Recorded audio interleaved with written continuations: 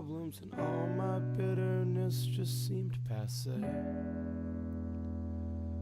Because I realized as soon as I said it, how long it'd take to swim from Jones Beach to Indonesia. And maybe you're waiting on a call from me. And maybe you're working at a crowded restaurant, and you know worries got a life so fucked up you don't know what happened. Just like you saw me working at some restaurant in Paris, 'cause my life was just so fucked up and I don't know how it happened.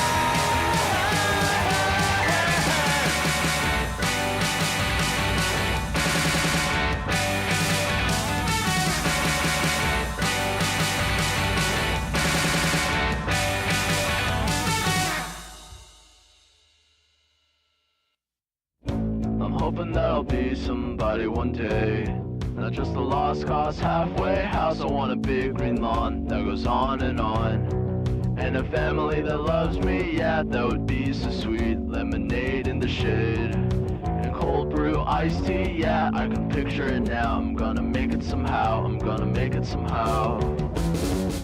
I wasted too much time trying to be myself, trying to be like everybody else, 'cause I thought what I wanted was be wanted by the wrong crap. That part of town going nowhere, hellbound. I'm chained to the same lame brain, wanna be daydream.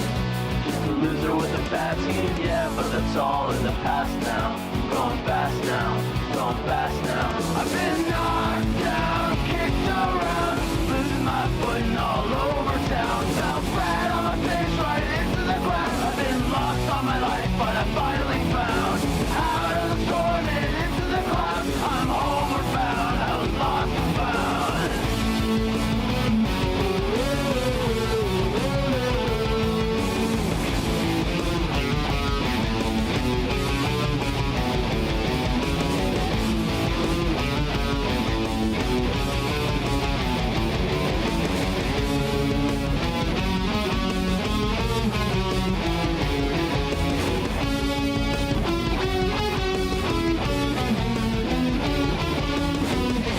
Hoping that I'll be somebody one day, not just a lost cause nowhere in town. I want a great big house with a loving spouse, and kids that really love me, yeah, that would be so sweet. Lemonade in the shade, and cold brew iced tea, yeah, I can picture it now. I'm gonna make it somehow, I'm gonna make it somehow.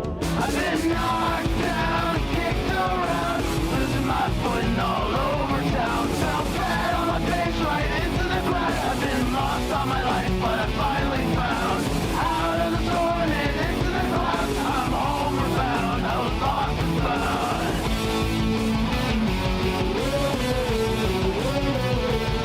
I've been knocked down, kicked around, losing my footing all over town. Fell flat on my face right into the ground. I've been lost all my life, but I finally found out of the storm and into the clouds. I'm homeward bound, I was lost and found.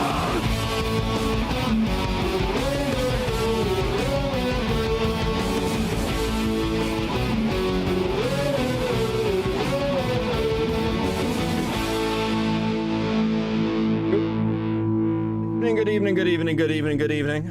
Welcome to a very impromptu. I couldn't fucking. So my sleep pattern is like fucked, guys. It's like actually fucked. And I was like, I played a bit of like Steel Battalion or whatever the fuck it's called. Jack keeps getting me to try and play it. It looks fun. It looks fun, but like it's a bit slow. It's a bit slow. It wasn't doing it for me, and I thought, fuck it. I'll come and hang out because I can see someone being like, it's the Lily conversation. I haven't watched this yet. I heard Malcolm was coming up with some like new stuff that he's been looking into the Leadhead stuff, which is good because if Malcolm looks into it, no one can say it's transphobic, which is like always fun. I like that. I like when that happens. It's like super convenient. Now I don't know if I've ever interacted with Malcolm directly, but we've had some overlap every now and again. He's watched some of my stuff, and I find Malcolm pretty chill. I've got no like huge takes on the dude, but I find them pretty chill. And the Leadhead stuff does interest me. Now, there's other Leadhead stuff that I want to talk about down the line, but I want to know what this conversation is. Now, for those of you who have seen this stream already, because I haven't, not this stream that you're watching now, because obviously I'm recording it live, that would be weird, but is there anything else I need to know about this, or is this just a conversation with a Leadhead fan, which is like what it's sort of been billed as to me? Brace yourself for the most stupid yelled takes you'll ever hear. Fantastic, I can't wait. Listen, if Malcolm's delivering the content based...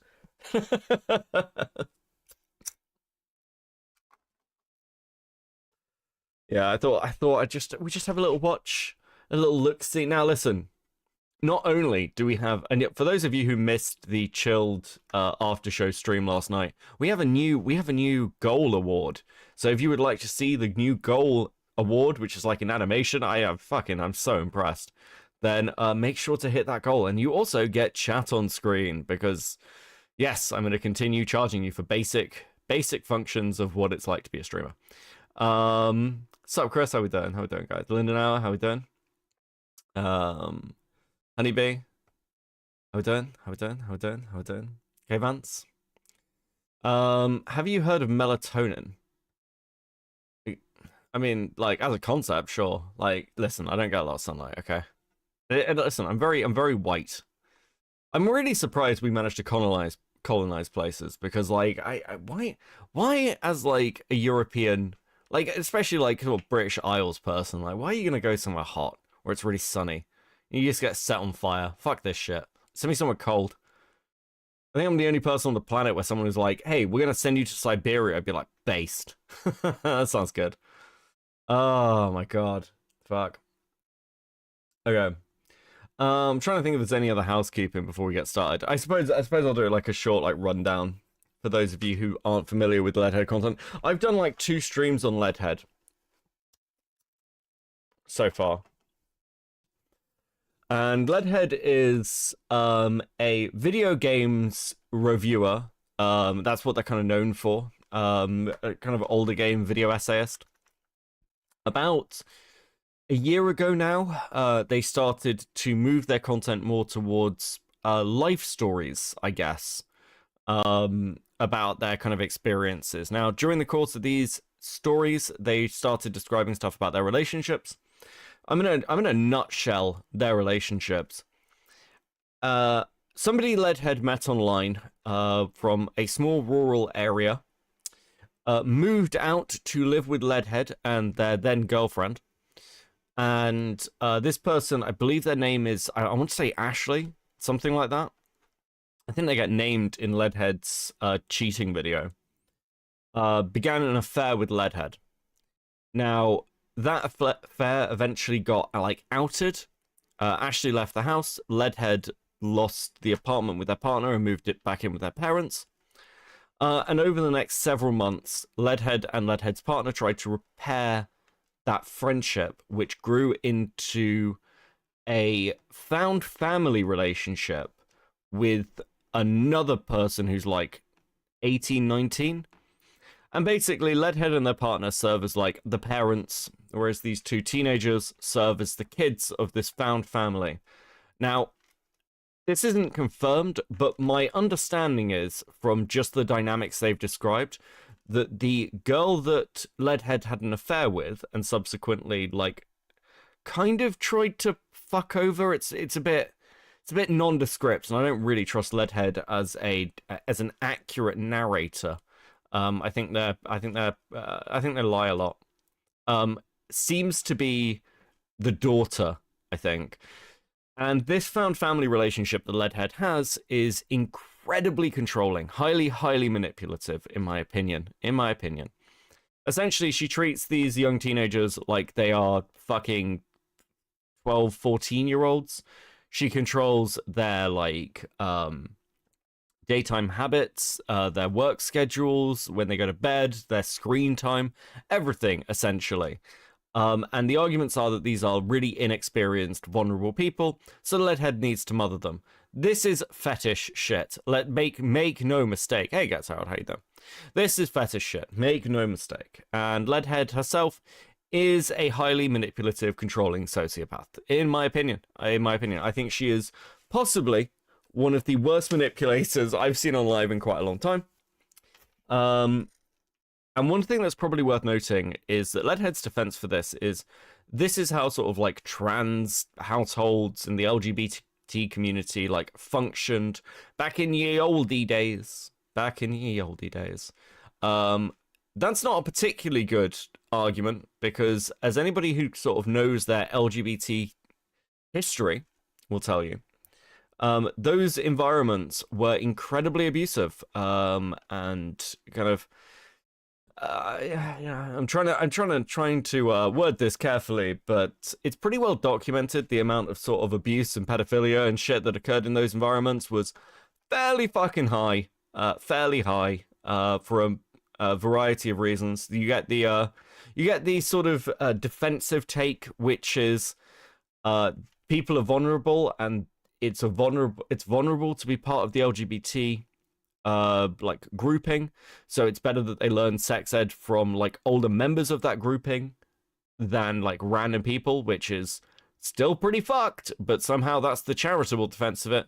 Or it's just, hey, a load of vulnerable people around people who are like, you know, predators are going to get predated upon. I think that's a probably more understandable one. One thing I will say is, I actually, after the Leadhead coverage, I actually spoke to some of my trans friends about this, and I wanted their talk. I wanted their thoughts on it, because obviously I'm not trans. I only ever see this stuff from the outside. And one thing that came back to me was, it seems fairly common. I had a couple of people say this, like polycules like this, or found family units, or these weird fucking dynamics, are actually surprisingly common.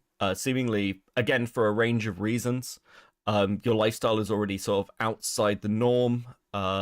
Most of the people have other sort of lingering mental health issues, so they weren't surprised by the Leadhead stuff. It's one of those where like I've tried to be like I don't know, sensitive while digging through it, but I'm gonna be like fucking on the level with you all. I look at this shit, and that's my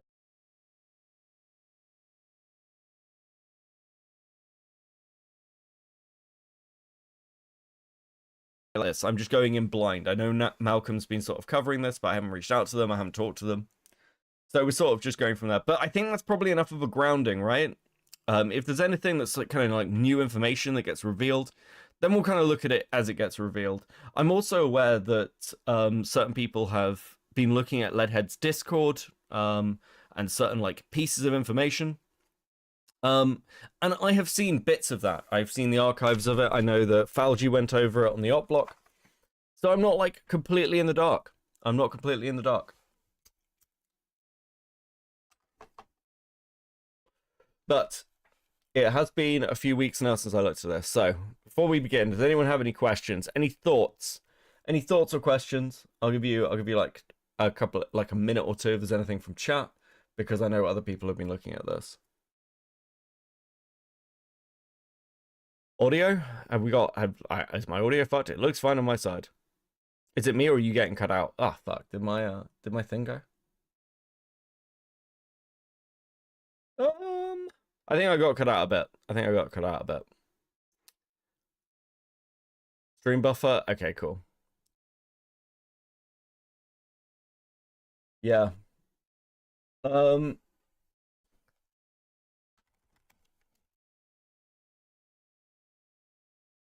Okay, sound like the Poppy and Xena situation all over again. The Poppy and Xena situation was a little bit different and probably slightly more fucked. But,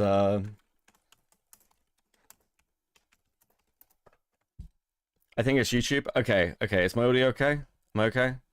I re-entered the stream and it was fine. Okay, cool. Right. Does anybody have any thoughts, questions, feelings for me before we get into this? Are we good?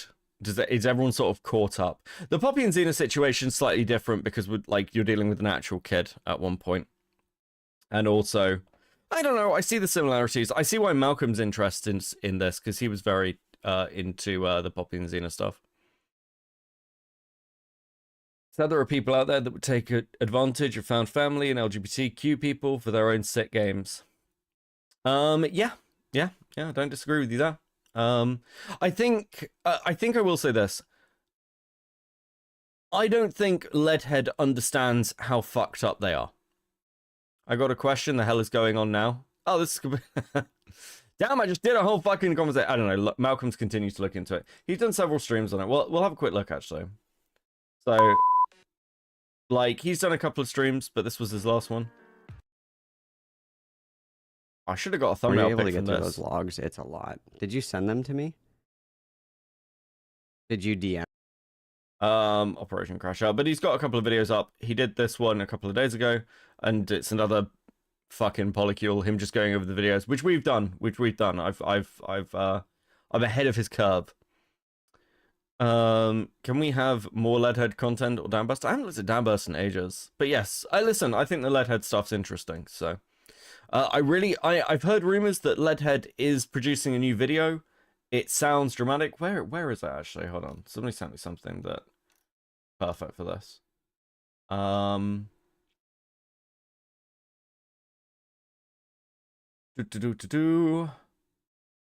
Leadhead came out with a thread recently. The last time I looked at Leadhead, by the way, they privated their Twitter, like while I was covering them. Don't know if that's gonna happen again, we'll find out. I only need roughly another 30 minutes in that bathroom to get the rest of the footage I need for the section of the next video. God, am I looking forward to never having to go into that bathroom again. Literally my first time being a men's room since transitioning, and it's a filthy men's room, and one I'm not supposed to be at this late, and one where I have to stay inside for extended periods of time without anybody standing guard outside, and under circumstances where I have to wear one of my sluttiest outfits for artistic reasons. yeah, that sounds artistic. Yo, this feels so incredibly unsafe, but it's just the type of shit I'm willing to do to make my video, LMFAO. Luckily, there's nothing else in this vid that's gonna put me at risk of anything besides having to be polite to a cop and leave the area for the night. Which, like, that's standard fare. Every video I make lately involves at least one conversation with a cop telling me to quit filming and go somewhere else. Legitimately thinking about keeping track of policemen's hours wasted, bothering harmless old me per video. Oh, God. What else we got? Should have been named Hida? What is this? Bring you video from Technology Connections. I like that. Listen, I haven't watched Technology Connections in ages. Technology Connections has one of my favorite series on like a fucking vinyl video player from that they were like trying to make before VCRs became a thing. What the fuck is this? Video editing really makes you appreciate how much computers are doing to show you images. All I'm doing is applying a wiggle function to 15 minutes of footage that randomly transforms the position of the image by 5 to 25 pixels every 3 to 1.2 seconds. Oh, sorry, 0.3 to 1.2 seconds. And it's going to take an hour. Dude, I think you need to, like, update your PC. That's fucking ridiculous. Unfortunately, I've raised my standards for my videos to the point where I literally can't do any scenes without an assistant anymore. Say the line with me, this is probably my most ambitious video yet. This says so much about society. What the f... Because my videos so rarely have dialogue during the non-essay scenes, I feel like the only thing I can do to improve the performance is to get really good at making expression faces. I think, okay, I read these and I'm like, this is a video that if it doesn't do well, Leadhead might actually go insane. Is she unhoused? No, they have a house. They have a house.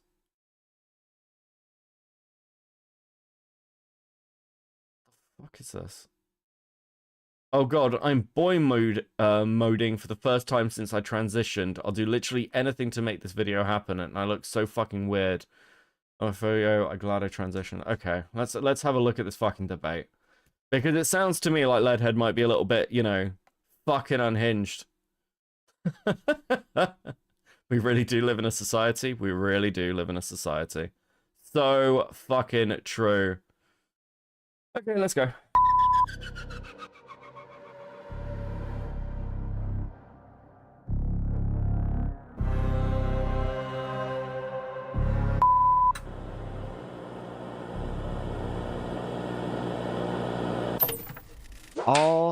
Alrighty, Roo. Oh, hold on. Apparently someone just sent me a crazy thread. Have a look. Oh, okay. This is the one I just read. This is the one I just read. Thank you, Killjoy. Killjoy was like, this one's insane. I'm like, yeah, I know. I just read it, buddy. But thank you. Don't look at your in math. It's fine. I am ready, Freddy. You obviously, you wanted to talk about Leadhead. Fuck me up. Before we get into that, I kind of wanted to just like, this is like, while preparing for this, I kind of like gave Killjoy. everyone names so we can kind of like, so I can kind of keep things like straight. Sure. For, you know, both you, me, and the audience to know who we're talking about. So, Penny equals Leadhead because that is her name. GF is Penny's unspecified girlfriend. We don't. Okay, this doesn't... Okay, so I did see the first, like, minute and a half of this where they're doing the naming thing, and that's when I was like, I need to stream this.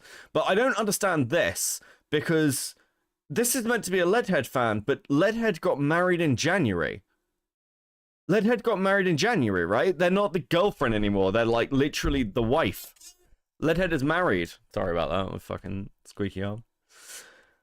Don't know her name, so we'll just go with GF. Hang on. All So good you so said far? hang on, Penny. They're in the Discord. They're in Penny's Discord, by the way. They're in the Leadhead Discord. They've commented before. Leadhead. GF is her unspecified partner. Yes, exactly. Okay. 19, which is the 19-year-old trans guy. Okay, that's boy. I'm going with boy.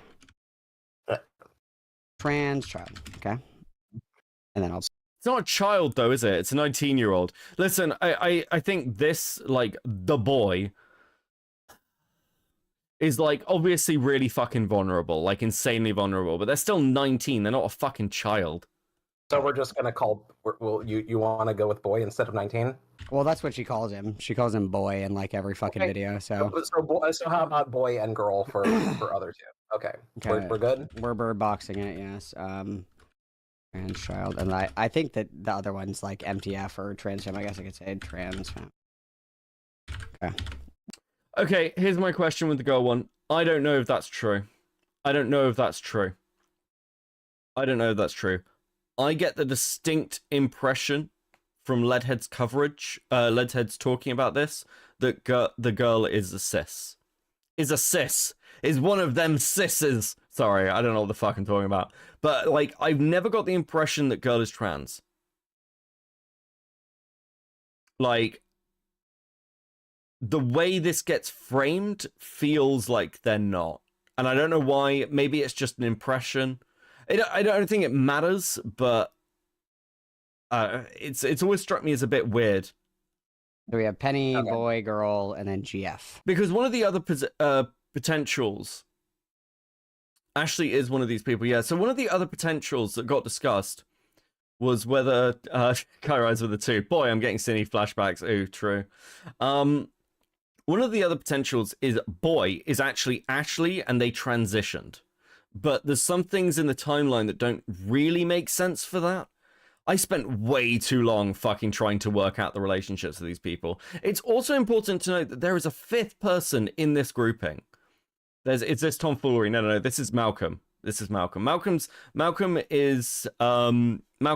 kind of fine. I don't want to, listen, I'm getting really tired of vouching for people and then them fucking annoying me. So Malcolm's fine, okay? I need to stop being nice about people. It keeps biting me in the ass. Malcolm's fine. There is a 5th person in this grouping that Penny never names. They don't really, like, mention in their videos, other than the fact that they exist. other than the fact that they exist, but there is a fifth person in the polycule who wants nothing to do with any of the videos or anything else. I believe that fifth person is the person Ashley moved into after the affair and then lived with when she stopped living with Leadhead. God, this is so fucking autistic. I'm actually like, there's points where I'm just losing my mind at how fucking insane this grouping is. Like, it's just like, Jesus. Why, God? Yes. Cool. Coolio. All right. So, oh, fuck me. Okay, where to start? Do you regret vouching for me? No, I'm good. No, Vlad, you're fine. Vlad has yet to disappoint me. Please, buddy. Please, Vlad. Yeah, like, I think this is really interesting. So Lily has called in. Lily has these people to talk about. Why not even mention the fifth person? Boy, howdy, you Did Malcolm know about the fifth person? I feel like Malcolm should know about the fifth person. put a lot of accusations out there based off of very little. Based off of very, very little. Sure. So your first contention was that you said that I didn't know what grooming is. Do you want to define grooming in a way that we can both Yeah, agree on? I think that should involve minors, and there are no minors in this. Do you agree that it would be equation possible to whatsoever. groom an adult into a sexual relationship, or do you think that's impossible? I think it's pretty much like unless they're like severely mentally disabled. Perhaps. Okay, I fucking hate this Lily person. You're a fucking retard. Listen, grooming may not be exactly the right fucking wording, but let's be clear about something. Manipulating people into abusive relationships is absolutely possible to do to an adult. Is it the same level of, like, egregiousness or, like, fucking, like, oh, we need to be fucking super angry about it to being, like, a full, like, a child? No. Obviously not, but it is fully possible to manipulate people in sexual relationships. If it wasn't, we wouldn't have so many domestic abuse cases and, like, stories about, hey, they cut me off from my friends. And the stuff that fucking Leadhead is doing with cutting these people off from their families and, like, controlling themselves. You gotta remember, Leadhead actively, like, inserted herself between Boy and their father. Like, when they were, like, Leadhead was round this guy's house and was actively, like, stopping him discussing stuff with his kid. Like, this is absolutely... Okay, if you want to call it grooming, that's fine. I can understand where people are coming from with the semantics, especially when you're looking at the trans community and grooming can carry, like, quite heavy implications. That's fine. I understand that. But regardless of whether you want to call it a grooming or not, this is still highly manipulative, and it is, like, I don't know, I'd say it's abusive, like, easily. It is possible to do that with an adult, but it's a whole different word for that. Grooming is not the word. I think that, like, if we're talking about people in their early 20s, maybe, but you gotta remember, these are people like 18, 19, I think you can groom them into positions. It's just not the same as, like, pedophilia, right? But sure, I get this, but the defense is a semantic one. This is what I'm sort of getting at. The defense of it's not grooming is a semantic defense against the fact that Leadhead is manipulative. So you think that a Perhaps, but, like- boss that is grooming a female employee in order to have them exchange sexual favors for promotions at work, preparing them for that sexual relationship, that wouldn't constitute grooming in your opinion? No, it would be something categorized as something else. I What think. would that I be think categorized grooming as? should definitely, absolutely mean like something specifically for minors, and there is no. The as far as I know, this is a consenting thing. That Coercive, yeah, like conditioning is also a good one. I like that. I think it's fine. I think the problem I have with this is we know what we're talking about. Everyone's very clear on this. Like in relation to Leadhead and the shit that's going on. So it's just like it's a difference without a distinction, basically. It's like saying not all men with mustaches or PDF files, but all PDF files have mustaches. So it's a really weird situation to, like, put Malcolm in, where it's like, well, what word would you use for this? Because, like, they're right at the beginning of this fucking conversation, and it's like, well, what's Lily's established position on the topic? Between 4 adults, and like this is not at all a grooming type situation. Like this is something very, very different. So then I want you to define grooming for me in a way. I want you to define like, grooming for me in a way that excludes any kind of adult.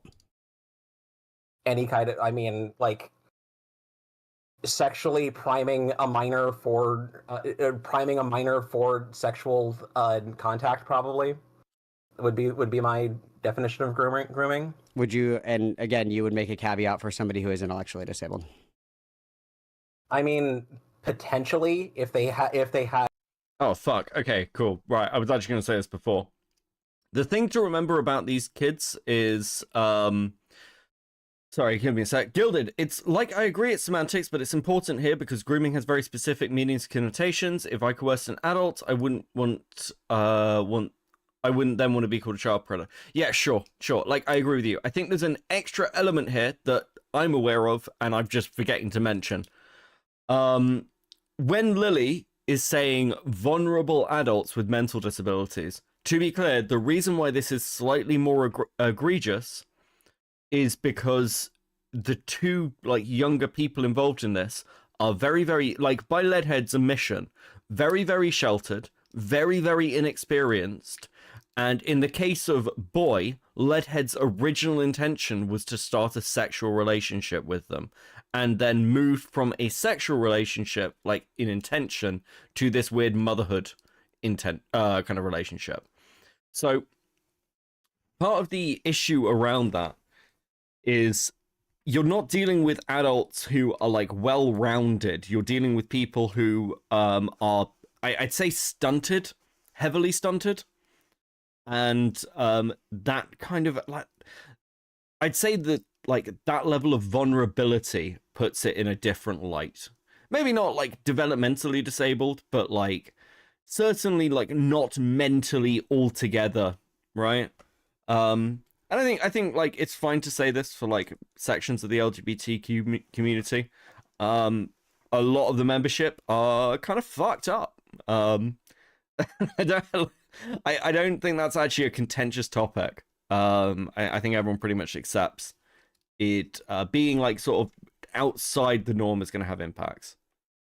They legitimately had the mental faculties of a child, but it does not sound like Boy is like that. It sounds like Boy is fully there. Well, define like this person does not need like a handler. Or do you think aren't they like have crippling anxiety since they watched a movie triggering them? I spoke to somebody about this. Yeah, so so at one of the parts of the videos, Leadhead is talking about how she has to explain to boy and girl that having sexual relationships with each other is wrong. Like they like had to try and put a stop to that because they were getting a bit close to each other. These people aren't blood related, by the way, or like related in any sense. And then Leadhead put on a film involving like an incestuous relationship between a brother and a sister. It just sounds like Leadhead is fucked with these people's heads quite badly. Also, what is being described here is definitionally sexual coercion. If Malcolm is going to make accusations like that, he should be more accurate about it. Yeah, I think that's fair enough. I think that's fair enough. The part of the problem is I think it's getting called grooming because of Leadhead's descriptions of them as children, which is like muddying the waters because like we all know that these people are like over the age of 18, but Leadhead's descriptions of them are as though they are like fucking 12 to 14. That's how she talks about them, right? She kind of talks about them the same way Patchwork Heart talks about their found family, as like a comparison. Emotional incest? No, it's like real incest. The problem is none of them are fucking related. I hate this found family crap. You guys need to, like, if anybody is sat here watching this being like, I find found families, listen. Stop. So it like muddies the water. I understand why Malcolm is using the word grooming. I also find myself leaning towards that word, but I, you know, on reflection, thinking about it, it's because of Leadhead's descriptions. That's Ooh, I agree. That speaks to her intention. Yeah, that's gross. Yeah, it's kind of fucked up. She infantilizes them. Yeah, she infantilizes them, and that's sort of like, I think that's where the leaning comes to call it grooming. Because I think she sees them as children. Even though, like, we're talking about 18, 19-year-olds, it becomes muddy. Sorry, I'm like looping because I'm trying to like get my thoughts straight, and like I didn't wake up that long ago and then just sort of like drowned myself in a bath. So give me like a minute to get into the swing of like having takes. I think that that's the only kind of intellectual disability. Do you think that there's other kinds of developmental or intellectual disabilities that don't rely on like? I think that's really reaching. I think I think it's. What do you mean? How so? Because you can have somebody, so let's say hypothetically you have somebody who was raised in a very religious environment, say that you have somebody who's like Amish essentially, and they go into the English world for Rumspringa, and they are basically socially, I do, so they are literally nothing about boy. Okay, nothing. So again, you're trying to... Diesel with the raid, how you doing, Diesel? How you doing? See, I didn't go live at the same time as Diesel. I knew he'd finish up and come and hang out. I didn't, bro. Hope you had a good stream. Right, okay, we need to wind this back because they shouted over each other. Ain't Leadhead sleeping with them? Ain't that incest by their sounds? I don't know if Leadhead is sleeping with them. I would be surprised if that wasn't on Leadhead's mind. I think that's really reaching. I think I think it's... What do you mean, how so? Because you can have somebody, so let's say hypothetically you have somebody who was raised in a very religious environment, say that you have somebody who's like Amish essentially, and they go into the English world for Rumspringa, and they are basically socially... I do. So they are literally nothing about boy. Okay, nothing. So again... This is... Okay, I'm going to pause this a lot, Charlie. We know quite a lot about boy, actually. We know that they had come from a fairly broken family home. We know that they are basically completely inexperienced in the real world. We know that they like are described as pretty vulnerable. They don't know how to like take care of their car. They struggle with like things like work. They struggle with organization. They are fairly confused and fairly vulnerable. We know this because Leadhead has essentially told us this about like their moving in and like their like general like beginnings and foundations of the relationships they're having. Now, you can make the claim that Leadhead is lying. I've just told you that I don't think Leadhead is like a reliable narrator. But these things, like when Leadhead has shown themselves working on Boy's car, are clear signs that Leadhead is able to effectively mother and manipulate this person to quite like extensive degrees. At the same time, like Leadhead has talked about Boy's relationship with their parents, like to quite a, like extensive level. Oh, I mean, this is the best way, but I hate it here right now. No worries, Hydral. I understand. Thank you for 2 months of coping though. Super based. Fucking go. You're trying to...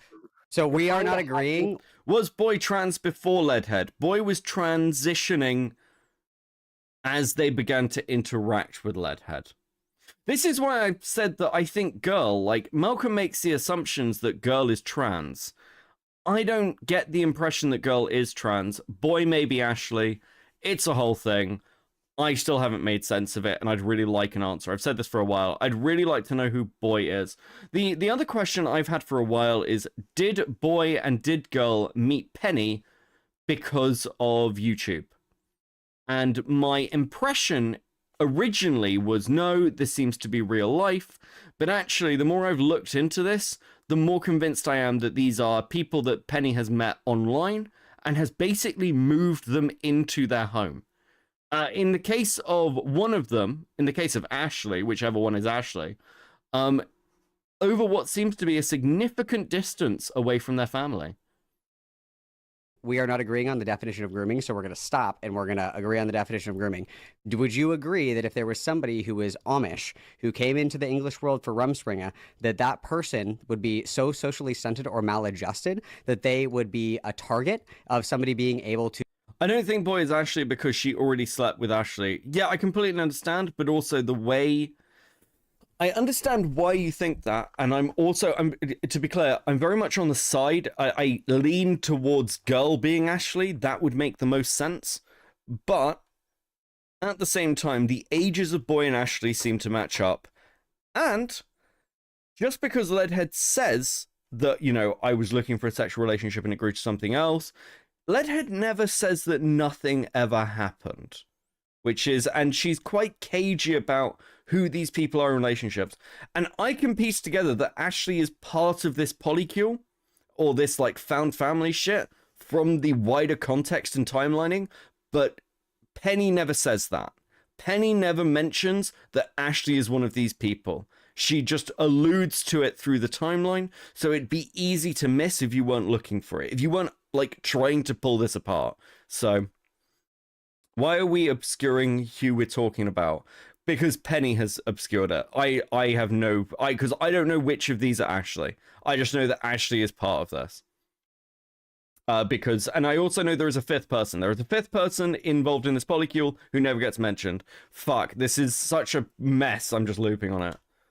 We don't have to use grooming if you don't want to. I would use the word grooming to manipulate them and pressure them into relationships that they otherwise would not engage in because they do not know better. I think coercion would probably be the case because this person would still have, like, I think that would probably, like, sexual coercion would probably, grooming means something very, very specific. Yeah, grooming just means who's not mentally all there. But you can be quote unquote not there in many different ways. Decisions. You can be quote unquote not there in many different ways. An honest person can still know right from wrong and know that, like, hey, bad touch equals bad. Not even kind of. Do you think that the women that are, like, indoctrinated in the FLDS, that they know that it's wrong for them to be abused by their husband, or is that, like, societally and culturally acceptable to them, and that's good or normal to them?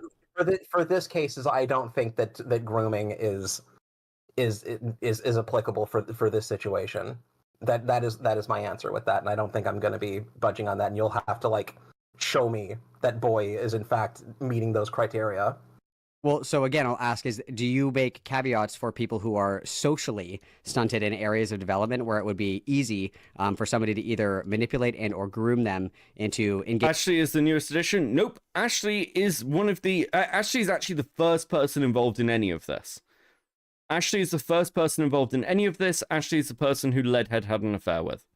Engaging in acts that they otherwise would not. And then got dragged into the polycule again months later.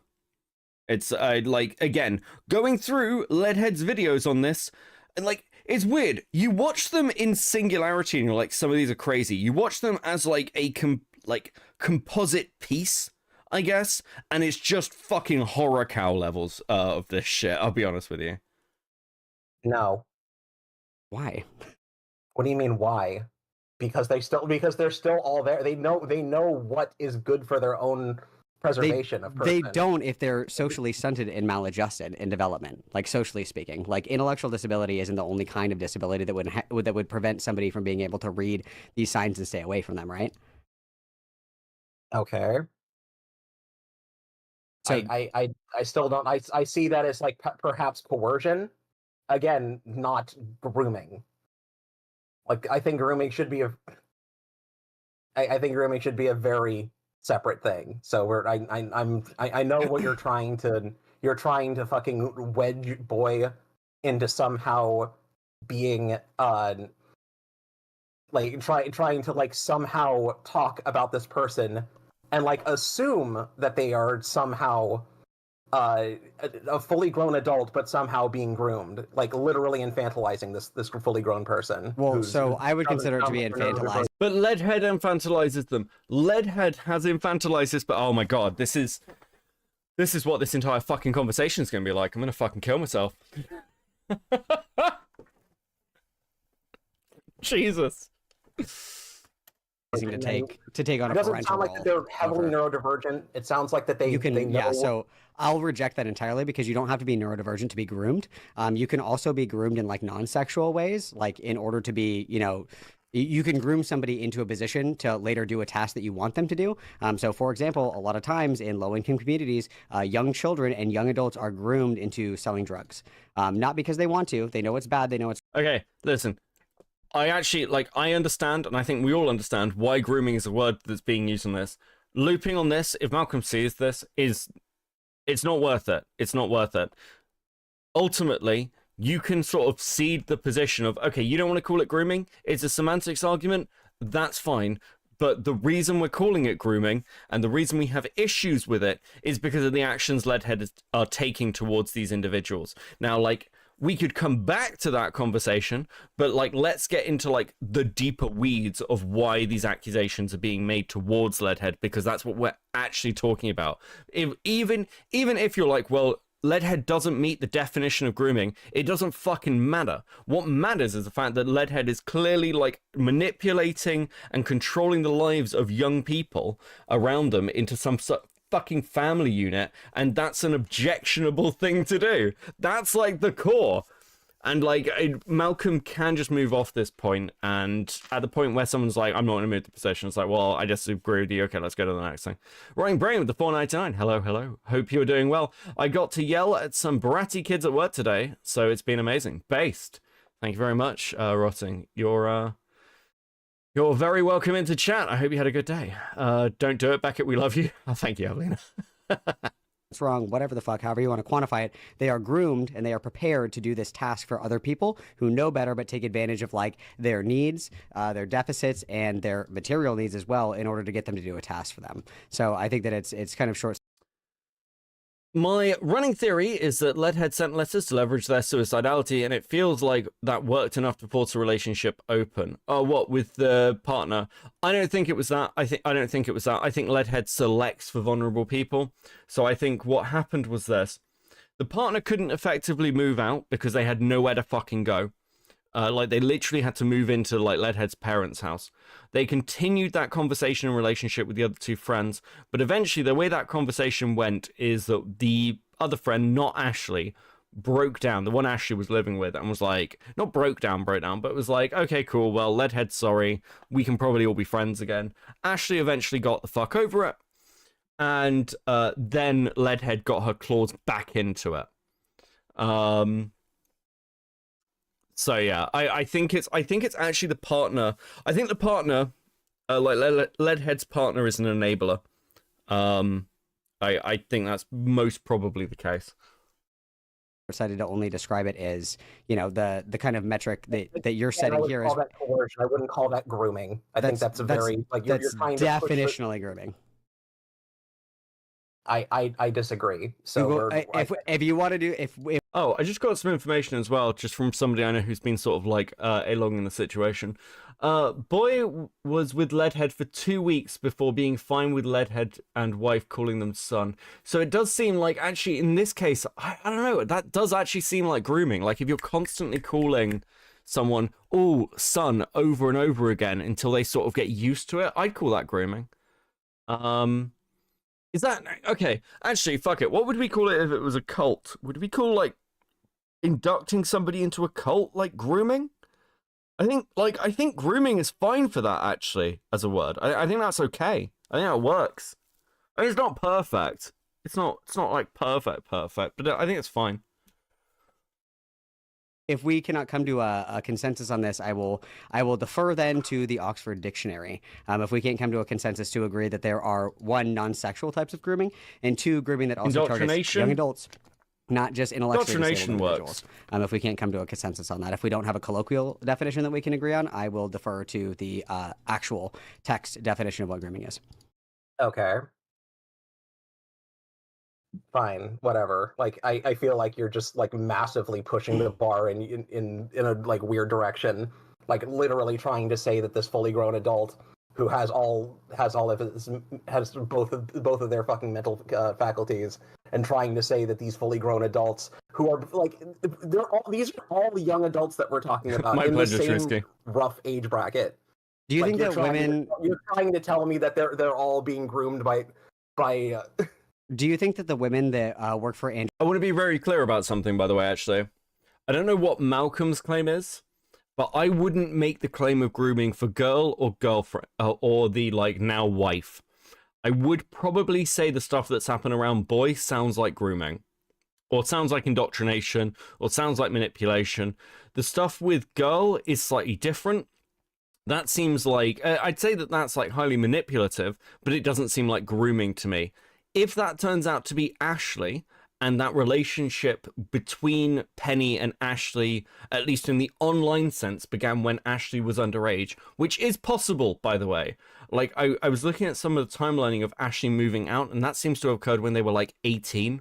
So I would say there's a likelihood or a possibility that they began those conversations before Ashley was 18, because it seems insane to me that Ashley found Penny when she just turned 18 and then was like, yeah, I'll move out to another city miles away from where I live because I live in the middle of rural nowhere and live with you. I think that's like fucking crazy.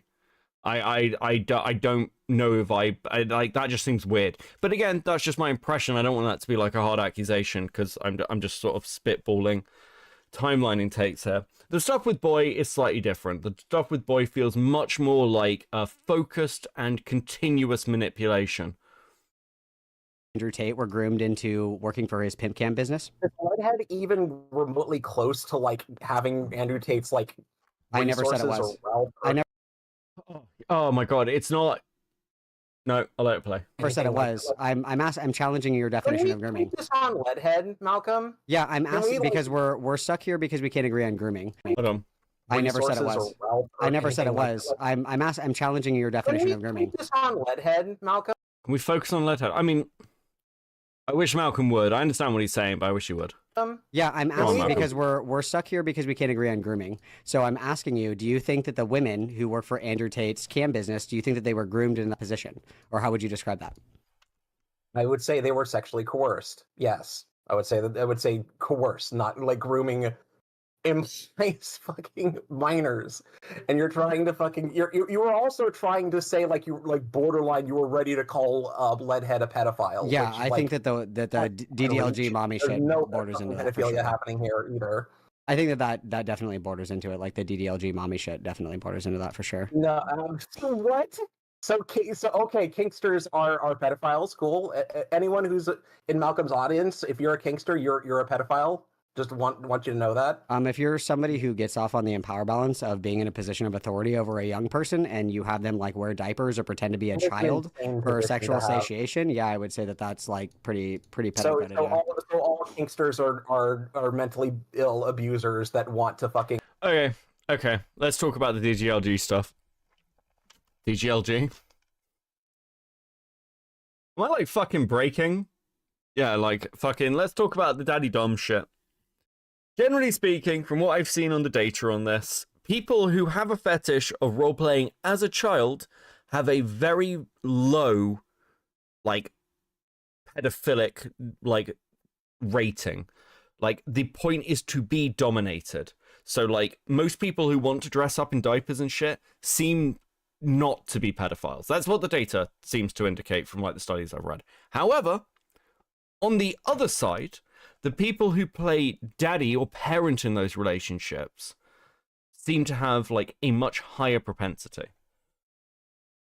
At the same time, like, I don't know if I'd go as far as Malcolm on this take of just being like, if you're into this fetish, you're a pedophile.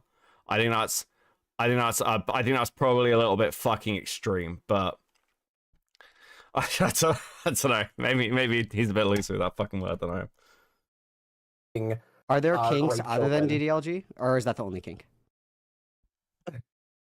I would say like a 22-year-old woman pretending to be a little girl and fucking Where's that data coming from? I'd have to dig the studies out again. I think it was from God,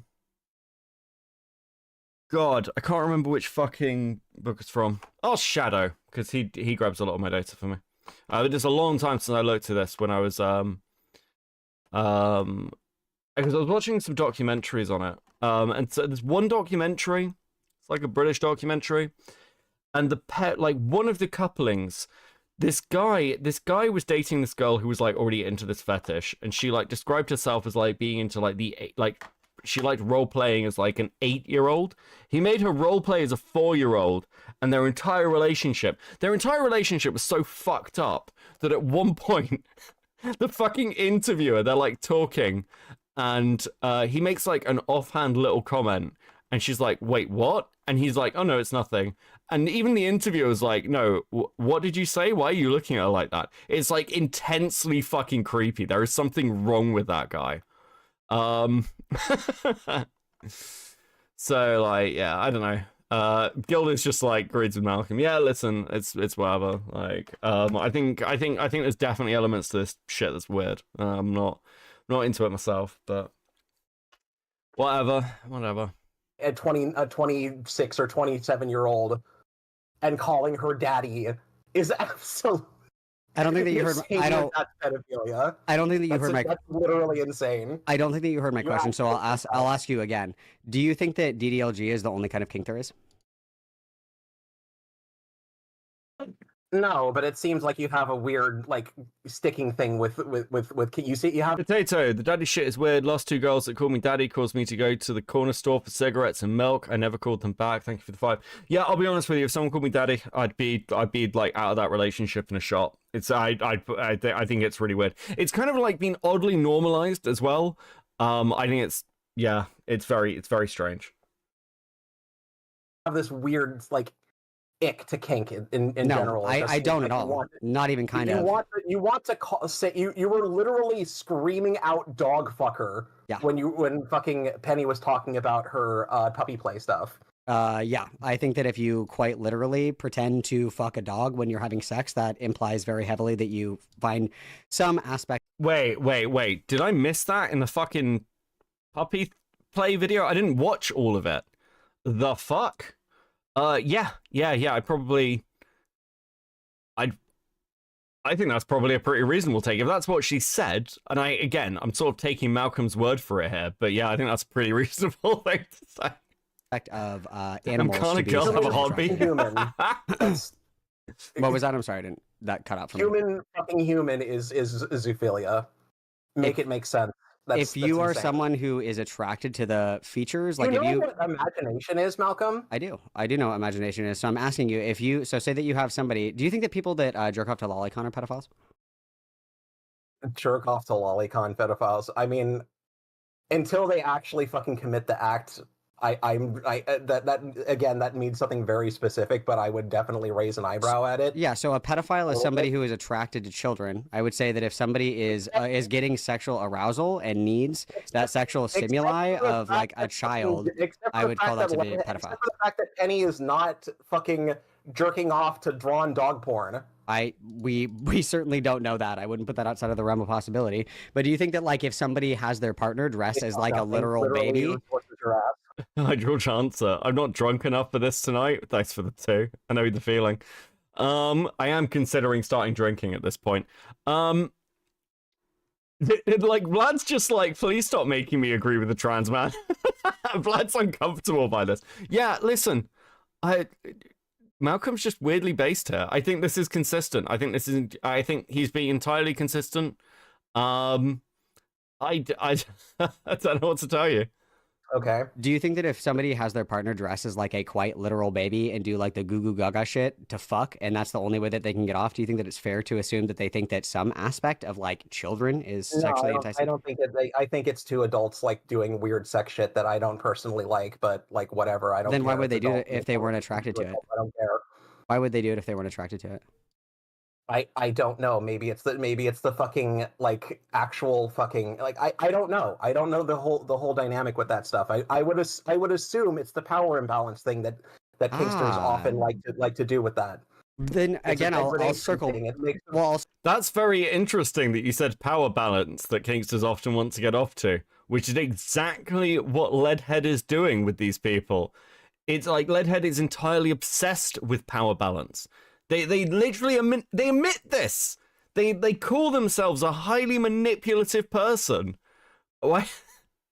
And that's okay. The reason I want Malcolm to like dive in, and I'm sure the debate's going to get much more autistic, but the reason I want Malcolm to sort of dive in is because the core point is that Penny fucks with power dynamics. Now, I don't normally give a fuck about power dynamics. It's not something like I'd focus around. But in the case of people like Penny, when it's so obvious that somebody is like, someone brought up cult stuff in the chat. That seems to be like the baseline position like Penny's putting herself in of being in control of everyone around her all the fucking time. Yep, they admit to being manipulative. Yeah.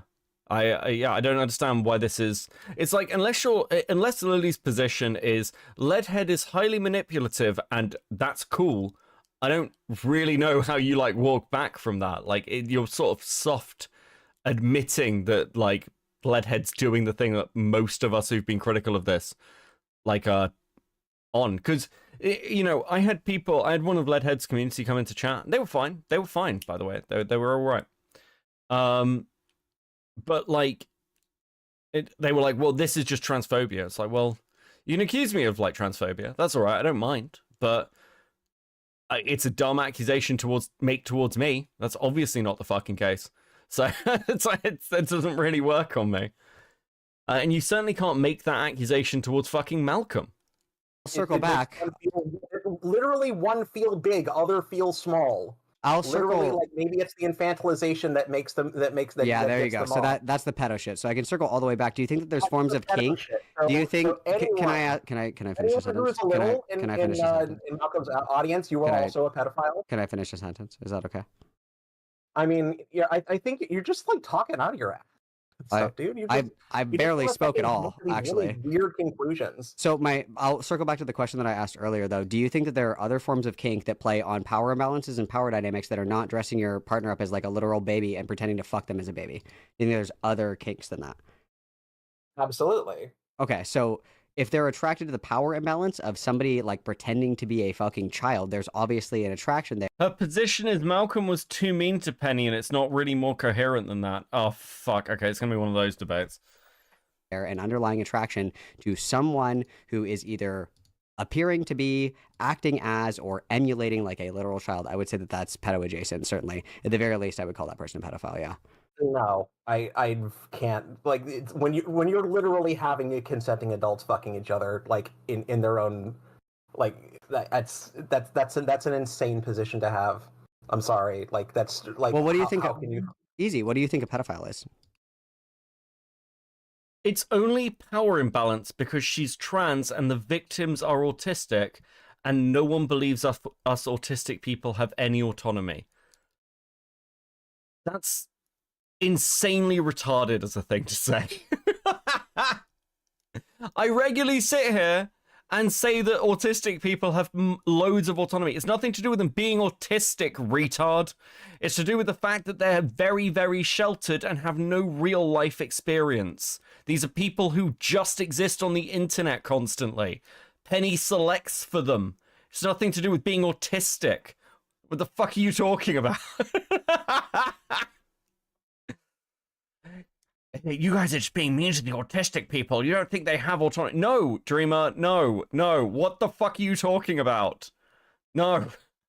Penny is also very autistic. Something to do with that. So we're taking vulnerable people who don't, like, again, who come from difficult family homes, difficult family lives, broken homes, where they don't have any experience. Do you know they are victims? What do you mean by know they are victims, dude? I think it's pretty obvious here that they're again, like, are they victims? Well, yes, one of these people, if the timelining is correct, is Ashley. And yes, Ashley is a victim of Leadhead. Ashley is somebody who Leadhead moved into their house, started an affair with, made them keep quiet about it, and then when that affair became public, when Ashley told Leadhead's partner, Leadhead tried to destroy Ashley's life. When that didn't work, Leadhead began to manipulate the rest of the friendship group until Ashley accepted them back, and has now moved Ashley into a polycule with them. Yes, they are victims. Like, again, I'm not a victim advocacy channel, I don't fucking care, but like at the same time, this is very obviously Leadhead putting herself in power positions over people to manipulate them. She admits this, by the way. She admits this about her partner, that essentially she lies constantly to her partner and justifies this as a way to protect her. Leadhead is manipulating the people around her. This isn't even a contentious issue for Leadhead. Leadhead admits this. She just plays it up as being a hero. That's the issue. Aren't they victims? Yes. It's very, very obvious going through the fucking content itself. that they are like victims.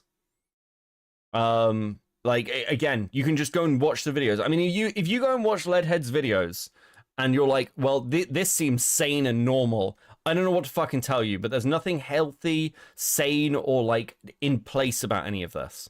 And it's nothing to do with anyone being autistic. It's nothing to do with like autistic people's autonomy. It's to do with the fact that these are like vulnerable people with no real world experience. Okay? Fuck. I thought I was going to get transphobic accusations, not like ableist ones.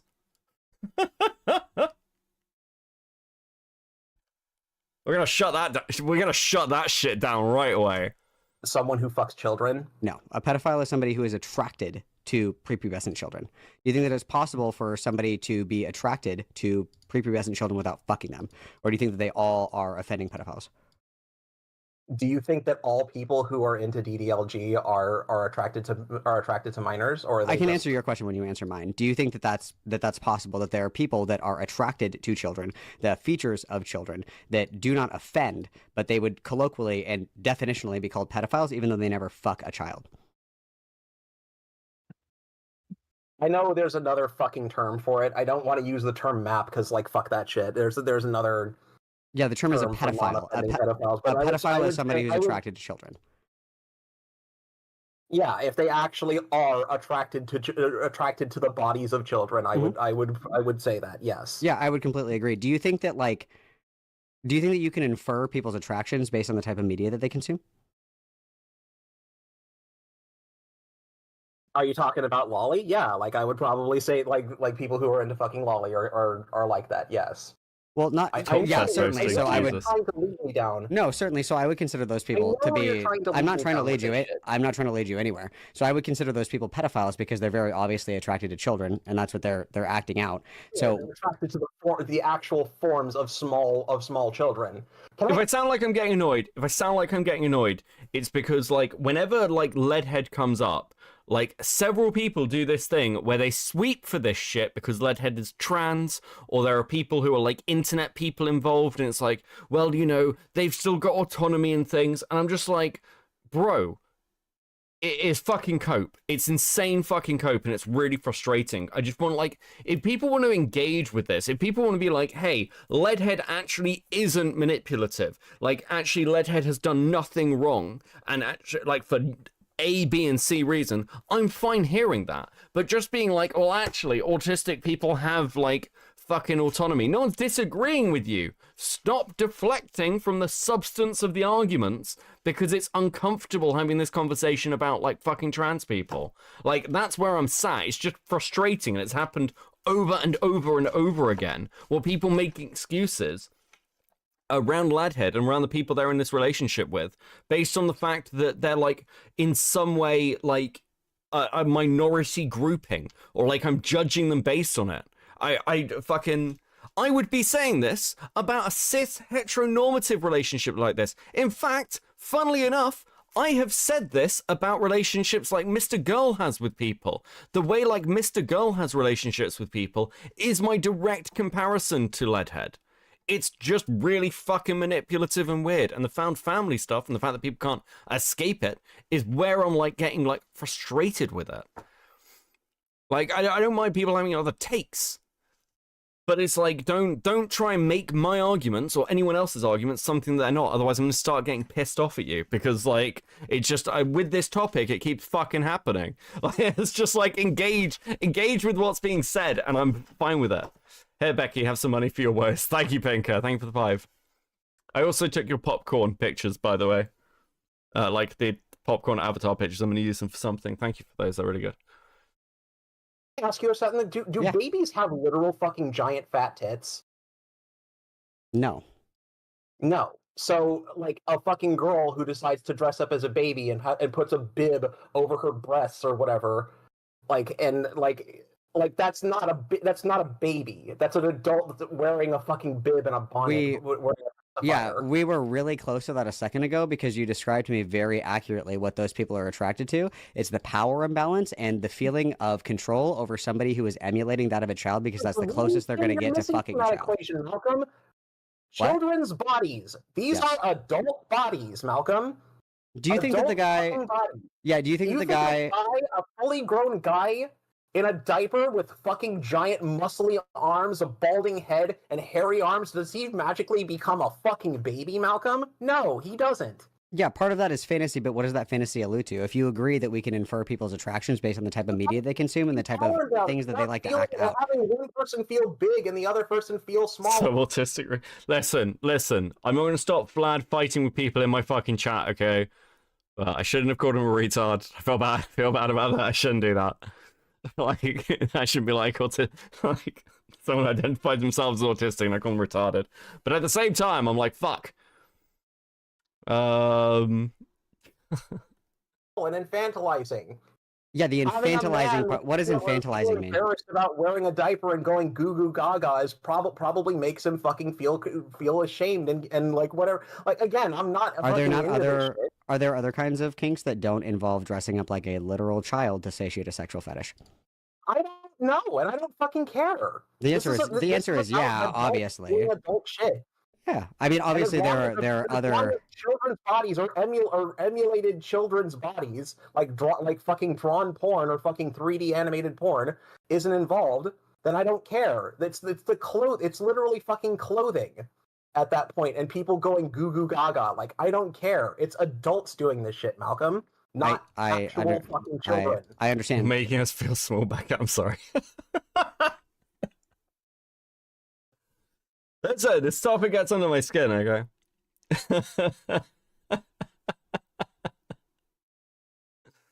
Ah!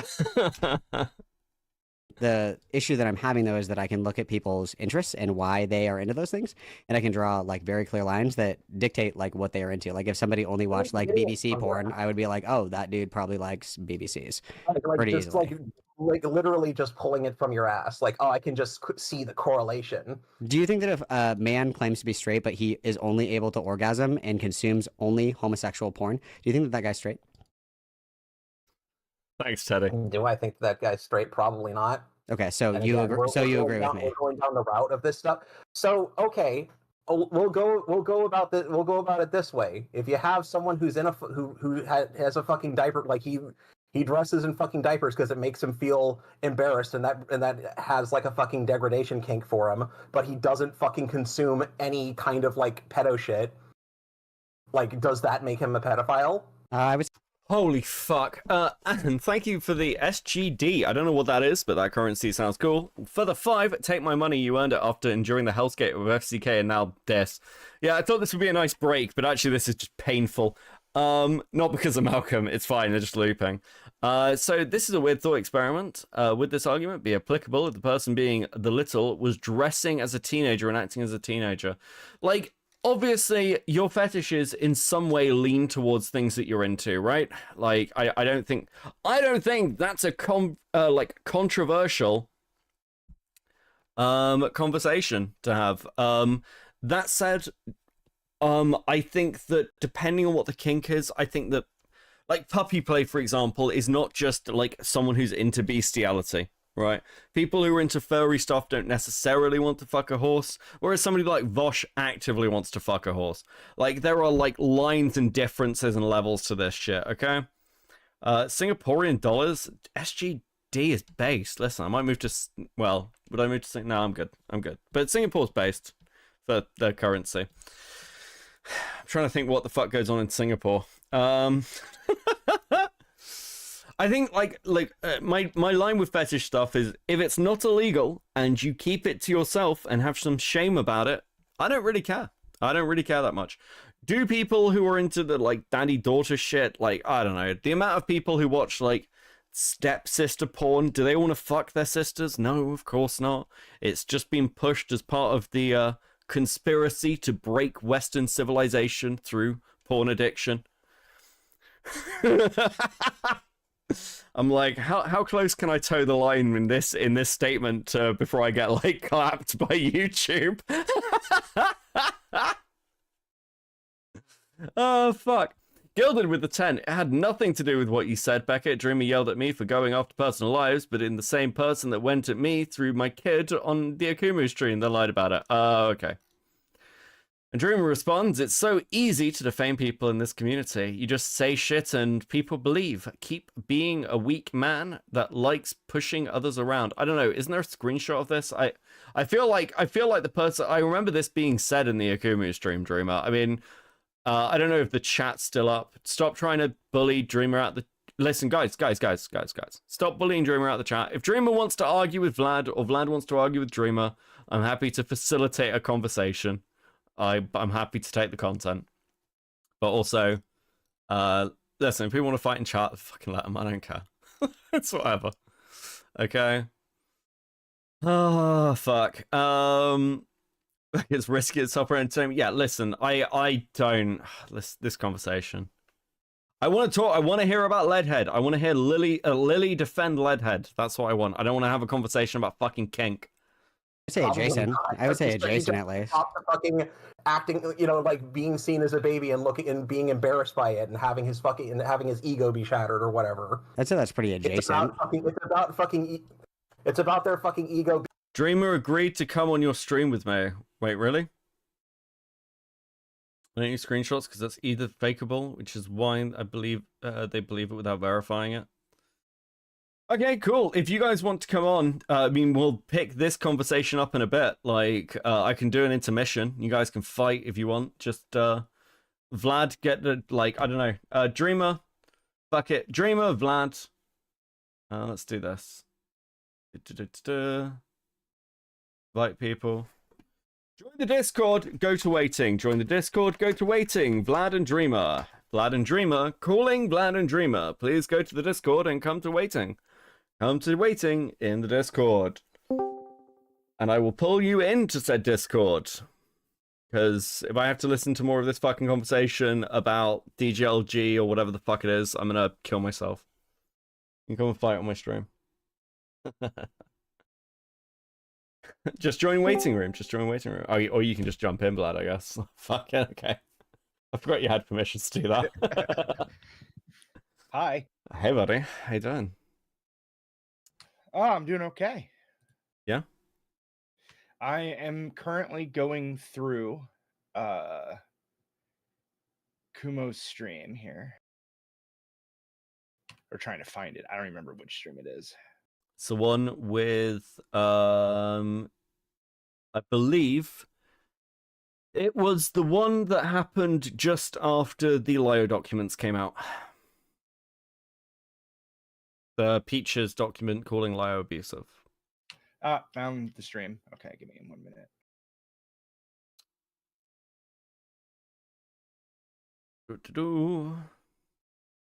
Also, for clarity, this person isn't just lying about it. This person is claiming that not only was it not this person that did it, the Dreamer didn't say it, but not only did Dreamer not say it, but on top of that, Gilded Poop, me, apparently got some random person on the internet to create a alt account of or a fake account of Dreamer in particular, so that that fake account can say that so that I could go at Dreamer, even though I had no idea who Dreamer was before that moment. Okay. Well, that's what they said in chat. I'm just listen. I'm just here to moderate as soon as Dreamer turns up. Where'd Dreamer go? I don't know. I'll put the Discord link in once again. Potatoes joined my Discord now, so I'm sure that'll last. I'm sure that'll go well. Right, Dreamer's joined. Join waiting, Dreamer. I'll pull you in.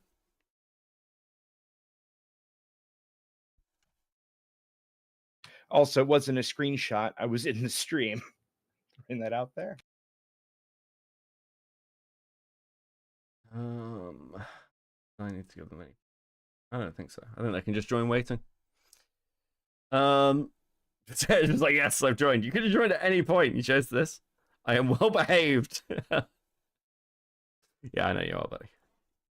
I know you are. Okay.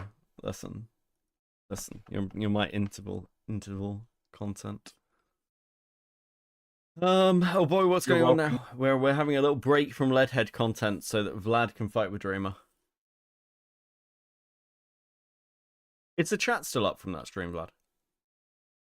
Yes, I'm trying to find the actual chat. Okay, And I'm hoping send... Kumo didn't delete it. Oh, I can send it to you. Yeah. Yeah, send me the link because I can search through it.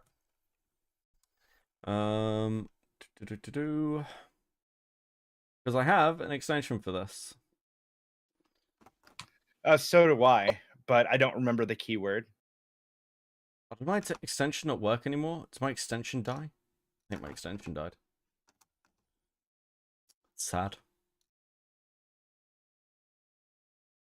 It's karma. Yeah, true. Fine. Let's just search this. Go live, and let's go kid. With that.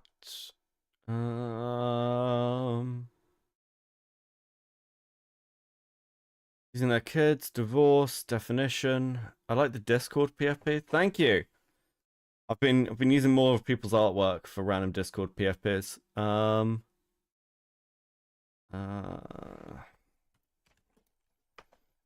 Vlad being drawn an example when Vlad explained. Maybe this isn't the right stream. Oh no, it's the right stream. I was only ever on one Akumu stream. Oh, okay. Hold on a second. So, I don't keep my thoughts where they are. Dreamer just say something. Did Dreamer say something about Gilded's kid? So, Dreamer says at the time someone is impersonating me. Look at the user list. And...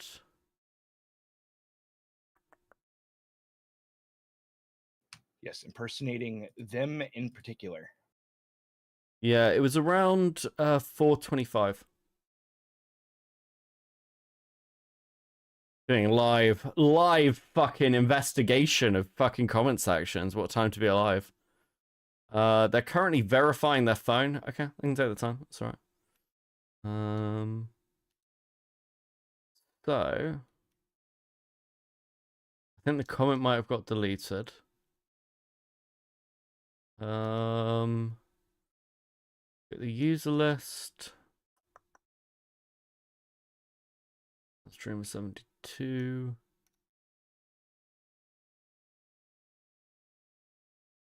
Yeah, the main issue here is that Akumu wasn't displaying the chat. Yeah. On screen, which doesn't help.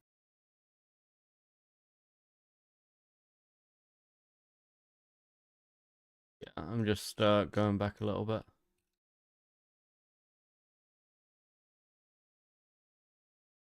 I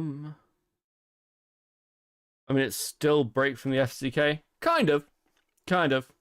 Okay, look. So all I'm getting here is that Dreamer is saying that somebody's impersonating them. And that's pretty much it. But I can't see the original comment. Yeah, which is like actually insane. Bearing in mind too that Dreamer all the way up to this point was constantly adding me in chat and like crying the blues, right? Okay, well, like hold on. Give me 1 second. I can't join the waiting room. It's locked. Dreamer, can you post in general? Just post in general. Just post a comment in general, Dreamer, and then I can give you some roles. Basically. I need you to comment so that I can find your fucking profile in the Discord. And if you say something, then I can give you some roles, and then you can join the chat, and then you can join. Yeah, basically. Waiting room is locked for them. Yeah, that's fine. That's fine. We're getting a lot of like random spam and things. It's weird. The Discord's growing. I don't know how to feel about it. It's kind of whatever. There's a general chat. There is a general chat, Potato. There is indeed. There is indeed a general chat. I'd need the... Hold on. Let me get this off stream for a second, and let me go and get my extension. working for chat. Where the fuck is that? Let's do this. Do that. And let's do this. Reload that. You gonna give me my little fucking... Okay, my extension just doesn't want to work today. That's fucking awesome.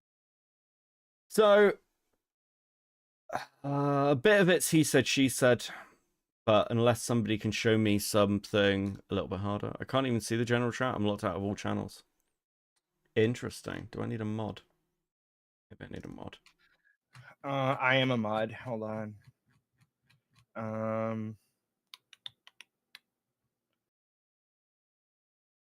Tell I don't run my own fucking Discord, can't you? Yep. Maybe go to rules, Dreamer. Or a non-roll.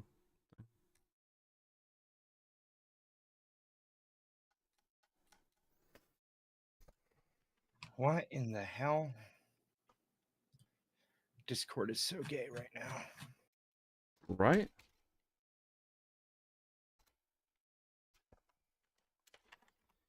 Why does it make it so hard to just search for people? Did you give Dreamer a roll? No? Okay. On. It should be white then. It should be the only white name. Yeah. Right? Yeah, you'd think so. Listen, Yeah, this is how much I want Dreamer to talk to Vlad. I'm literally sat here like I need to work this shit out. Where's the entry room? Is there an entry room?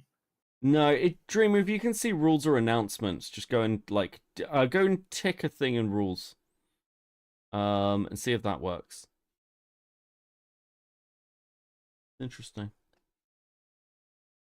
There should be a room that just says entry or whatever.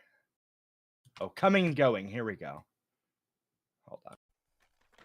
Got it. I got it. What role? I've actually got it as well. Normies? Yeah, normies. Dreamer, you can now join things. Well, I worked out how to. There we go. Okay. Dreamer, welcome to Cope and Seethe.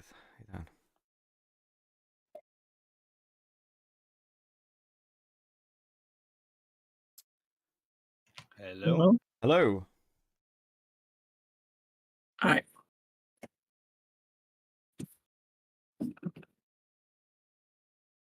Hello.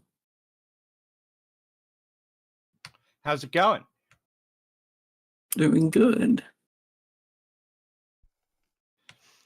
So, what is this weird conspiracy you've concocted in the chat today?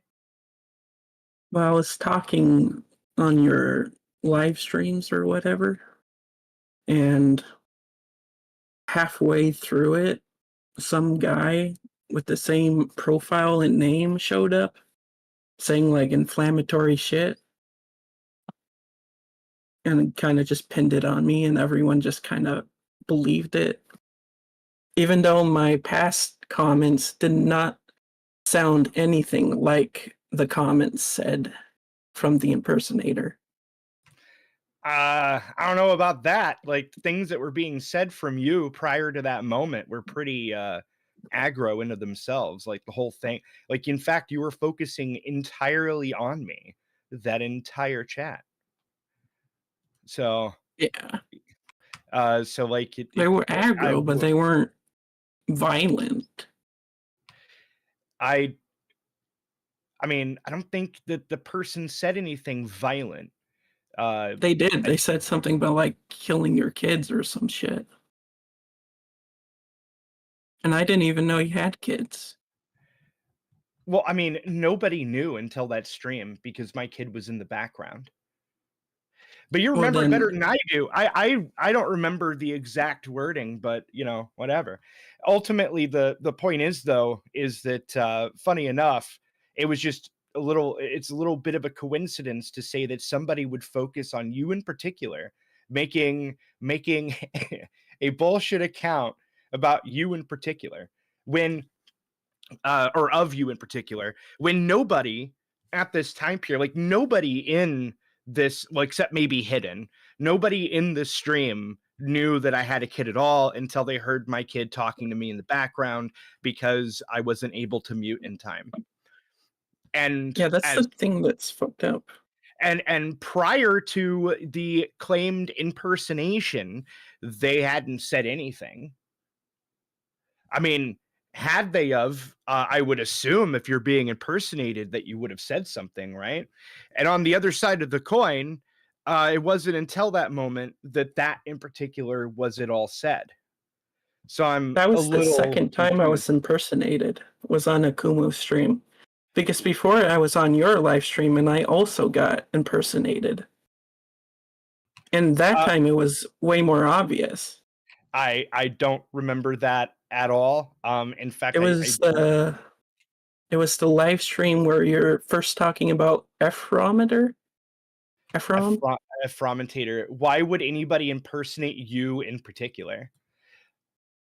Because it was just harassing because I was like the only one taking things seriously. So why are you claiming that I had some random person impersonate you to go at me?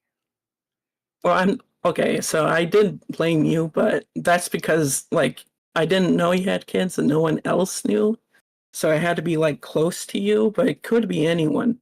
I was in a comment section before and I found this user with the same profile picture as me, but with a different username. So like someone's taken notice of me and is trying to like defame me. Why? It doesn't even make sense. Like, you're like, I don't even know who you are. You're just some random chatter. In fact, I went on your channel. I You have know. 91 subscribers, I guess. Like you I don't even know like what the fuck you're posting. What fucking Mario Brothers shit? That's unique and original, whatever. It looks like it's a hobby channel, that's fine. But I'm trying to figure out like why it is that anybody, that doesn't make any sense that literally anyone would impersonate you in particular with the exact same name and everything. I guess I would have to ask a Kumo, but if I remember correctly, like a Kumo even went to that channel and it was the same channel. Like I'm pretty sure it was a Kumo that confirmed it was you. No. I go into a lot of spats online and comments, so I have like people would come in and like dislike bomb my videos and stuff. But apparently I went above and beyond and like pissed off a bunch of really insane people. So now they're trying to. It was that impersonation. It hasn't happened since, but that's probably because I haven't been on live streams. But yeah. Right, okay. So the claim is that somebody was impersonating you to talk about Vlad's kids so that people would attack you because you annoy people in comment sections. I mean, I suppose the easiest way to solve this is like, I mean, I can't prove otherwise without like getting in touch with a Kumu and getting like, I don't know, like a click-through ability for like the previous comments. But if they've been removed, I can't. It doesn't help. It doesn't help that YouTube doesn't have it, because when you click on someone, you can't view their channel. You only can report and block. You can if you're a mod. Okay. So I this is remember when I was in a Kumo, I've checked I was talking about it. Messages throughout this, and they're all from you. Like I'm trying to like if it, like so like it's just a weird thing that at no point prior to that comment did the impersonator ever say anything, and just waited until they heard my kid in the background, and then everybody just ran. Like if you look at the chat, when they hear my kid in the background, everybody for the most part is surprised I even have a kid.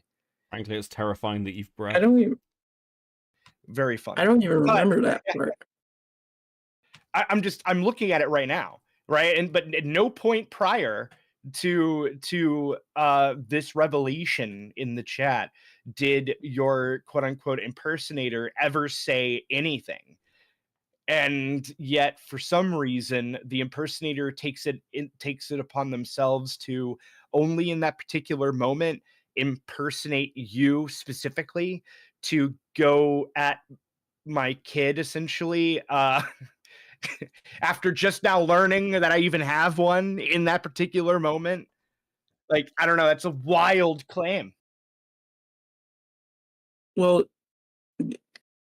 can I see your screen? Because it's not just in a Kumu stream, it was in your stream beforehand. That was the first time that happened. Hold on. Let me pull up my stream.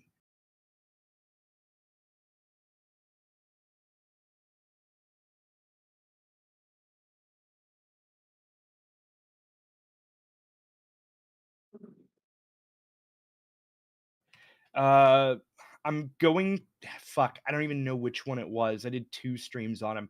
I'm going to assume it's the pedantic pedant of pedantry stream. That sounds familiar. And it's thankfully short.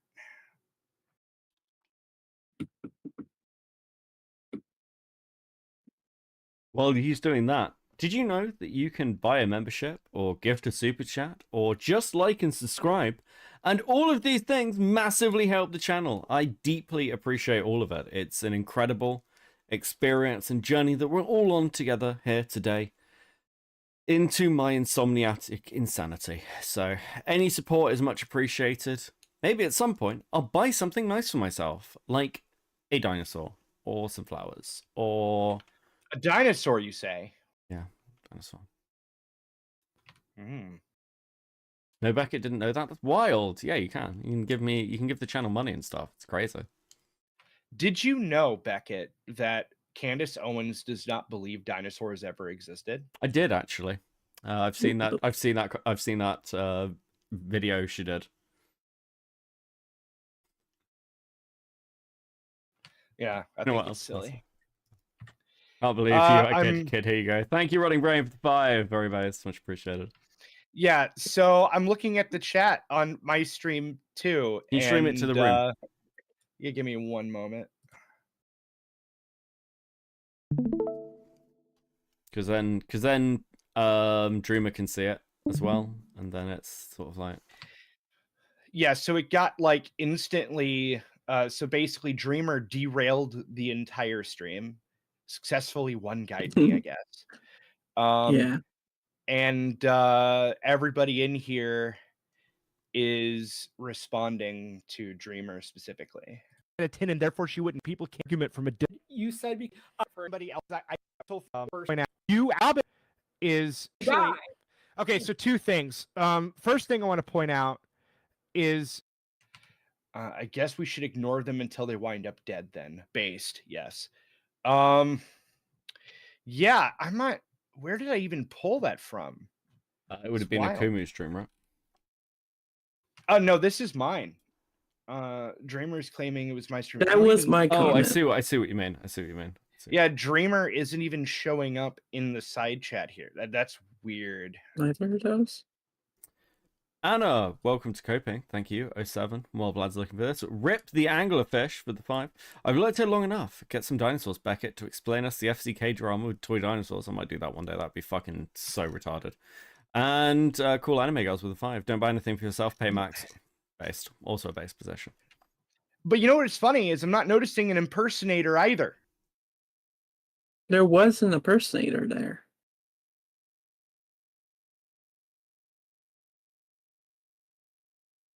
My comment should be there too. I was calling it out on both occasions. I'm not seeing you nor the alleged impersonator. Like, I'm seeing, like, no one. Wait, go back. There was a comment. Yeah, Mr. Fields Purgatory says, "Why are you racist? Why would you say that, Dreamer? It's a troll because they were impersonating me." and they said something racist But he added your account at Dreamer72. because we had the same name. Okay. It's not, hold on. That's an at though. It's not a, like, okay. So like, for example, You can just hold on. at people. I added you. Yes, but hold on. Wait, what does he say? Hold on. Because I remember I put on the screen literally everything. At Dreamer, why are you racist? Why would you say that, Dreamer?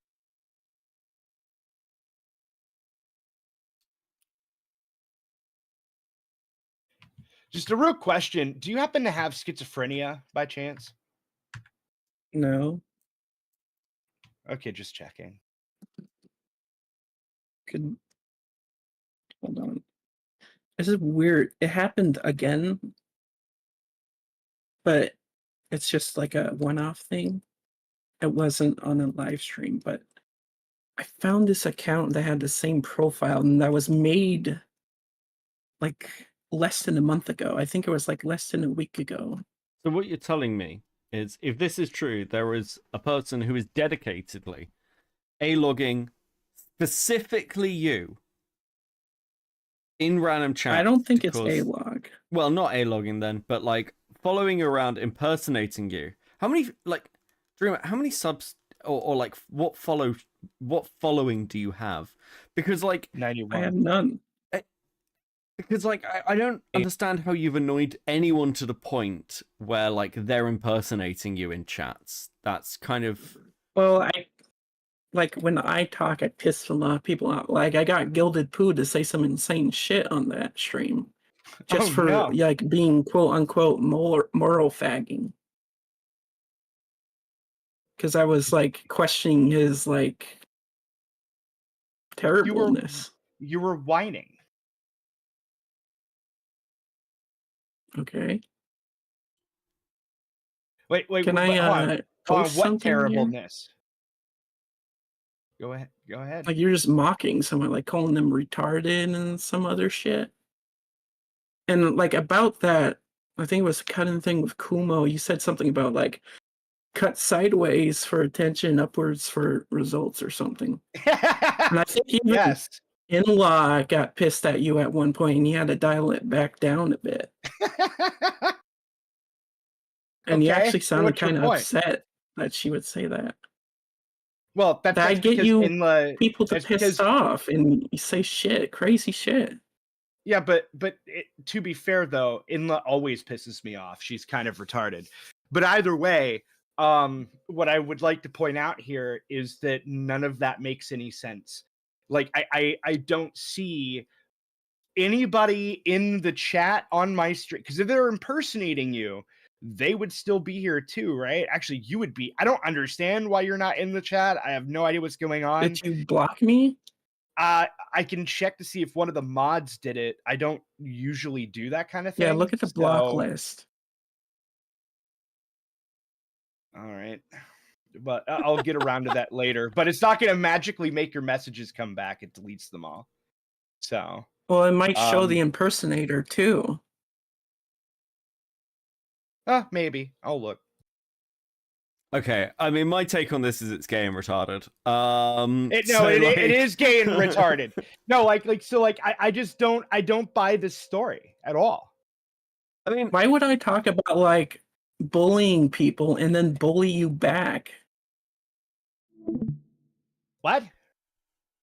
Why would I talk about moral standards and empathy and then bully you and your children? That doesn't make sense. So would you say you're anti-bullying? Yes. Okay, I mean, so what's your general stance on ACC content in general? Because most of this is bullying people, right? A lot of it is like pathetic, annoying things. Yeah. It isn't bullying. It's more like stern talking, but it's like over like inane stuff. No, come on. kind of like boring Come on, things. no, it's not. It's bullying people. I don't in know what fucking they. general calls and call out videos. This is like I Okay, don't listen. accept this whole kind of the fucking no When you harassment say intended, guys. No, when you say ACC, I'm talking about like animation community. There's like a bunch. There was a bunch Wait, of are you talking people like about the an animation meme end. community?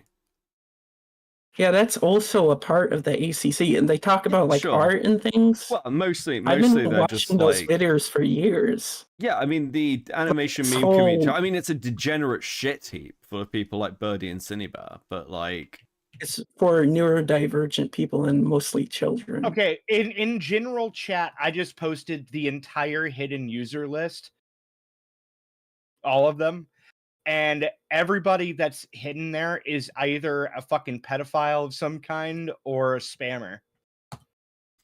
So I'm not on there? are you a No. pedophile or a spammer? Maybe a spammer. Okay.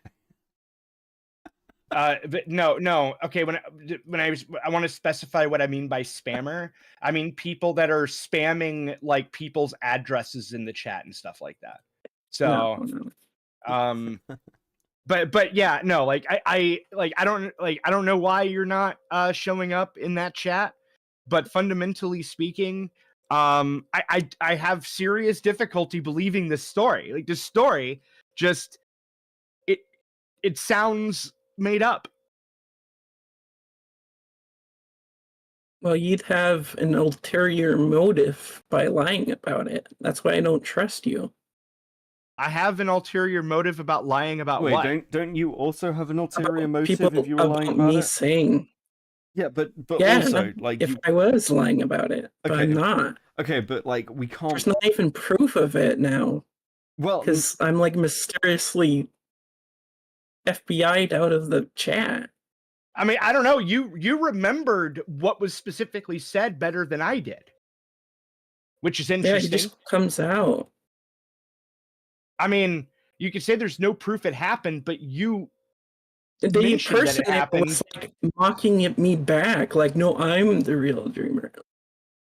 I didn't see that in the Kumu's chat anywhere. It was in your chat. In the I didn't see Kumo, it there all either. he wanted to do was vilify me. And make me look like an asshole because I was like pointing out assholery. Okay. listen. I Okay, mean- listen. I feel like this court conversation is ending the like entering its end stages. My verdict Yeah, is no, this this is gay is and really- retarded. This is listen. No, listen. yeah, it Vlad, you're is. gay and retarded for remembering. Dreamer, you're gay and retarded for like saying this leadhead shit is about autism, and also that somebody is impersonating Well- you. I Well, don't. then why are you making a video about it? What? Why am I making Why a are you video about it? streaming this? Yeah, why are you streaming this? Because it's Like, fucking did anyone insane. get hurt? Okay, hold on. To make this clear real quick, Okay, Beckett. other than that one, I Hold don't on, even hold on. know. Hold on, real quick, Beckett. I want to make this clear.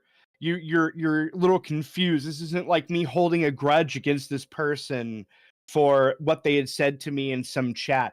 I didn't really care that much then. I didn't react that much to it. And I don't really care all that much now. It's just some random schizophrenic chatter.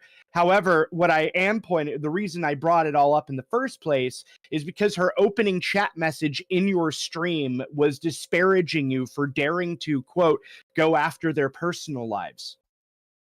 That's what The it looks hypocrisy like. there is a little interesting. That is the whole point of impersonating me, is to Okay, degrade what yeah, I no, say. that's fine. It's fine. I don't care either way. Yeah, why am I covering the leadhead stuff? Because it's funny and retarded. Is that it? Yeah, I'm a drama channel. What the fuck? What am I meant to be covering? Important stuff? I don't know. What do you mean important stuff? This is Yeah. pointless internet drama. I'm not doing fucking groundbreaking. No. Like, And I hate a lot of you for it. okay, I mean, I'll tell you What what. do you I'll tell mean, you. I'll tell you. Beckett? I'll You're tell a you. journalist. I'll tell you what. I'll tell you what. Write me a check for $1,000 a month, and I'll stop. No. Okay. Well, cool. Thanks for calling in. Peace. What Why don't you talk about important stuff? Okay, buddy.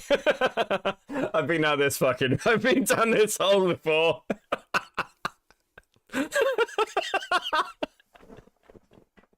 Why don't you do something more important? I don't know, pay me. Like, that's what they give a shit. Right, okay. Anyway, where the fuck were we?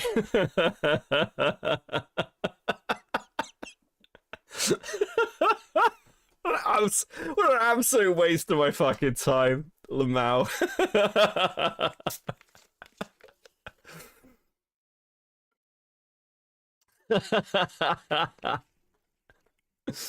Okay, cool. That's a nice distraction.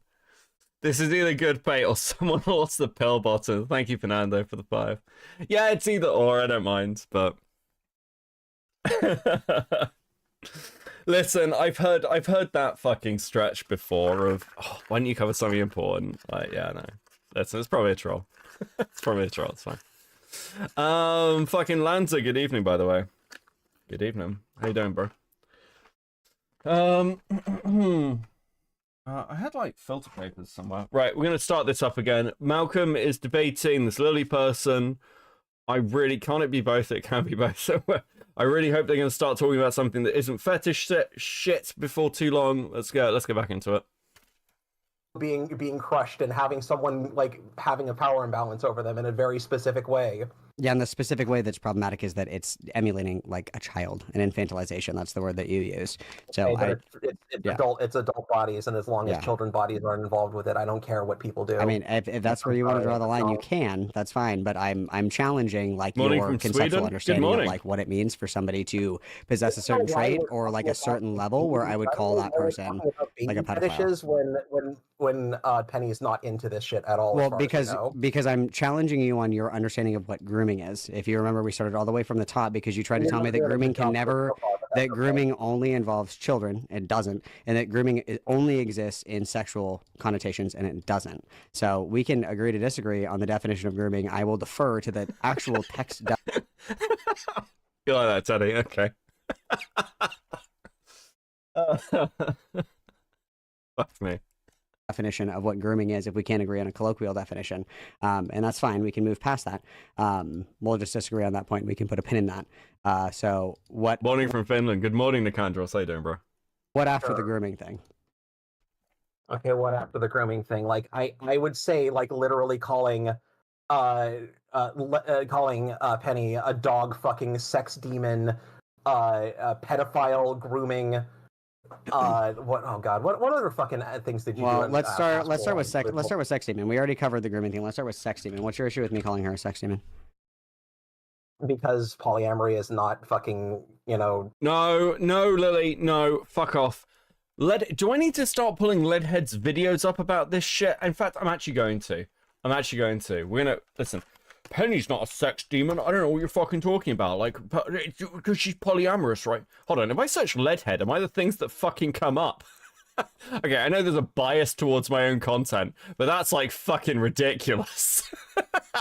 This isn't even on the Cope and Seethe account. This is on my personal. That's really funny. Oh fuck! I'll have to try that on like a completely new one. Where is it? Where is this shit? Okay, there's a particular one. I think it's this one. Honesty. Where is it? I think it's when she stood in front of the wall. I think it's this section here where she's talking about like a sexual shit. Myself, God, I don't want this, but I couldn't stop myself. This is where the whole "I know you're puppy-brained, but you still know right from wrong" thing came into play. Okay, we're gonna go back.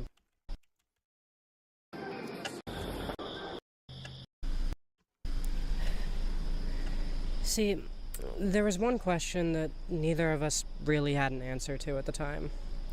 Several of the times that Ashley and I had hooked up, I was thinking to myself, God, I don't want this. But I couldn't stop myself. This is where the whole "I know you're puppy-brained, but you still know right from wrong" thing came into play. I mentioned it in my Puppy Girl Psychoanalysis video. See, there's this need for affirmation that I've always used my sexual submissiveness to attain. Leadhead themselves constantly talks about how important sex is to them and how it is basically one of their primary driving factors. This is not to do with polyamory, because Leadhead's polyamorous relationship is a relatively new development. It only developed because Leadhead cheated on their partner while they were in a monogamous relationship, and the only way they stayed together was with Leadhead basically forcing the relationship open. Lily is just fucking wrong. You're just wrong. The fuck are you talking about? Someone being a sex demon, which is like... I didn't call her a sex demon because she's poly. I called her a sex demon because she is hypersexual to a destructive degree. What does that mean? So hypersexuality itself is disordered sexual behavior when you want, by her own admission, to have and maintain a monogamous relationship, but she is simply unable to do so because it's so important for her to have like casual sex with other individuals. That's a destructive force in a relationship. And because of that, she was able to, you know, essentially talk her partners into having an open relationship, even though they by themselves admitted that they wanted monogamy at one point or another. I would consider that to be sex demon behavior. Funny? Because I know that you didn't pay attention to the video, because if you actually fucking paid attention to the video, you would understand that GF actually came to Penny previously about like wanting to have an open relationship, and she kind of hand waved that away, thinking that like, you know, I watched this video both with your, you know, through your weird filter over the situation, and also like just No, that's not what happened at all. Where is that in any of the fucking videos? And also, even if that was true, even if Penny had said that, I wouldn't believe it. Because why would the relationship have gone through turbulence if that's something that GF wanted in the first place? If GF was the one proposing an open relationship, and now wife, by the way, the fact that Lily is referring to this person as GF rather than wife when they got married in January, it's all over fucking Leadhead's Twitter at the time. Like, I just don't think Lily knows what the fuck they're talking about. Just watching the video on its own. Yeah, do you think that if partner brought it up by herself at one point? Do you think that if somebody wants to maintain a monogamous relationship, but they are unable to because their sexual proclivities and desires for casual sex and hookups is a detriment to that relationship, would you consider that disordered, or would you think that's normal and fine? Can you repeat the question?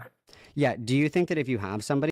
And with the 5, I need to live chat on screen for this ridiculous argument just to make it through. Hey! You hit the goal! Congratulations, guys! You hit the goal! Chat does so well. Chat gets gold star.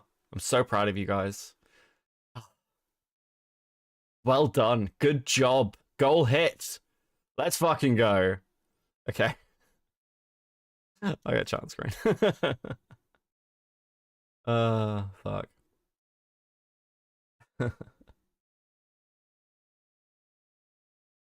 Where are you? Where are you, chat? Okay. Okay. You gonna work for me? You gonna work?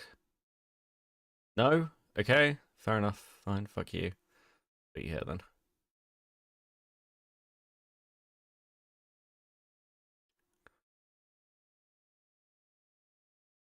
Nice. Let's make this a bit smaller. There we go. You can be behind me, okay? We'll do it this way.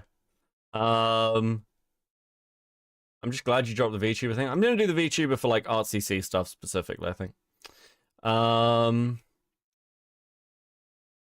It's this animation. It's great. Rotten did a really fucking good job with that. I love it. Okay. Ah. Fuck you. Yeah. Right. Who, by their own admission, wants to maintain a monogamous relationship, but is incapable of doing so because of their sexual proclivities and desires to have multiple, like, one-night stands or multiple sexual partners, would you consider that behavior to be disordered by any stretch of the imagination, or is that fine and normal? I would say that if someone didn't want to desire that, I would say like if partner A wants to fuck a bunch and partner B does not want to have the relationship be open, like, yeah, I would say that would be pretty disorderly. Yeah, I would say in that specific case it would be, but it sounds like both people have agreed to these terms and they're fully functioning adults, and I think that they can make their own fucking decisions, and you judging that is not really your place to do. Well, I think that realistically, if anything that you put on the internet is to look at to be judged, that's like the whole point. Okay, well, I think your views on polyamory are pretty strange in general. Like, I just like the whole like 99% of all poly relationships will fail thing is. Yeah, they certainly will. Yeah, polyamorous relationships are notorious for like breaking down. This isn't a contentious point from Malcolm. I don't really know what the fuck. I don't know what the ladies. No, polyamory actually works a lot of the time. Yeah, ask Destiny about it. Okay. Certainly. Again, your source is your ass, but that's okay. I mean, we can look up statistics. Is that what you want to do? Like, what are the successful, happy, and healthy outcomes to polyamorous relationships in people under the age of 30? I would like to have it be from reputable sources if we're going to do that, but I feel like that's kind of getting lost in the weeds with that. But I think, like you saying, like, where are you getting 99% of all polyamorous relationships? Where are you getting yours that it's successful? I'm not offering a statistic. I'm saying that I think it's really 70 to 80 is more reasonable. Listen, the vast majority of relationships fail, right? Okay, this is really, we're going to do this the simplest way possible. The vast majority of relationships fail. We know this. Polyamory seems to have a much higher degree of failure than average relationships because most people are wired either pretty much socially to want to be in monogamous relationships. Also, humans are very, very jealous. We don't deal well with sharing as it happens, especially with romantic partners. Polyamory is something that most people cannot handle, even when you're talking about open relationships. Even when you're talking about open relationships with people like Destiny, for example. I'm not bringing up the Destiny shit, but I'm just going to talk about like Lauren Southern.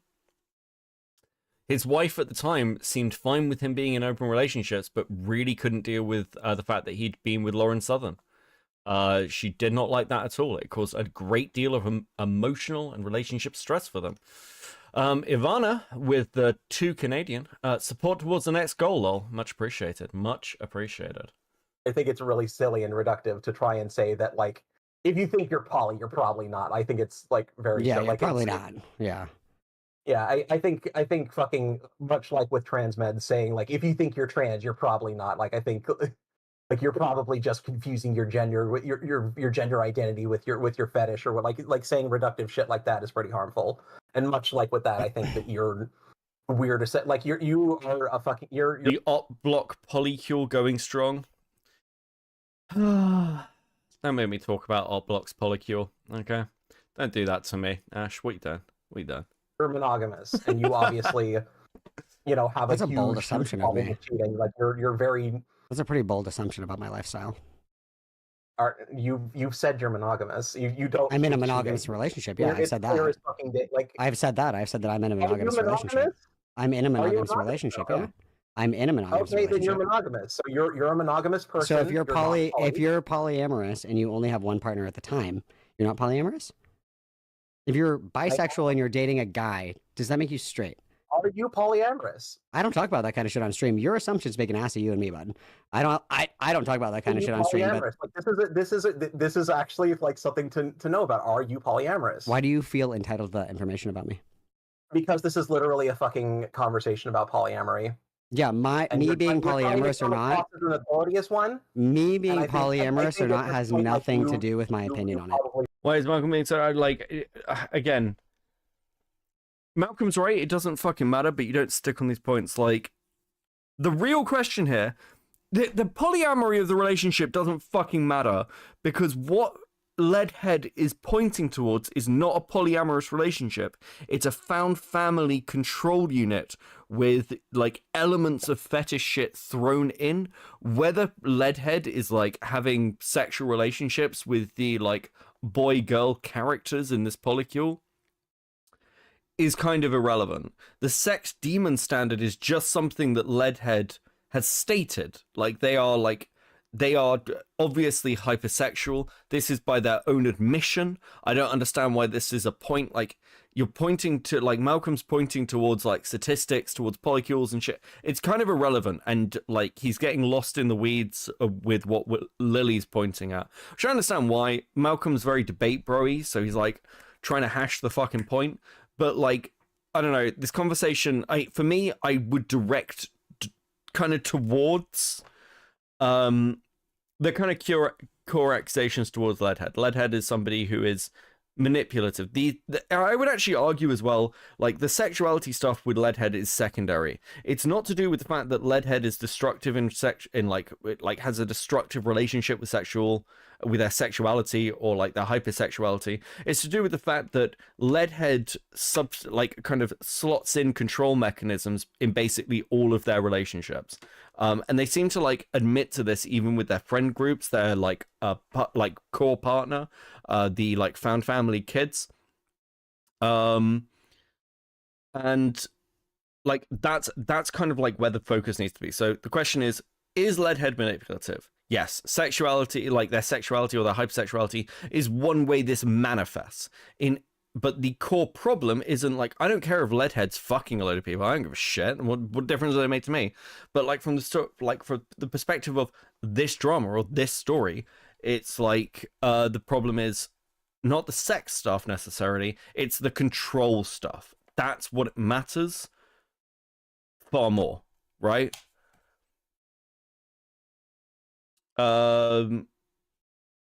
Isn't it well known that hypersexuality is like a frequent response to sexual trauma? Like, you can't tack on this stuff to the LGBTQ community. It's so genuinely damaging. The thing with like the tacking onto the LGBTQ community, and that I can see the pushback for this with like the Leadhead thing. Well, Leadhead's trans, so if you're making accusations of grooming, if you're making accusations of coercion or hypersexuality, then that can do damage to the LGBT stuff. I understand that argument. You're not the first person to bring it to me, and I'm not picking on you, by the way. I'm just sort of picking your comment out. The question isn't like, is it damaging to talk about this at all? My argument, and like that's my response, is like, it's damaging not to, because one of the things that's like happened quite consistently over the last several years is we'll get examples of people within the LGBT community who are like obviously pretty degenerate. And I don't mean degenerate as in like, oh, they like sex. I mean like the shit they're into is the stuff that like even like would be weird like for a hetero person to be into, or like if a heterosexual person is like majorly like open with their sex shit, that's not a comfortable thing to be. But people have kind of swept this under the carpet and gone, oh, well, you know, they're trans. So, and it, you know, I'm old enough to remember the LGBT arguments of just like, this is normative. Like the goal is to like normalize the position. And when you start to like throw it out there, as like we should defend it, it becomes much of a problem. Oh, I didn't mean it like that. I mean, people shouldn't excuse hypersexuality trauma as LGBTQ when those two are separate entities. Oh yeah, no, you're fine. Yeah, absolutely. Like, it should be the case where like this can be analyzed, like the Leadhead story can be analyzed outside of them being trans. Them being trans is almost irrelevant to it in some respects. Other than the fact that, like, the obvious comparisons and allusions to things like the old sort of, like, trans or gay or lesbian sanctuary households, it's pretty much, like, irrelevant, right? Because you get the same thing in cult behavior, and cults are, like, can be completely heterosexual and heteronormative, and these criticisms would still apply. They'd be exactly the same. Destiny is Slanesh's most loyal follower. Thank you for the 5, Infamous. Dude, that dude's cock must be fucking rotting. I imagine Nurgle's trying to make a play. Yeah, definitely it's tiring that people try to overcorrect just because they're gay or trans when you can just be abusive and gay. Yeah, absolutely. Absolutely. Like one thing to like keep in mind is, and you see this from people like libs of TikTok where they're like, this gay couple adopted these children then abused them, and I'm like, yeah, that's fucking horrifying. But like libs of TikTok wouldn't be saying that about like heterosexual couples that abuse their kids, which heterosexual couples abuse their kids all the fucking time. Like the highest rate of child abuse is not like schools, and it's not like random pedophiles off the street. It's in the household, and it's by heterosexual couples. But no one like, but that's not a story, is it? Libs of TikTok, you fucking hack. Like, yeah, we can agree that those fucking 2 gay guys who adopted kids and then like fielding them out sex toys are like fucked and should get chairs, you know?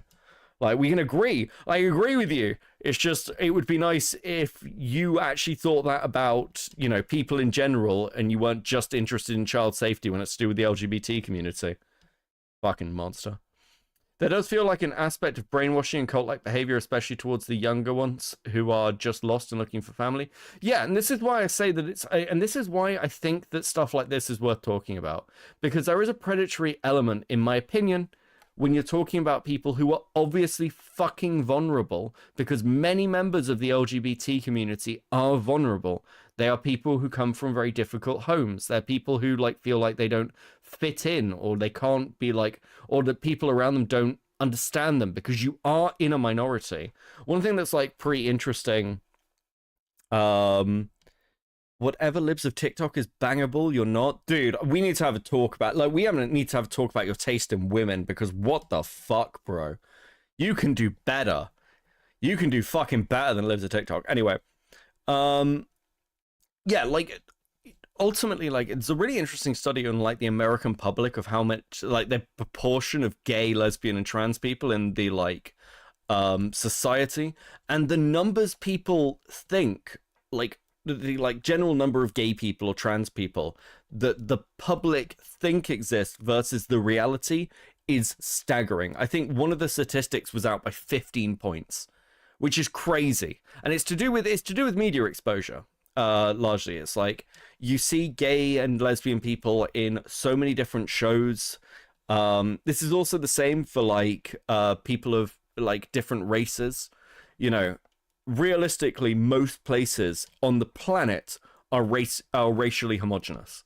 Like if you go to a lot of places in like the north of England, people are very, very white. That's just the reality. Certain sectors are very, very white, but like the like actually, you know, again, environmental sector.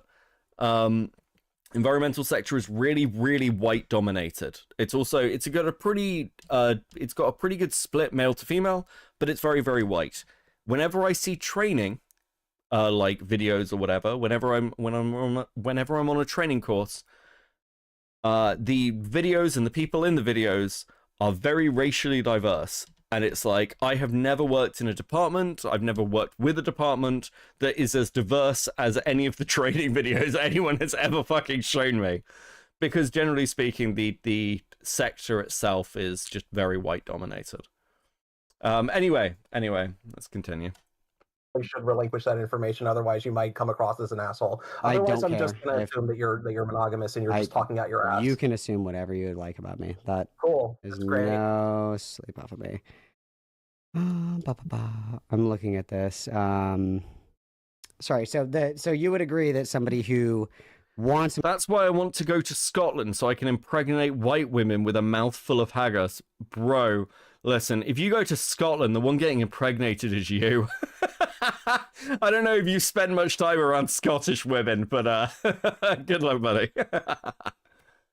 a monogamous relationship but is unable to maintain it due to hypersexual behavior, that'd be like pretty disordered behavior. I would call that person a sex demon. If all parties are not agreeing to such things, then yes, I would say that would be disruptive. Yeah, would you say that like if somebody is in a monogamous relationship at the time, and then what ends up happening is your hypersexual partner steps out on you, and that causes like a significant rift in your relationship to the point where you almost become homeless?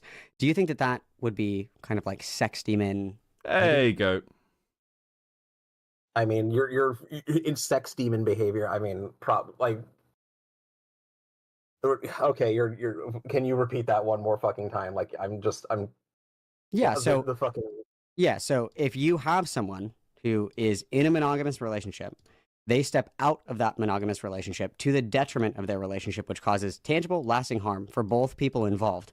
and that is due to one person's hypersexual behavior that is so destructive that it quite literally ruined their relationship because they were unable to maintain healthy boundaries and not taking multiple partners while being in a monogamous relationship. Would you consider that to be disordered, like kind of behavior? I would call that being a sex demon. That's what I would say. If somebody's like destroying their relationships to fuck, I would call that person like a sex demon. Yeah, I would say that with these two people, I would say that both of these people are probably, capable of splitting apart if they need to. I would say GF, like obviously, like these people are coming from a bit of poverty. Like, I don't think it would be like that fucking far out of the realm of possibility of GF going like, hey, I'm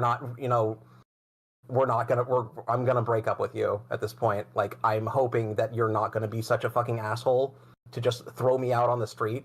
But I think we're not gonna work out. And it seems like Penny is not a complete fucking cretin and would, throw GF out onto the street. It doesn't not imply that at all. Wait, So hold if you agree- on. No, I'm gonna break up with you at this. I would say GF, I would say that both of these people are probably Fuck. I would call that person like a sex demon. Yeah, I would say that with these two people, I would say that both of these people are probably, capable of splitting apart if they need to. I would say GF, like obviously, like these people are coming from a bit of poverty. Like, I don't think it would be like that fucking far out of the realm of possibility of GF going like, hey, I'm gonna break up with you at this point. Like, I'm hoping that you're not gonna be such a fucking asshole to just throw me out on the street. But I think we're not gonna work out. And it seems like Penny is not a complete fucking cretin and would, throw GF out onto the street. It doesn't not imply that at all. Hold on. What the fuck are you talking about? Right, okay. Let's be clear about something. The affair becomes public, I think, like, timeline-wise, around November of 2023. At the time, Ashley leaves the house. And goes and lives with another friend. Leadhead and their now wife lose that property because they cannot pay the rent between the two of them and move in with the parents. During the course of this, Leadhead is still lying to their partner. They are still lying to their partner until Ashley comes out with the rest of the information. Leadhead talks about this in the honesty video. They talk about how fucking annoyed they are that Ashley did this to them. What the fuck do you mean? Like, Leadhead was actively lying and covering up the extent of the affair. Right, like, after it was revealed. What the fuck? What do you mean? So if you agree, so sex demon off the table. Obviously, I'm being hyperbolic in my speech for comedic effect. If we take the sex demon thing off the table, and we agree that this is disordered sexual behavior, at least the way that it's been described to us, assuming that everybody is, a reliable narrator in the situation. I do not think that this is disordered sex behavior, because the cheating, the going behind GF's back was. It literally affected their living situation. This person's stupid. Yes, Access. Thank you for the 5. It's like Lily hasn't done any fucking like Lily's got like real fucking strong takes about a topic that they don't really fucking know anything about. It's infuriating to listen to. Information. Is this drama content from 2 years? No, this is current. This is happening right now. It's just like a lot of the stuff is only getting revealed now. Because of Leadhead's videos and because of the analysis of them. But this has been going for a long time, but the actual like drama itself is fresh. Yeah, we're up to date. I've done enough of my like ancient stuff. I've just been picking at the timeline for a while. I'm going to reiterate, and then I'm going to ask my question. So that is the actual problem, as opposed to the actual sex itself. No. So the problem is that you have a hypersexual disorder where you are willing to destroy your monogamous relationships in order to bust a nut, to satiate some kind of sexual desire desire that you have to have and take and keep multiple different partners at a time in order to, in lieu of and in compromise to your monogamous relationship. So my follow-up question. The really manipulative stuff seemed to like start in the middle of 2024. Brad. Is if we can agree that it's disordered behavior to trash your relationships, to go, hook up with people when you're in a monogamous relationship. Do you think that that's a behavior that you should, indulge in? Or do you think that's something that you should maybe hit the brakes on and be like, maybe I should examine this? I think the correct answer should have been that if Penny had these feelings, she should have been open and honest with her GF and just said like, hey, I think I might be non-monogamous, and I want to have hookups. Like, I still love you, I still want to be with you, but this is what I need. Do you think that is a need, or do you think that's a want? I think she should have put on her big girl pants and been honest and open and fucking talk to her partner from the beginning, which she eventually did do. Do you think that?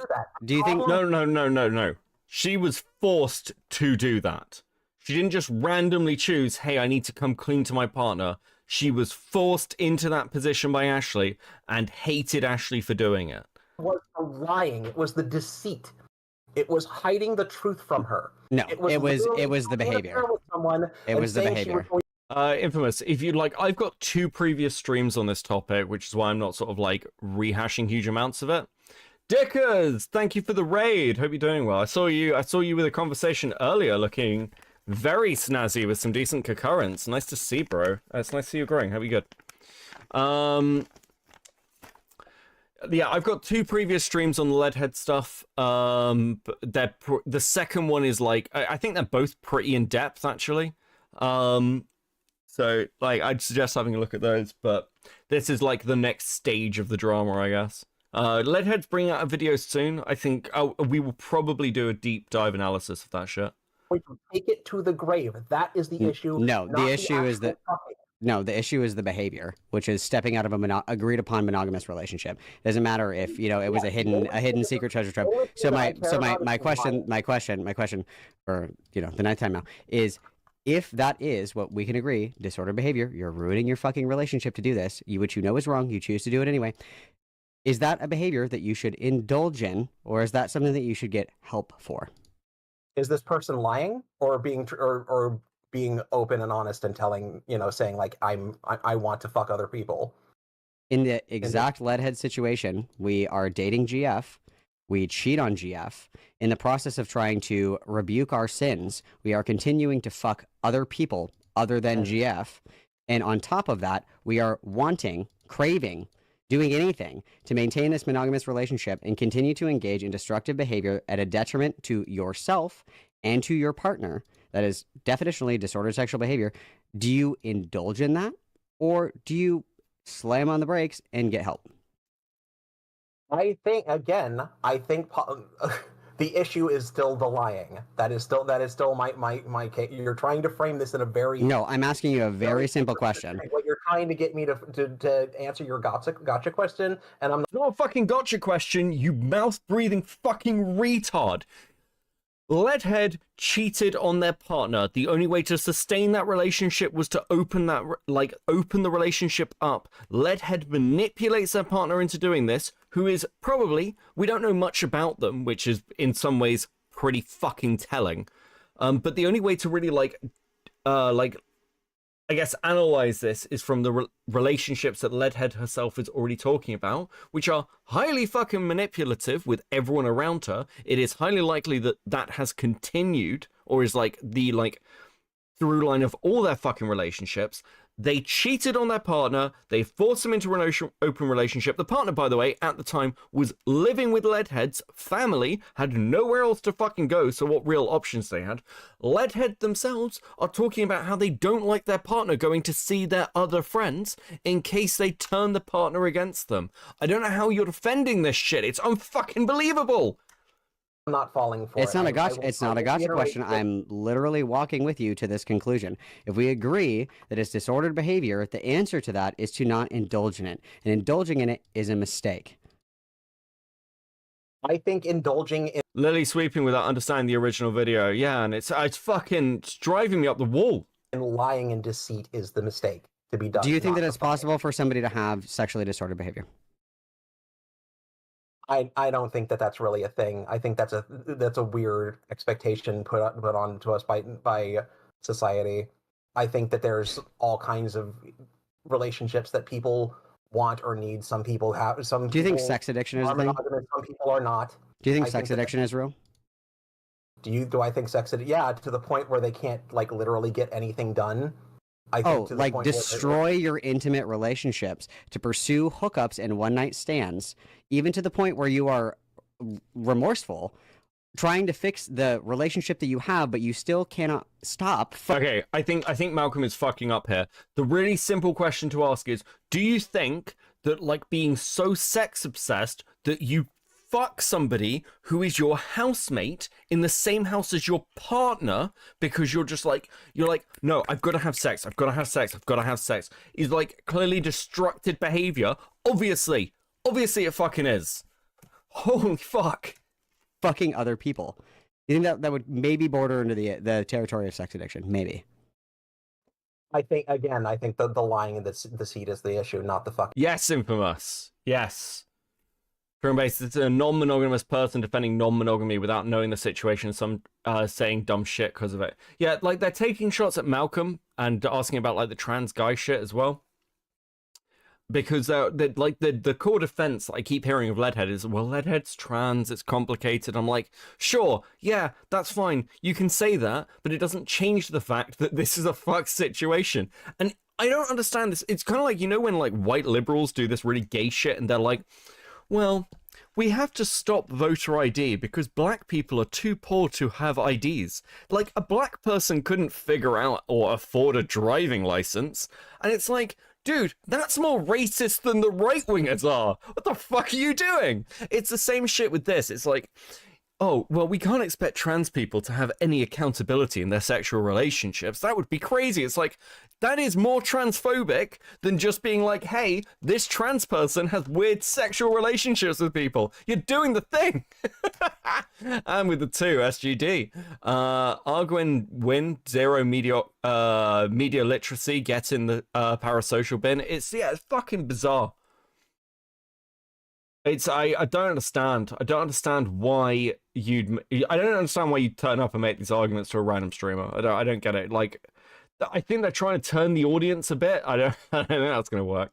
Why can't you just answer? Why can't you just answer the question? I don't understand what the issue is. Because I don't agree with the framing of the question that you're trying to ask. The question is, You're trying to get me to say that the fucking is the problem, and I'm not trying to get you to say that the fucking is the problem. I'm trying to get you to say that what they're doing is self-destructive. It's destroying their fucking relationship. It ruined their fucking relationship, and they continue to engage in it after it was already discovered to be a fucking problem. If there is a problem, do you reward the problem by saying, yes, honey, go and fuck as many whores as you can, blow as much fucking coke up your nose as you could possibly handle without your heart fucking exploding? Or do you say, no, babe, put the e-whores down, let's get some help and work on our relationship? Do you reward, do you indulge in that behavior, or do you get some help? Get some help. Like what by get some help, do you mean like, are we trying to like force Penny to be monogamous? Oh my fucking god, I'm gonna kill myself. Came back after an hour and you're only 30 minutes. Yeah, we took a detour. When she might not be? Do you think that very much seems she isn't? Do you think that polyamory is a sexual orientation?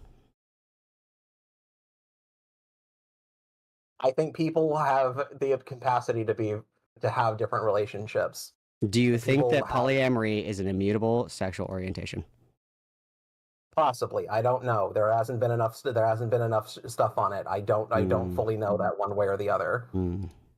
If you were to put a gun against my head, I would probably say, yeah, probably. Who is this? I think that is a thing. Who is he? Yeah, that's nuts. I don't know enough about the subject to know for 110% sure, but I think like again, like I don't understand why you don't seem to grasp the fact that I think that the problem was that Penny fucking lied and kept shit from GF. Do you think there's a I don't difference between? No, that's not the only problem. It's a problem. It's not the only problem. What did they lie about? They lied about fucking their housemate, who is now in a found family relationship, being treated either as their son or their daughter. That's the issue. Thought you were going to cover this with Beavis. Fuck, I was going to cover this with Beavis. Shit. It's alright, I'll bring it up on... listen, I can talk about... Listen, I'll talk about Leadhead stuff all day. I'll bring it up with Beavis. We'll do it on that recording as well. Between me going to the store to get beer and I lied, I tell my wife that I'm just getting like a pack of cigarettes, but I actually get beer, versus me telling my wife, no, I didn't fuck that girl, and I actually did. Do you think there's a difference between those two things? Okay, we're back to... Can we like actually Answer the fucking question, Lily, you absolute coward retard. Holy fuck. focus on Leadhead and Penny instead of these like weird... This like, is Leadhead and Penny. You keep saying, Malcolm, it's not about the fucking, it's not about the fucking, it's about the lying. You can tell lies. The issue with infidelity in relationships is that there are romantic and sexual feelings attached to that. I could lie to my wife and say, I'm not going to go to the bar tonight, and I can go get shit-faced drunk and be out until fucking 4 o'clock in the morning. She's going to be mad that I lied. If I say I didn't fuck that girl, and it comes out that I did fuck her... Yes, Infamous, that would be the one. That's going to be a way bigger... Not the person who's debating. The person's just a fan of them. But yes, that's what the like subject is. The subject's Leadhead. Deal than just lying about going to the bar. Why? Can I ask you a question? Sure. What's up? Okay. What do you think would happen if Penny went to GF and said, "Look, these are the feelings that I have. I want to have these casual hookups again." What do you think? What do you mean? Like, what do I think? I don't know. How do you think that would play out in your mind? Well, I can almost guarantee that the answer would be and was no. I want a monogamous relationship. I think that's listen again. I can't prove that, but everything that Leadhead has said in their videos suggests that their partner wanted a monogamous relationship. That is. It's pretty obvious. Because otherwise, why would Leadhead have hidden it? She talks about hiding it for her partner's own fucking good. These people have fans. Leadhead is not a small YouTuber. Leadhead is a 341k sub YouTuber. And if you actually look at their videos have massively gone downhill. Like their recent stuff is like 18k, 24k, 25k. But at that like height of popularity, they're like 2.9 mil, 2.6 mil, 2.2 mil, 2.2 mil, 2 mil, 1.8 mil, 1.8 mil, 1.1 mil, nearly a mil, 800. Like they're not an unknown random YouTuber. Leadhead is somebody I watched years ago because they're like some of their like video essay stuff is really good. It sounds like that girl's pretty brain fucked, so she'd be like, anything for you, Beyonce. It sounds like she's pretty lost in the weeds, so she probably wouldn't fucking care. She'd do anything to maintain the relationship. Willing to forgive that level of infidelity, like repeated infidelity, I would say is a pretty hardcore sign that you're willing to bend over backwards to maintain the relationship. Yeah. What do you mean? What are you talking about? What I just said. There hasn't been anything so far. She just says like, "Hey." Did we watch the same video? I'm sorry? Did we watch the same video? Absolutely. Wait, I watched it multiple times, in fact. Yeah, so she says specifically that she was engaged in kind of like self-flagellation, right? Where she's like, I'm sorry, babe, I feel like shit. She mentioned specifically saying like, it really sucks because when I'm in a relationship with this person at any point, at any moment, in any day... Wait. This was after the lying, though, which is the actual problem. The lying, the deceit, that is the problem. And again, in my scenario, can we go back to talking about? Can we go back? Even in polycules, they got rules of no cheating, don't they? Depends on the polycule, but generally speaking, polycules are not open relationships. They are like polyamorous relationships. You like there's a membership to it. Now, what's important to note about this is it's also kind of fucking irrelevant because Leadhead's current relationships are not actually like polyamorous. Leadhead's current relationships are essentially monogamous with this found family fetish shit. So it's not like a true polycule. Back to talking about Penny. We're not talking about Penny right now. We're not talking about Penny right now.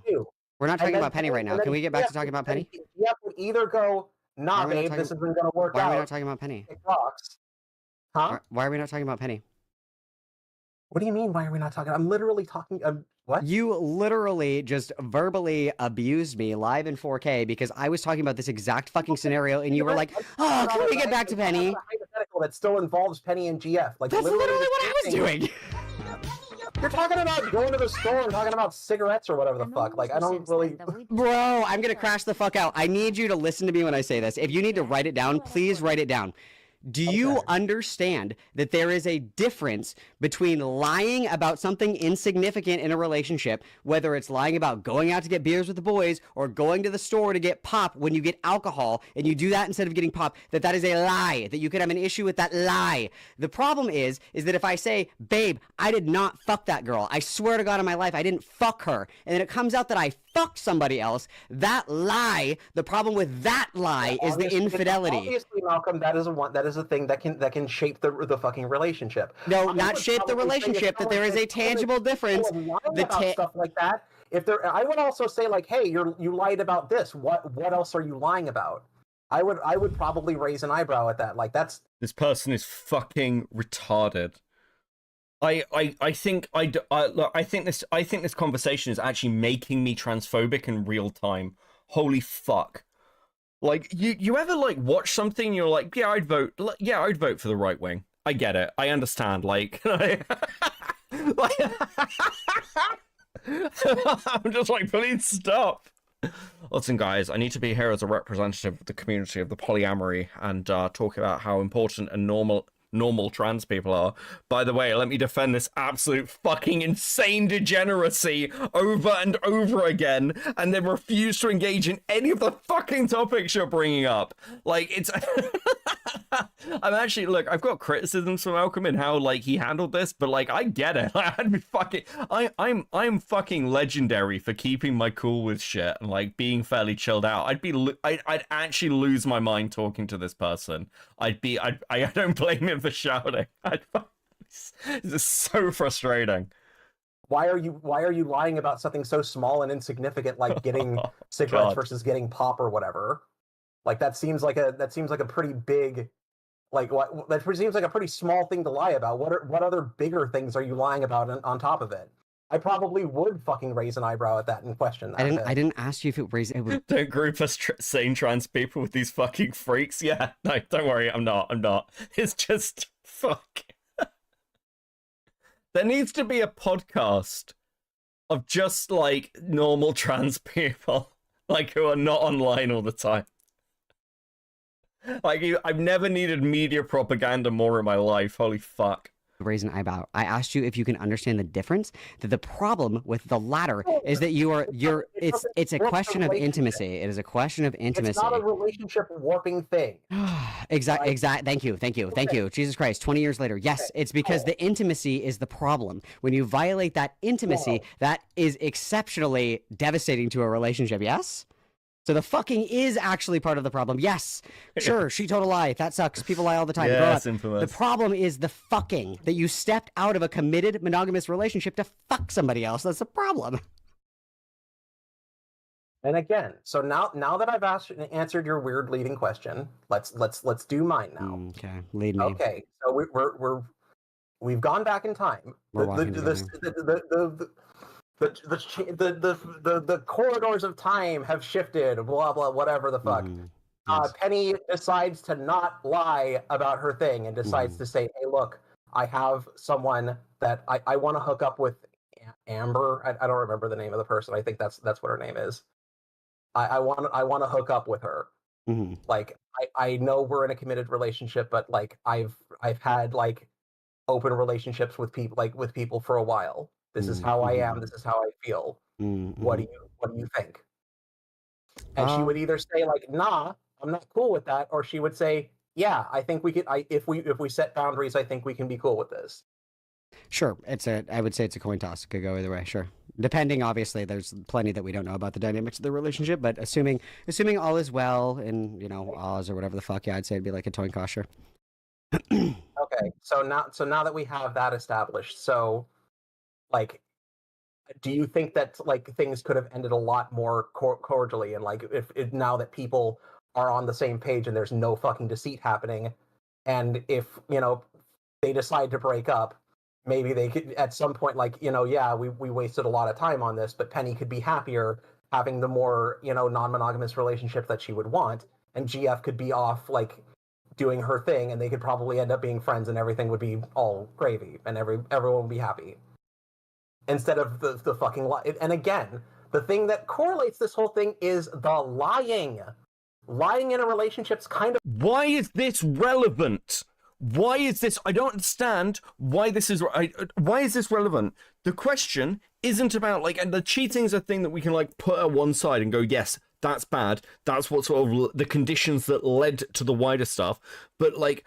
I'm not a fucking, like, one of the freaks who went after Turkey Tom for his cheating stance. Like, why? Like, why is this relevant? Because it's not a true polycule. It's a found family situation. There is, like, the inherent, like, manipulation with the, like, teenagers is not necessarily sexual. It is to do with controlling their lives. It's like this whole thing, that the whole of Lily's argument and like direction is all misdirection from the thing that people actually have a fucking problem from. It's just, it's irrelevant. It's fucking irrelevant. Of a fucking big deal. Don't lie to your partners. Yeah, cheating is also a pretty significant deal, especially in agreed upon monogamous relationships. Yeah. And that's why people take a really big fucking issue about lying about stepping out versus lying about, no, babe, that sure doesn't make you look fat. Okay, can I ask you a question then? In addition to that, you're trying to say like that cheating's the problem. So yes, it is. If okay, we're back to timeline where lying isn't happening. We're traveling. GF says, yeah, sure, we can do it. You go ahead and hook up with Amber. Mm-hmm. Or whatever the fuck her name is. I don't remember the roommate's name is. Mm-hmm. And, they have the hookup. And then suddenly GF wigs out and goes, like, you actually did it? You actually, like, cheated on me? Like, what? Is that cheating? It could be depending on, like, their agreed upon rules for, like, how they were going to engage with it. Let's say, for example, there was all agreed upon rules, like you will have this hookup with this person. Who fucking... Oh my god. Malcolm, I beg you, please move this conversation away from this, because it's not even the fucking question. It's not even the fucking question. I don't understand. You guys have spent 40 minutes talking about something that is irrelevant to the actual Leadhead drama itself. In like, it's part of the setup, but it's fucking irrelevant to like the main criticism. The question is it bad that Ashley? Is it bad? Actually, fuck. I want to really break this down. Right.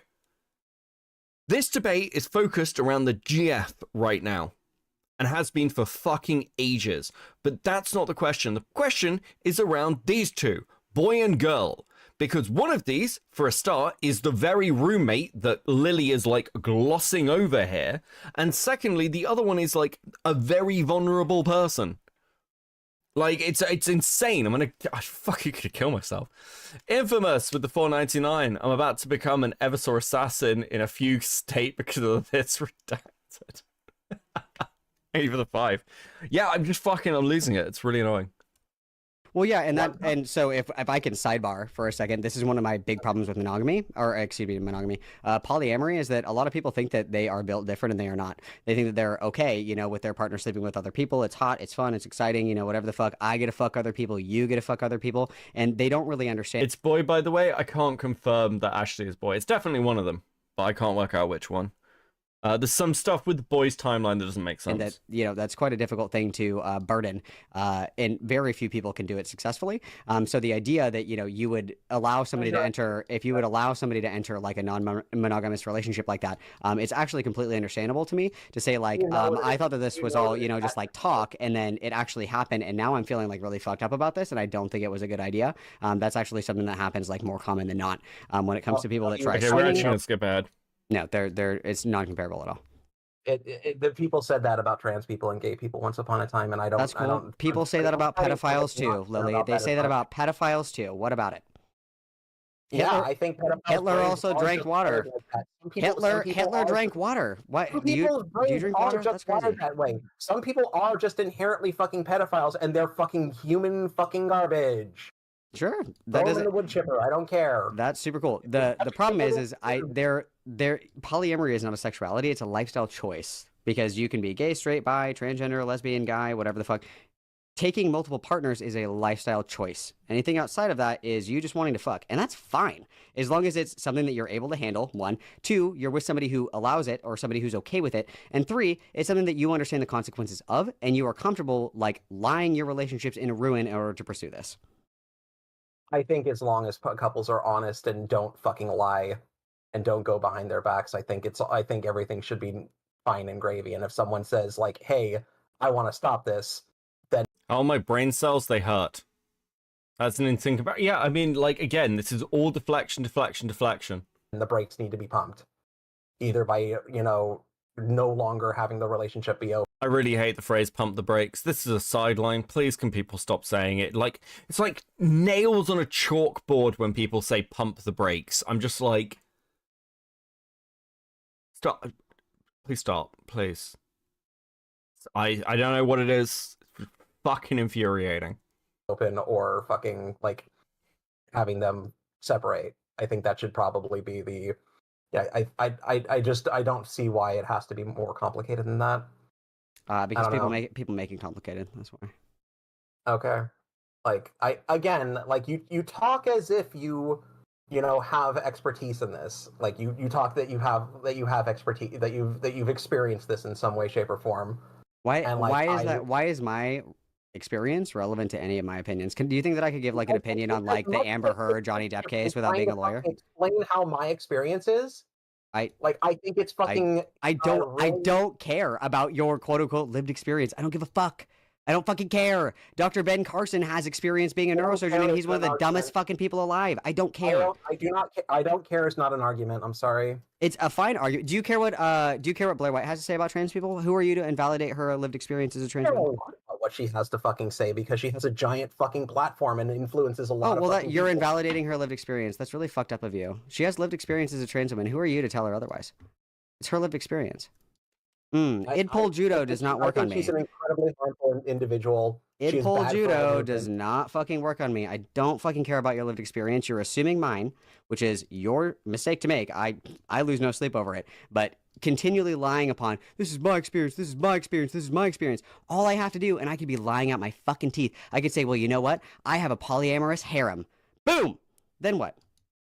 Polyamorous Then whose dick is bigger, mine or yours? Because it doesn't matter. It doesn't matter. I can have opinions without having experience or with having experience with certain things. It doesn't matter. Guy and a bunch of girls, being subservient to that one guy, like, or one person. Like, isn't that what a harem is? Like, that's different from like. Lily, do you play basketball? This is the most frustrating debate I've listened to in like 6 months. It's fucking awful.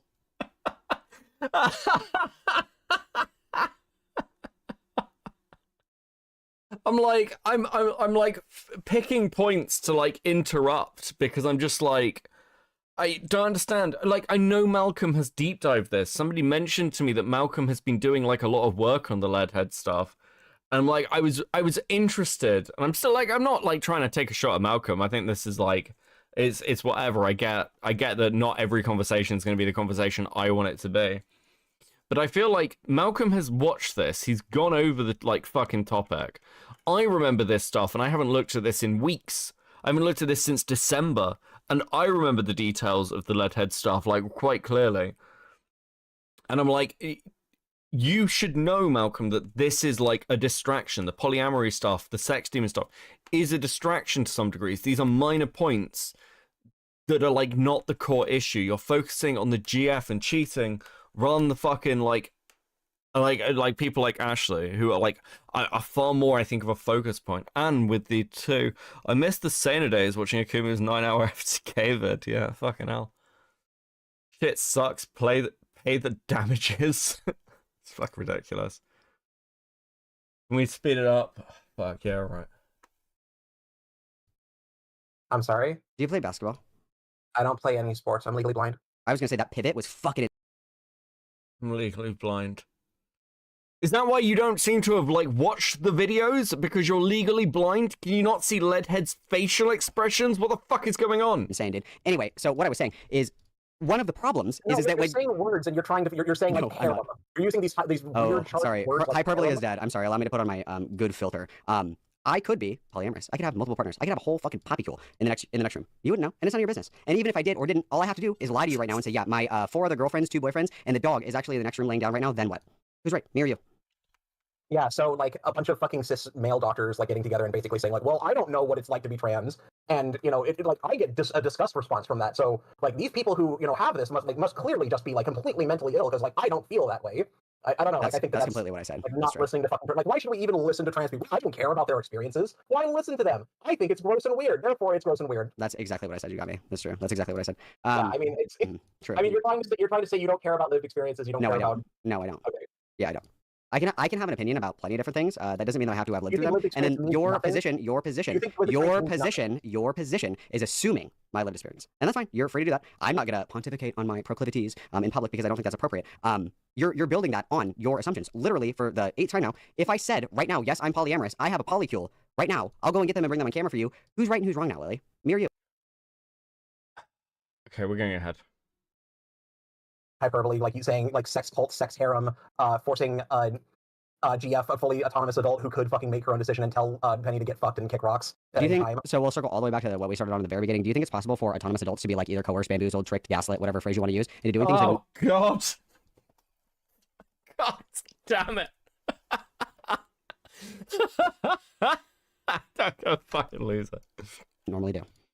Possibly, yeah. I mean, would say what do you, so, yeah. okay, so the answer to that is yes. So I would say Yeah, you can spin, autonomous adult, this, that, the other thing. I would say that the people that are in, Leadheads or Penny's orbit or whatever the fuck, these people, based on what I've seen in the videos, which is all we can go off of, the way that they act in the videos and the way that Leadhead talks about them specifically, I would say that these are people who are pretty mindfucked to a degree where they'd be willing to do.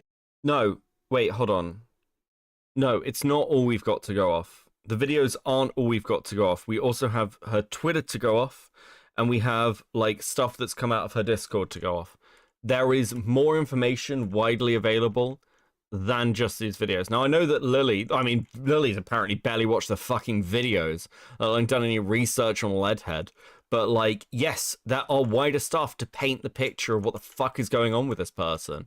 It's not limited in the way either of them are phrasing it. And again, like, I know Malcolm, I don't think Malcolm's done like a deep dive. Like, I'm not trying to take a shot at all. It's fine. It's understandable. But like, even from the videos, you can read between the lines. Like the videos. So the video series of Leadhead talking about their life is not just the video series, okay? So let's just go to latest. So you've got like a load of these, like the giving tree and everything else, like which kind of like is like how Leadhead is painting a picture of these relationships. But it's not just the giving tree that's important, which is the one everyone focused on because it's like the most insane. We'll have a quick like relook at that. It's also things like My Town Is Gone, where Leadhead is talking about like the family relationships that they've built up, like how they're controlling the like son and daughter. It's Honesty. It's what are the other ones? Like you've got the Puppy Girl Psychoanalysis. Even the Ico video. The Ico video has shit in it about like their living situation. When they had to live with Leadhead's fucking parents. There is a live stream somewhere. Where the fuck is the live stream? Oh, it's this one. Talking about my life until my feet fall off. This one has quite a bit of information. It's like Leadhead talking about how they're encouraging the kids to get they're encouraging the like like 18, like the boy and girl, to like start prepping in case Trump gets elected and they need to like flee the country. All of these videos have pieces in them, which if you watch, start piecing together the wider narrative. So the question like Lily's asking of like, well, how do you know? What do you know? You know because these videos actually start telling a coherent narrative. You just have to watch all of them because Leadhead is a fucking sociopath.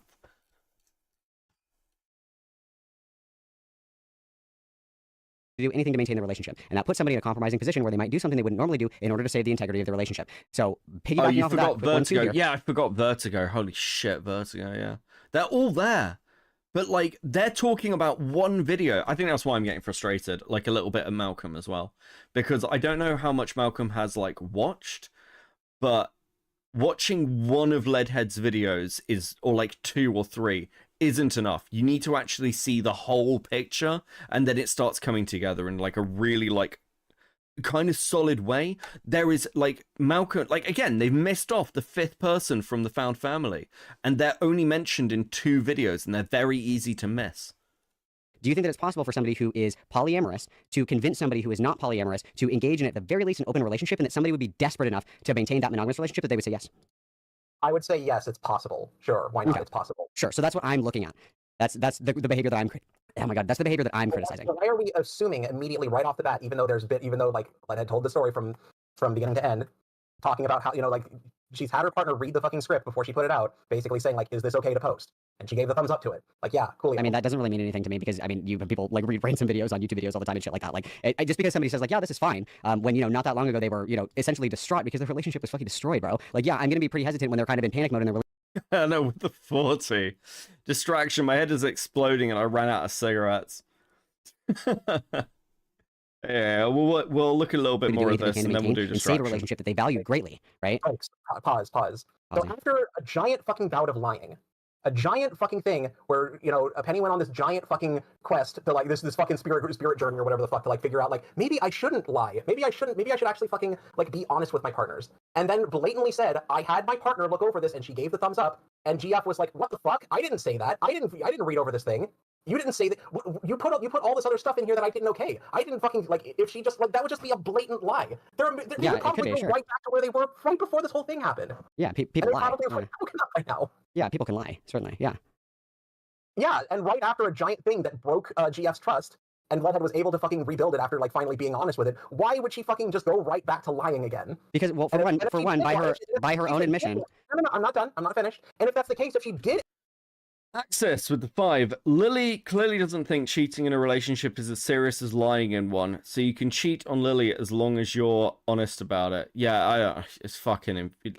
It's like Lily... Okay, Lily doesn't actually think this. Lily is trying to deflect from the topic because, like... And actually, the most annoying thing is it's working. It's working. Lily doesn't want to talk about the core issue with Leadhead. So she's deflecting onto this. It's just working. What are your thoughts on forced male chastity cages? I think they're bad. I think cages are bad. This is a big discourse in your server, is it? I don't read general. I don't fucking know. But thank you for the 2. This bitch acts like they've never been in a relationship and has never been touched. Yeah, that's surprisingly common. I need something as a distraction, actually. Let me I'll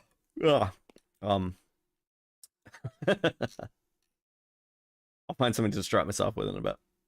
End up going back and lying, why would not just like put them right back in the fucking same position that they were in to begin with? And probably they would have ended up breaking up because she just immediately lied when she said she wouldn't lie anymore.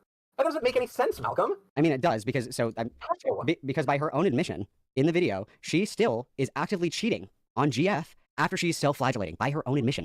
Where's the cheating? They agreed on it. No, when they were planning on maintaining their monogamous relationship, there was a point in their relationship where fucking Leadhead said, I want to make this work. Let's work on this. Let's work on that. I'm sorry for stepping out on you, babe. That wasn't appropriate. And continue to do. There we go. Someone sent me a distraction. Have a cat picture. There we go. Let's enjoy the quiet for a second. Let's just enjoy, oh, this is nice. That's a cute cat. Okay.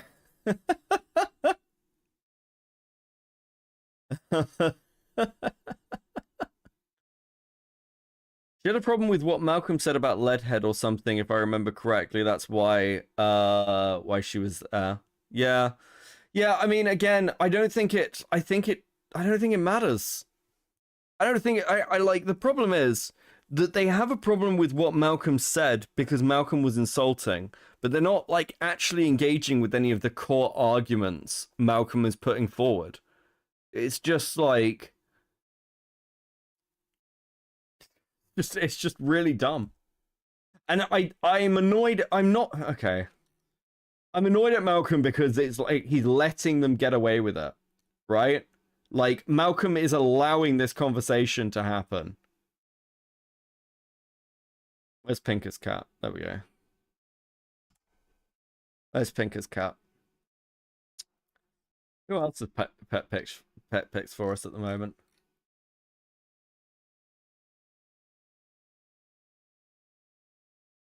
That's a chunky cat.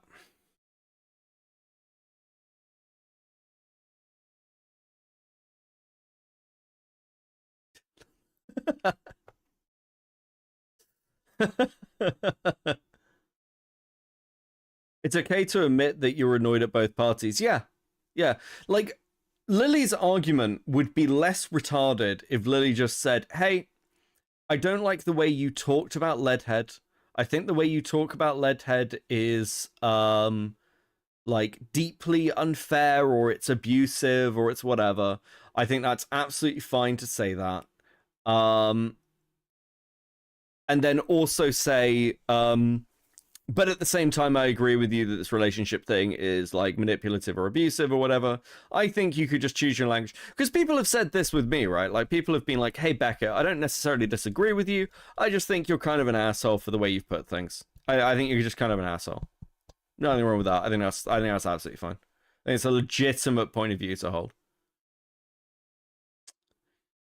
Do it before they agreed on having a polyamorous relationship. If they agreed on something, they didn't. They agreed to have an open relationship. They did not at the time, which is what I'm criticizing. They did the thing, and now it's suddenly cheating, even though both parties are agreeing to it. They didn't agree to it. There was a limbo period where they decided to try and work on their fucking monogamous relationship, and during that time, Leadhead continually describes self-flagellating over, oh my god, like, I feel like such a piece of shit, I feel like this, I feel like that, the other thing, I ruined my relationship, da-da-da-da-da, while they were trying to preserve their monogamous relationship, and she was still cheating on her. Conclusion I'm not talking about the conclusion. Go back and watch the video. I'm not talking about the conclusion. I watch it a third time. Apparently you need to see it again, because there was a part in their relationship where they were still monogamous and trying to work on their relationship before they agreed to open it up, and she was still fucking other people. That is cheating. Yes, you agree that is cheating? Wait, whoa, when was the only person that she brought up was her roommate? When was what was the other person that she was fucking? Who was the other person? She was continuing to see Amber. They were continuing to see Amber? Ashley, isn't it? I feel like I'm being gaslit. Amber? Yes. If that's the case, then I guess I might have fucked up in that regard. I don't think that was I didn't think that was the case. I thought they said we're going to do this, and we're never. As far as I knew, It's very blatant in honesty. It's very blatant in honesty. Is it Ashley or Amber? I feel like I'm going fucking crazy. Hold on. I actually want to know now. There's a transcript. Oh, fuck. Yeah, it's Ashley. Secretly involved with, let's call her Ashley. We're deleting messages for hours, discussing all these plans for how we'd keep what we did a secret. We would never speak of this again. Well, one day I broke down. See, the issue with designing my entire life philosophy on the fact that nobody would ever be able to bridge the gap I created between my mind and theirs is that eventually someone does find a way to genuinely connect with you in a way that you didn't think could ever be possible. If you spend your entire life building a wall around yourself, the idea that someone... Listen, okay, let's go back to this. They broke it off before the shit ever fucking came out. You can go back and rewatch it. I'm not rewatching the whole fucking video right here. So anyway, okay. I will go back and I'll update you on it. But from what I understood, she said we're going to stop it here, and I'm taking this to the grave. She literally fucking said that in the video. And even then, I'm not even fucking talking about that point in the video. I'm talking about when. What do you mean? What does that matter? You fucking retard. Leadhead cheated on their partner. I believe they did try and stop the relationship, but that was like an indeterminate amount of time before Ashley then outs the whole thing, and then like outs more of it. Like, fucking kill me. Holy shit. When all the fucking lies were off the fucking table, when they were, Yeah, I don't care about that. Relationships were long before that. Relationships were long before that. It's over. It's done. It's toast. Kiss it goodbye. Apparently it isn't, because they're still wanting to try. Oh yeah, I'm sure that's gonna end really well. Okay, that is. Please your enjoy opinion. further I guess, like, distractions. Nathan's opinion means more than like these two people who want to try and fucking work shit out on their own. Where the fuck why when I do hyperbole, I'm like a rape demon, but if you do hyperbole and you like totally stretch what I'm saying into like a contorted corpse of what my true intention was, it's like, oh well, you know what I meant. What's that about? What that's about is like, you don't know these people. You don't know anything about their fucking Neither do you. I can only go off of what people choose to put on the internet to embarrass themselves with. That's all I can watch. What these people are like outside this one fucking video. You're right, neither do you. So I guess our lived experience is that. Hold on. Hold on, son. You don't know these people. You don't know anything about their fucking Neither do you. I can only go off of what people choose to put on the internet to embarrass themselves with. That's all I can watch. What these people are like outside this one fucking video. You're right. There were like 7 videos and a load of tweets and a Discord server that's discussed this. I'm gonna have a fucking aneurysm.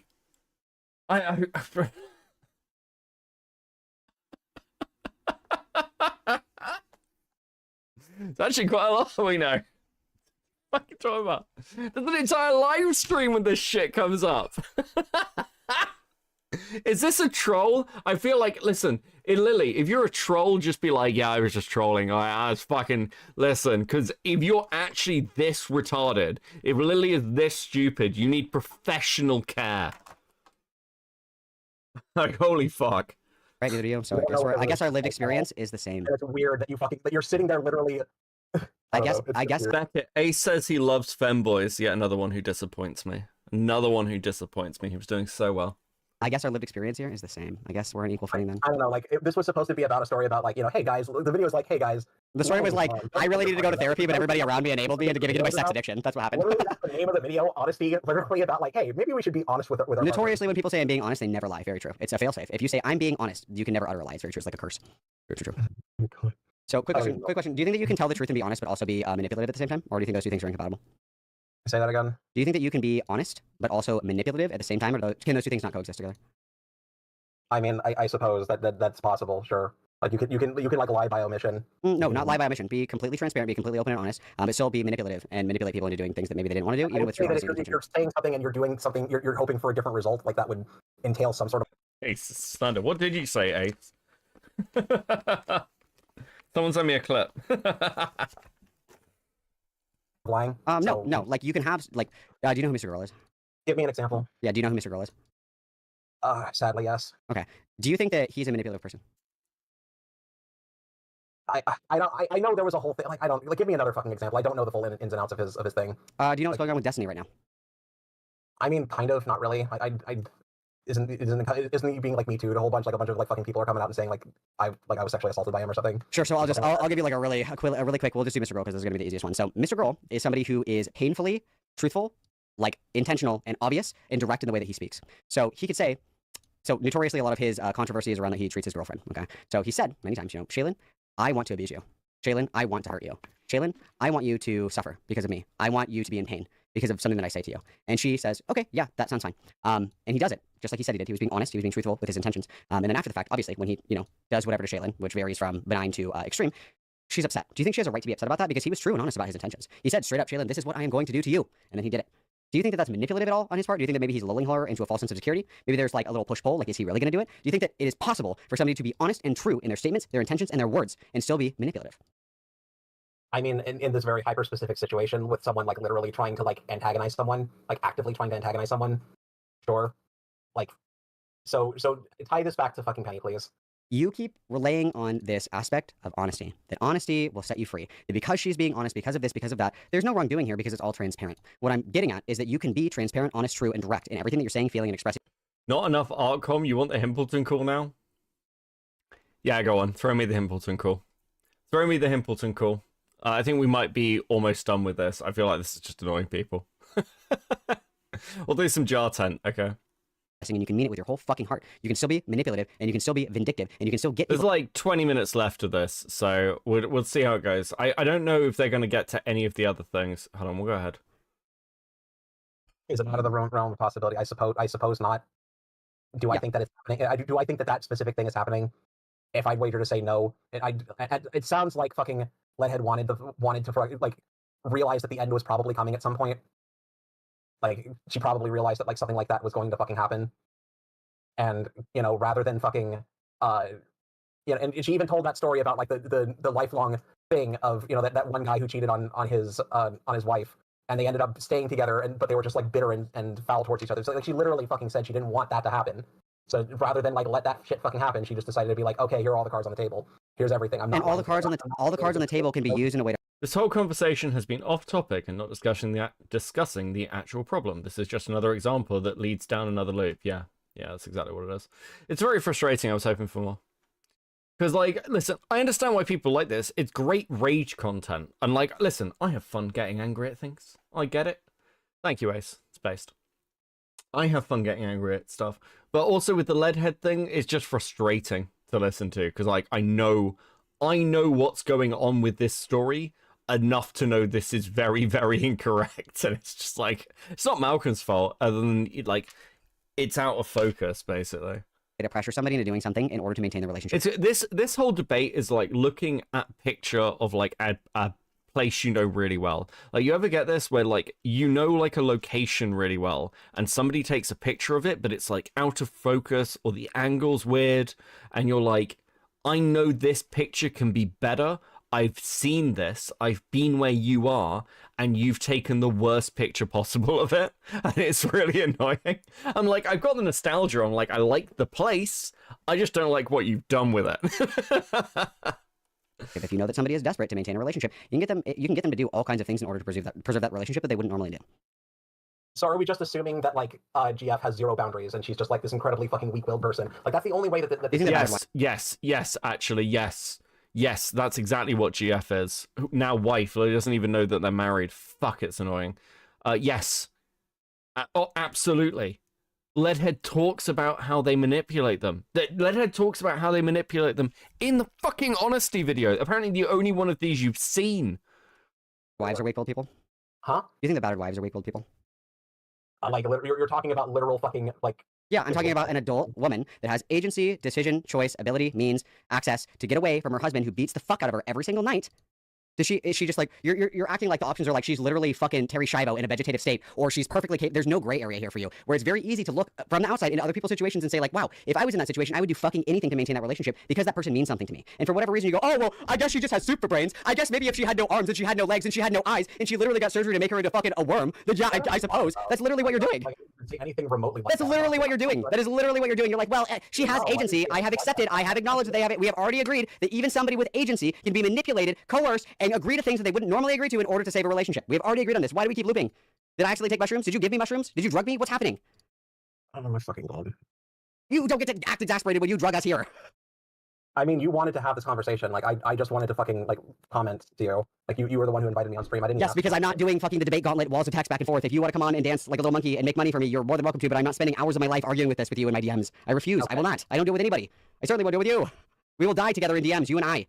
We will be in a fucking DM polycule from fucking hell forever. I don't want that. Okay. So you okay. That's actually funny.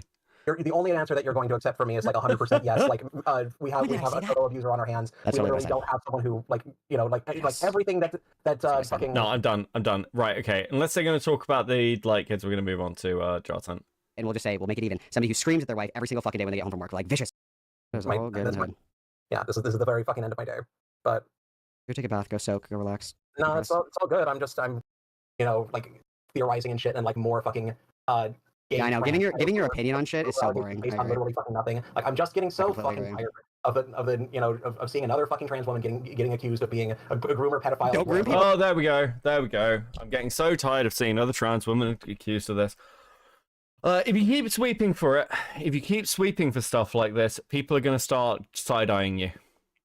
If you can't keep your own house clean, people are gonna start asking questions. I'm glad I jumped to that point. Yes, this whole thing comes down to Leadhead's trans, so we shouldn't question it. I have these, like, I said this when I went over Leadhead the first time, because I'd just been talking about JF Garepi. And the stuff I say about Leadhead and how manipulative they are is the sort of thing that I would say about JF. It's exactly the sort of thing I would say about JF on the, you know, as a right-wing, like, male fucking chauvinist person. It doesn't matter. It doesn't matter whether Leadhead is trans or cis or fucking green or a dog or whatever or furry. It doesn't fucking matter. Like these things are true about them, and or alleged against them, or appear to be true about them, or can be criticized, or like we can raise criticism towards them regardless of their fucking gender identity. It's so frustrating when people sweep for this, because like trans people are people. They are just as capable of being good or bad or fucking shades of grey as any other human being, and I fucking can't stand when people do this deflection shit with transphobia. It's just a complete, it's inane. Shut up. Like, shut up. You're not helping. You're doing the opposite of helping. Because the next time, like, something serious happens, this happened like the Chris Tyson stuff. Like, the Chris Tyson stuff certainly had factors where people were looking into Chris Tyson very closely because of transphobia. I'm not denying that. I wouldn't deny that. Like, you only have to look at the comments around the Tyson stuff to see, like, how transphobic some people were. That doesn't change the fact that what Chris Tyson did was wrong. Like, it doesn't impact anything. Chris Tyson and their actions in that Discord towards minors, their general actions towards people, like, and involvement with people like Shadman, nothing to do with them being trans. They did this while they were cis. I don't know what to fucking tell you. Sharing porn with minors, bringing them into fucking hentai servers, having a 16-year-old set up your not safe for work account while you're meeting up with these people. It's nothing to do with you being fucking trans. It's just wrong. Like, what am I meant to do? Oh no, they're trans now, so now I have to be nice about it? You fucking high? What? And the problem is that this defense works, by the way. This defense works. So many dramas within the art community are based around this person's in trouble. Oh no, they're trans. They've just come out as trans, guys, so we can't really say shit. I'm sick of it. I'm fucking over it. It's retarded. Okay, we're moving on to Jarten. Okay? I'm gonna treat you all to some Jarten.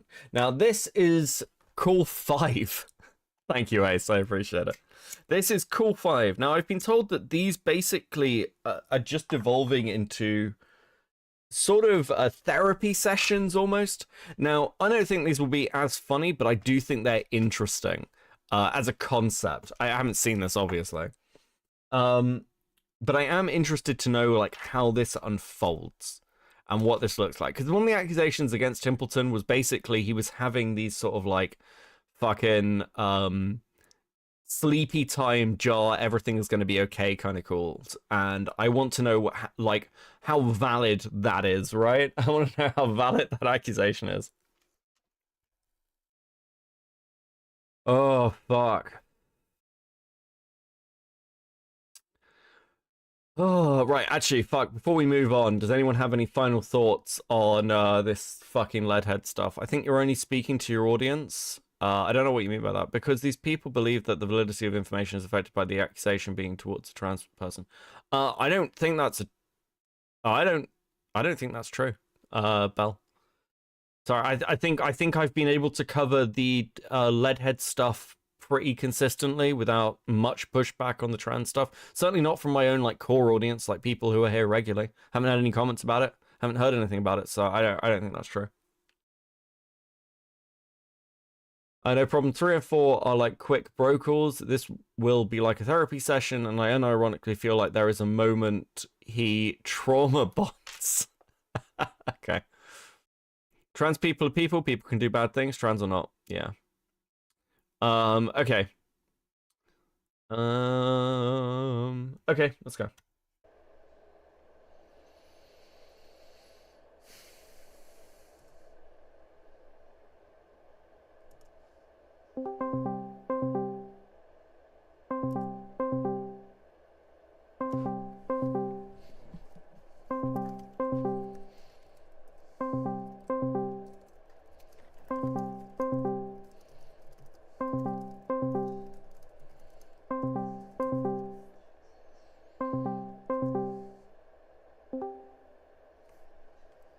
Hey, what's up, man?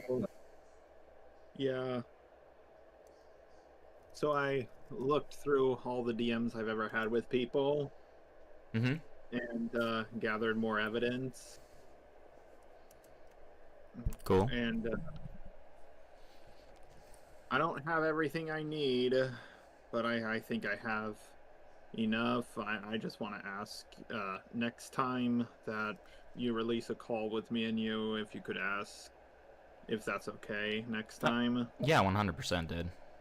Yeah, Yeah. I mean, I think that I definitely I apologize for that. I think it was definitely one of those things where I was misguided a little bit on it, and I thought that it would make things better rather than worse. But what? No, you fucking didn't, Hempleton. You lying little shit. Listen, I'll let it go in this case because it was, funny to do. But like, dude, just own the position, bro. You did it because the first jar crawl was solid content. He's talking about like fucking rape and like a ton of random shit in it. Like, that's why you released it. What are you talking about? Bro, come on. I mean, everybody makes mistakes. Yeah.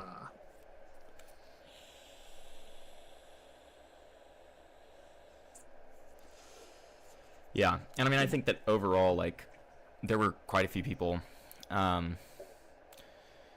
defending you on it. Like, at least in my circle of people, there were quite a few people being like, yeah, I don't understand why Chud is giving him any shit, and, I mean, I think that could be why he took down the video. Yeah, I heard he took down the video with something to do with Creepy. But Creepy's not answering, and it's kind of funny because Creepy just got done with complaining about how many mistakes I made, and like now he's not answering me, and I'm just thinking like, dude, I've been interviewed by like 7 or 8 people, and I'm like, No, Ace isn't leaking. Ace has permission to go through these and release them as he sees fit, and he's being very nice and giving me content. Ace has done really, really good work recently. I've said this a few times. He's worth subscribing to. me #1 right now, and you're like not answering me. Like, granted, it's only been a day, but it's like, Well, if it makes you feel any better, Creepy, he was not received very well by Chud. So. What do you mean? What happened? He went on Chud's stream, and I didn't end up watching that part, and he, like, kind of, it seemingly fumbled the ball, and really didn't have anything prepared, and... Okay, so this is in reference to Creepy Reading went on Chud's stream, starts talking about, like, particularly, like, some of the accusations, oh, Raven is a friend trolling, okay. Creepy went on to Chud's stream and was talking about some of the like wider accusations around Jar, one of which being the accusation of Jar commissioning nudes from a 17-year-old or some shit. He didn't really have much like prepared or ready to go. There wasn't like hard stuff at the time. Queeman came on and like fucking shouted at him. It turned into this whole thing. I don't get this whole thing of like, well, Chud doesn't see him very well at the moment. Who fucking cares? I suppose it's private call. It's whatever. I'm thinking about this in like a content-brained way, but this was a call that I don't think Hempleton was like recording because he thought I'm gonna release the whole fucking thing. More than anything, just kind of sounded like he didn't really know what he was talking about, and like he was kind of trying to pull stuff out of his ass a little bit. Mm-hmm. And so Chud like roasted the shit out of him. Yeah, well, I don't know if that's true or not. I haven't heard anything about that. But why would Chud take the stream down if that was the case? I don't know, honestly. Chud takes all his streams down and cuts them into VODs, just to be clear.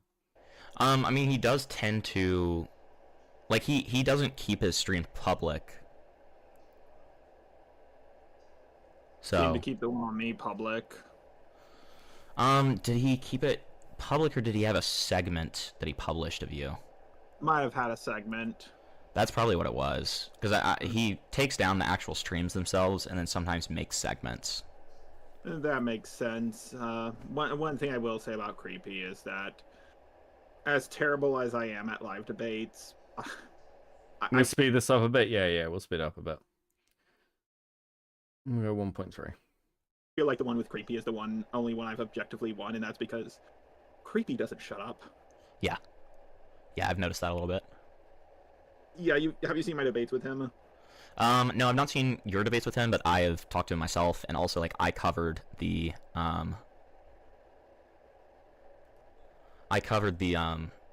Plague Moth stuff, and so because of that, like I'm kind of familiar with him in that capacity, you know. Yeah, so I also heard something that some rumors that apparently you also talked to Kumo about the Cine situation. Yeah, I mean I kind of ripped into Kumo. I'm not gonna lie. What happened there, if you don't mind me asking? Well, Kumo and I are really not in good terms anymore, to be honest. That's Is that what you heard? hang on. Well, to be fair, he doesn't get along with a lot of people. Well, what exactly did you hear? And I can, help you. I can like tell you if it's true or not or whatever.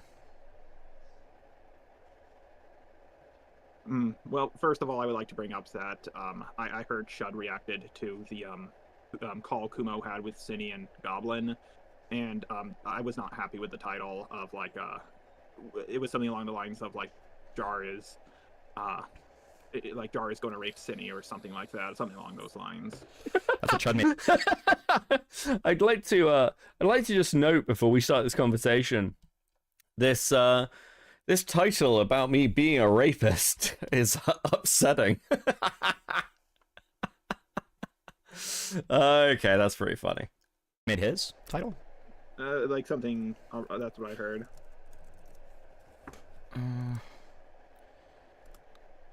Oh, yeah. What's the title? So I mean, to be fair, it's clickbait because it's like talking. Because what he ends up doing is like roasting the shit out of Kumo, and so he's trying to make it like clear how ridiculous and retarded like what Kumo was saying was. So the title is "Just a Robot Wanted to Rape Cinebear?" ? Insane new allegations destroy Cinebear defenders, and so, but like the reason that it's titled that is because it's saying like that's a fucking ridiculous thing to say. Like throughout the VOD, he's being like, dude, this call is really quiet. Okay, I'll have a ramble. If other people say it's quiet, then I'll do something about it. This is fucking like horrible that they would say this about Just a Robot. Like this is out of nowhere. There's no fucking evidence for this. It's so retarded. Yeah. Hopefully that. Well, I'm not. I will say I'm not happy about the title. Like I'm not gonna lie, dude. I wouldn't be either. Yeah, because there are going to be people who look at the title and like on the video, so I'm not a super big fan about that. Yeah, no, I wouldn't be either, man. I understand that. Yeah, but at least that's the last thing off my bucket list of things to be accused of. Yeah, that's true. I've been accused of everything now. I think that's it. Someone photoshopped me grooming someone, so of course I was accused of that. I've been accused of stealing. Murder 10 years ago, back when everything started. They said I pushed someone into committing suicide with someone I didn't know the existence of. So yeah, I've been literally accused of everything now. Yeah.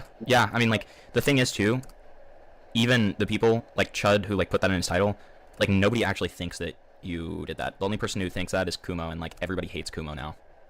Well, like Kumo. Yeah. Kumo's genuinely like getting a lot more like I know it doesn't feel like it right now, but like I swear to God, Kumo is getting more shit than you now at this point because he fucked things up royally. Yeah, I guess my prayers went answered, but God, this really is just a therapy session, isn't it? No, Kumu got like more shit, I suppose, and like pushed out, but like the overall coverage has been nowhere near as much as it's been of Jar because Jar keeps coming back and responding. Who just randomly brings up that they've been accused of murder? Good evening, Parallax. Jar, this is just a Jarism. Because Jar's a perpetual victim, right? Like, I've been accused of everything, guys. It's so hard being me, just a robot. They called me a groomer. They called me just a groomer. Oh god damn, why is it Jar? Because the Malcolm conversation about Leadhead just was Mally, it was worse. Mally, it was worse. Mally, I'm not signing the divorce papers until you agree to give me 75% of your assets, by the way. He's like patting him on the back, W therapy, yeah. Went off topic, unfortunately. So I was asking you, so back to the Kumo stuff and you, like, Yeah. so what happened there? So, I'm just curious, like, what have you heard? And then I can clarify anything. Well, apparently, from what I heard, I want to make this clear. This is just what I heard. Yeah, no, that's fine. Okay, I want that on the record. Yeah. I said Kumo. No, what I heard was that you interviewed me, then you interviewed Kumo. You went over both stuff, and Kumo's also convinced Cinny is a groomer now, and then a lot of people told me that What was bad about the Malcolm call? The Malcolm call is just completely off topic, and it doesn't address any of the actual things that we're talking about with Leadhead. It's not really Malcolm's fault. He could have directed the conversation a bit more. Lily is incredibly annoying and doesn't really know what the fuck they're talking about. Hempleton has a big ego. They said, Hempleton came in and said he fixed everything, and then these are just rumors I heard. And then apparently, I think you put us both together in the same video or whatever, or live stream or whatever. Yeah, Hempleton did pretty much do this. He was trying to become like Jar's advocate for some fucking reason. It bit him in the ass horribly, but still. No. Okay, so what actually happened was, so I interviewed you.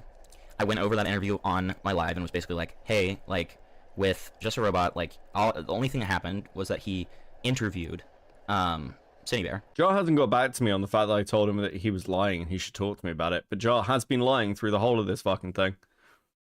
Right. Like, there wasn't all this, like, personal involvement stuff. And, you know, with the interview that I had with him, he clarified quite a lot of stuff to the extent where I came out of that being like, oh, okay, like, none of this was malicious. It was all mistakes, which totally makes sense, and that's just kind of how it goes sometimes.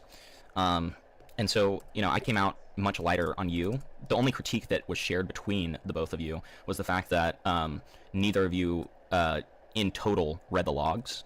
Well, to be fair, a lot of people who are against Cinny also haven't read the logs. Well, no, I've heard rumors that I think Spondyle might be doing a Hempleton video, and I think he should go for that.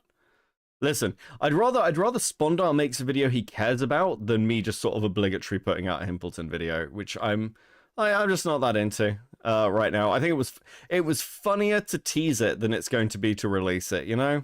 That's how I feel about it.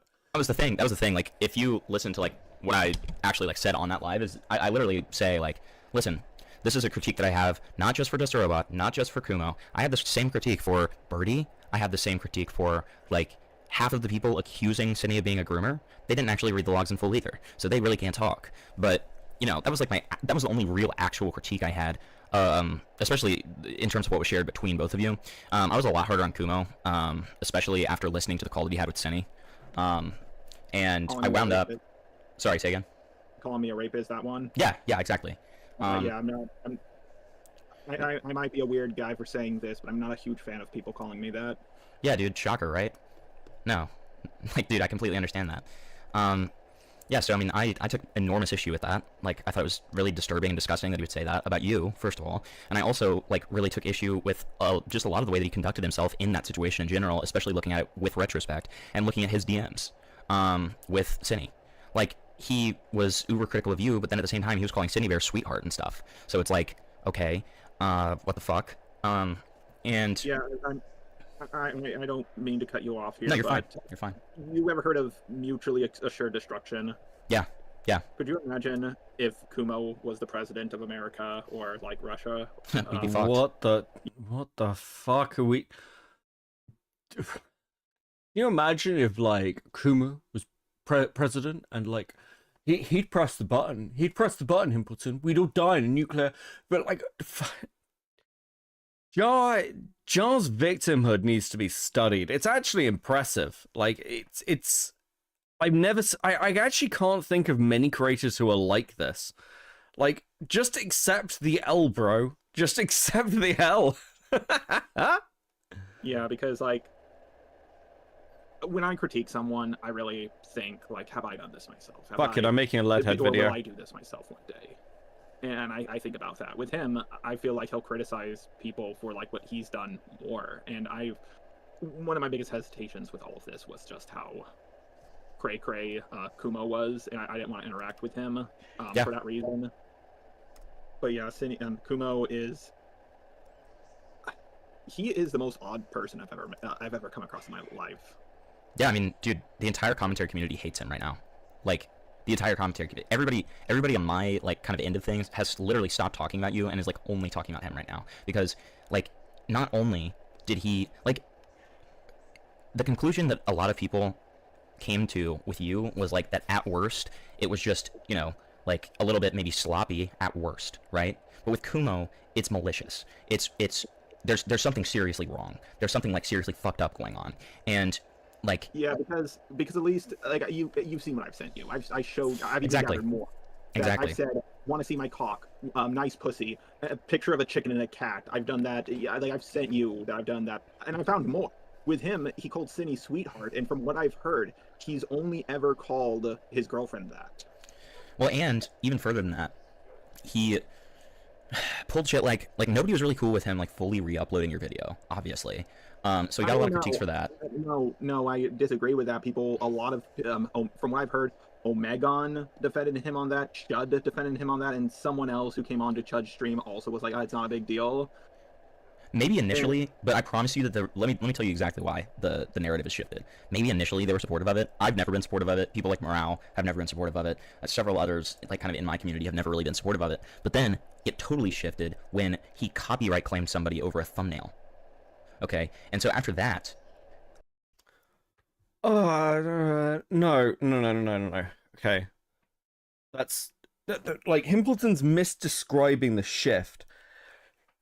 People don't have an issue necessarily with Kumu releasing the video because that's a funny thing to do and kind of fuck jar, and it's, like, people will sort of sweet for that. The narrative shifted around Kumu because it's like, well, we defend you doing this, you defend doing this, but when it's inconvenient, then you go and fucking strike somebody, right? Like, that's when it becomes a thing. But that doesn't change people's perspectives on the overall narrative of releasing the video. Like, releasing Jar's video ahead of time. Like, it just made him look like the worst person ever. Because he's going to have this, like, stupid argument about, like, how he can totally re-upload your video without really doing anything transformative to it. But then at the same time, he's going to copyright strike people for having a fucking artwork that, like, Kumo made or something that wasn't, like, approved to be on the thumbnail. And, like, that is insane. So, like, literally everyone has started, like, going against him. Everyone has started, like, even if it is retrospectively, everyone has started being like, dude, it wasn't cool for him to upload the entire Jar video. Like, I'd need to see literally anybody saying this, because that's not... I don't remember that happening. Especially with the fact that he fucking copyright struck somebody over a thumbnail. So, like, everything... He's getting fucked. He's getting smashed into dust right now.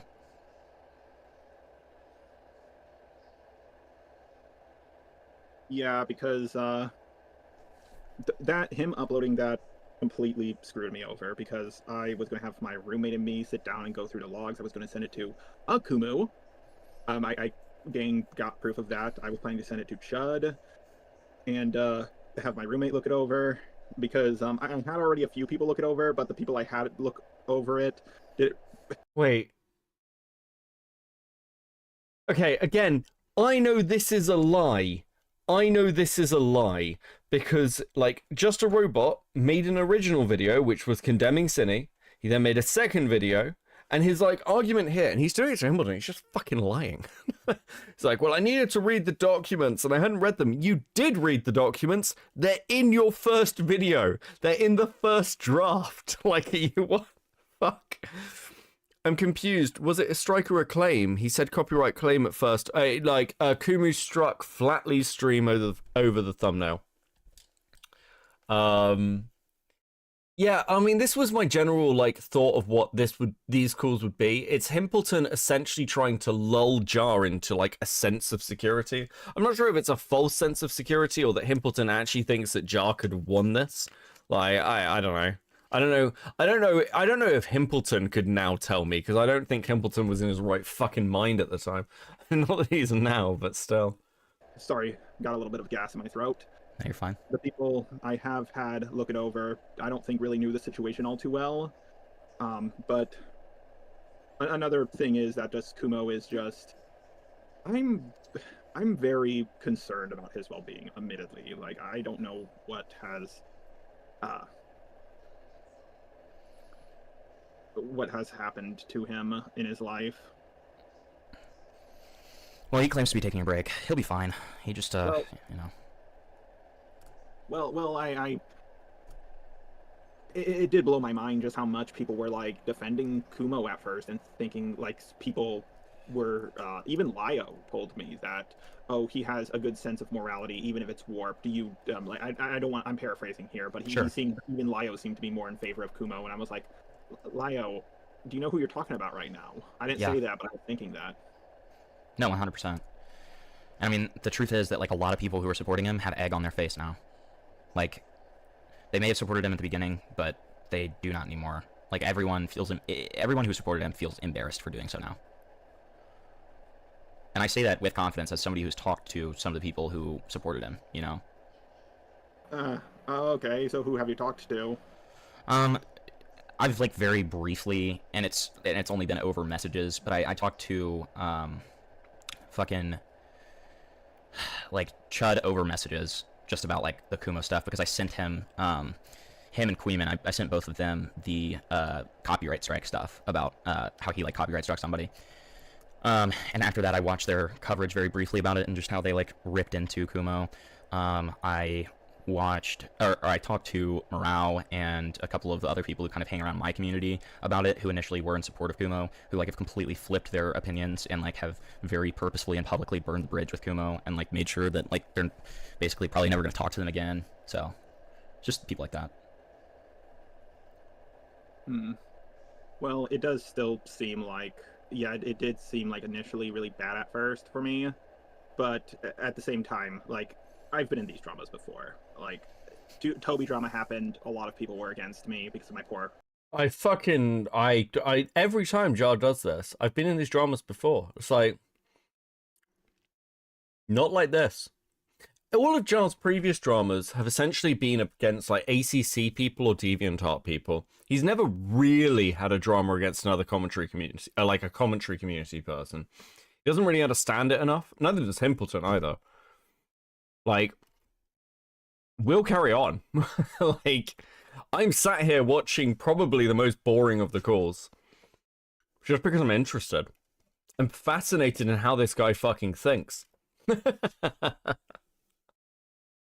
I can keep going. Endlessly. Initial coverage of it. And then Prismate Luke wouldn't stop lying about people. Like, he would lie about, like, the silliest things. Like, some things that you don't even need to lie about, he would just lie about them to make the other person look worse. And then Creepshow Art comes in, and I got to be part of, like, the Creepshow Art thing is probably the biggest thing I've ever been a part of, because I just feel so cool that I was calling her out before the lolcow leaks happened. Yeah. Yeah, that's fair. I mean, look, the truth is, man, with this situation in particular, you have a great advantage at this point because of the fact that, fucking Kumo looks horrible. Kumo looks so much worse than you. And because of that, like, even though, obviously, people, like, fucking roasted you and stuff like that, in this situation, what people are going to remember is Kumo being malicious. They're not going to be like, oh, fucking Jar was malicious in this. Jar was, like, this evil person. No, they're going to be like, Kumo. No. Like, I hate this. This is such a stupid take. We have capacity to hate multiple people at the same time. This happened during the Mr. Beast drama. People would be like, oh no, we need to just focus on hating Mr. Beast. No, I can hate Mr. Beast and Jake the Viking and fucking like Delaware and Dogpack. I can hate everyone involved. It's fine. I've got capacity. Was this fucking evil dude. Jar made some mistakes.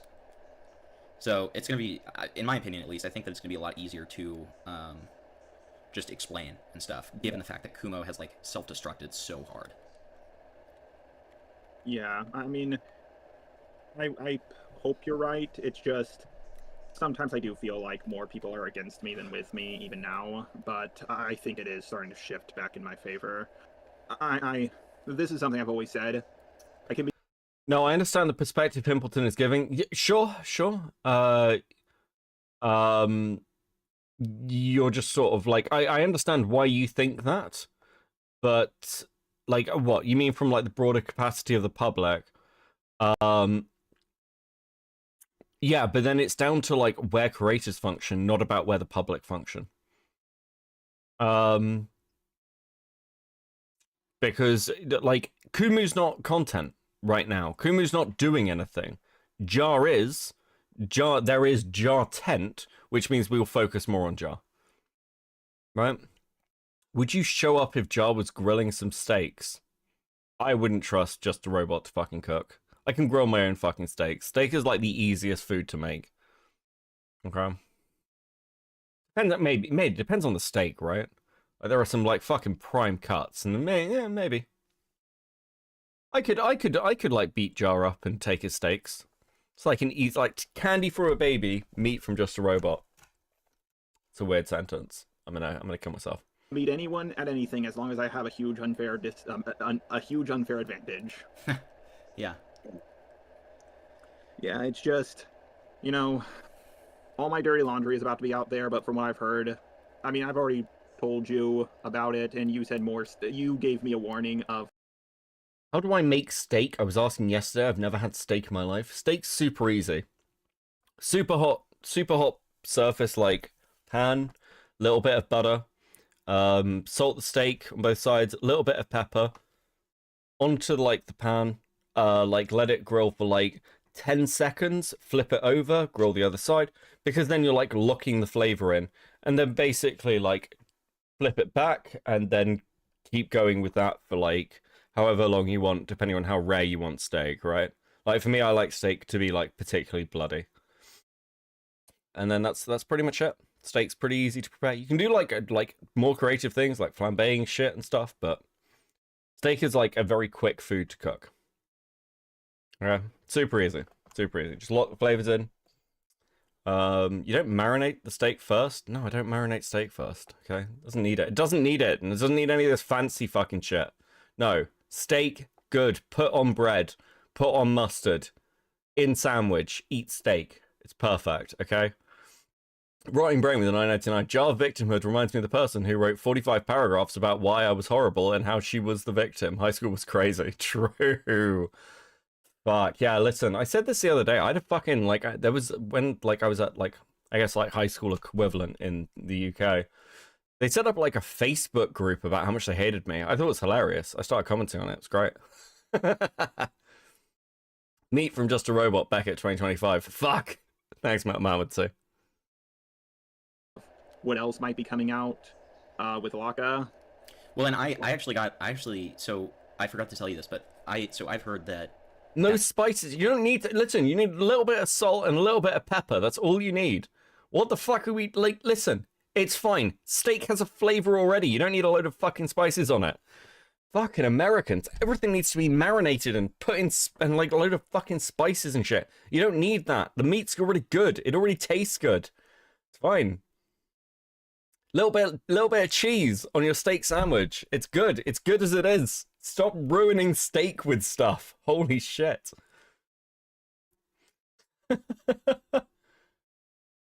It's the British equivalent of high school, GCSE, sixth form, college.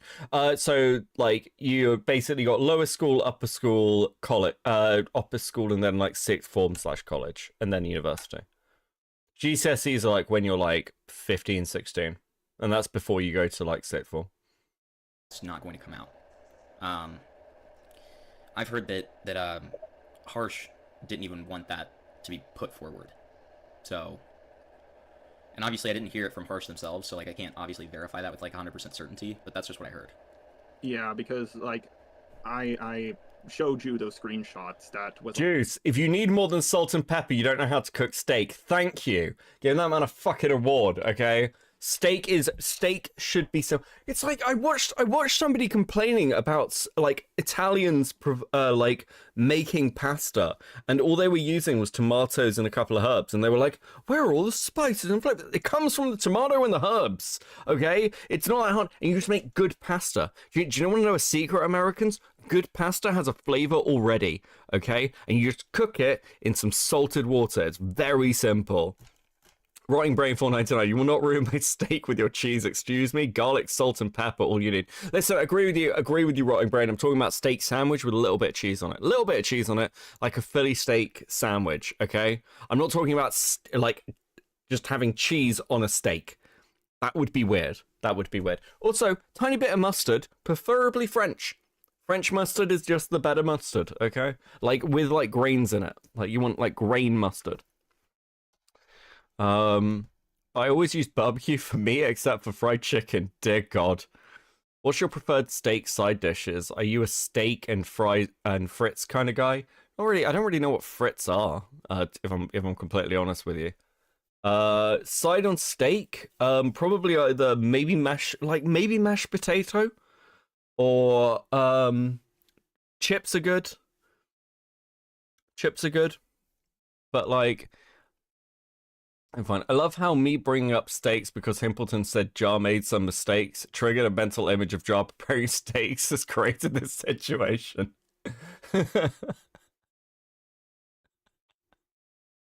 Listen, I think 20 people in the live have given up on this conversation. Do you realize that?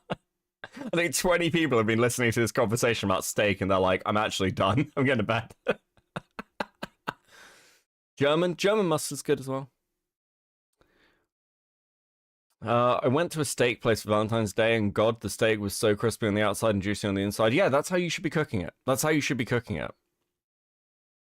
Must admit the ketchup on steak debacle last year. Ketchup on steak is fucking horrific. That's horrifying, okay? That is actually horrifying. Your breakfast contains beans. Your opinion is invalid. Okay, let me tell you. Well done. No. Steak needs to be rare. I tend to have quite rare steak. But you want to know what my breakfast is, generally speaking? I generally eat steak sandwiches for breakfast. That is actually my standard breakfast food if I cook. Because steak is so quick and easy that I can get up, wake up, make myself some coffee, and then cook steak at the same time. And I'll just have steak sandwiches. That's like a pretty normal breakfast for me. Which is, I will admit, completely fucking insane.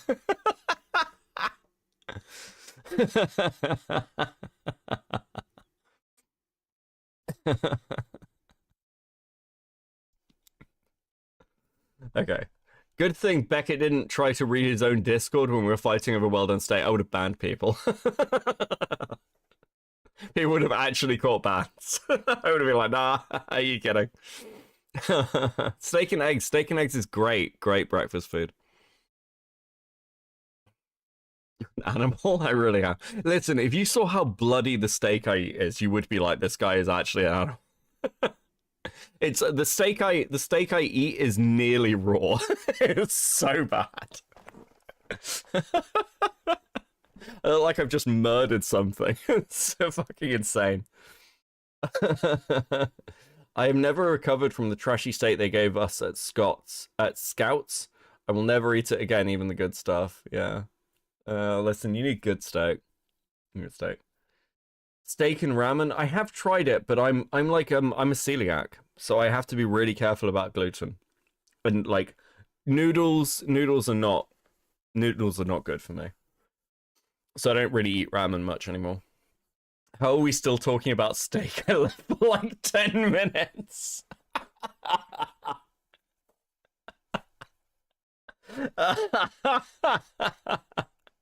Okay, we'll come back. I blame the Candros. I'm also really hungry now. What time is it? It's like 7 o'clock in the morning. Can I legitimately go and cook? I'm gonna have steak after this stream. It's gonna be great. It's like, oh, how did the first date went? We did nothing but hug. Yeah. Well, it sounds like Laka, if anything, is just like spiteful, and like if like Harsh doesn't even want it coming out themselves, then I don't think I would worry about it. Like, it's definitely not gonna come out without her fucking approval because it's about her, you know. So yeah. On the one hand, I won't make it public either if she doesn't want to make it public. On the one hand, I kind of want this to be public just to nip it in the butt.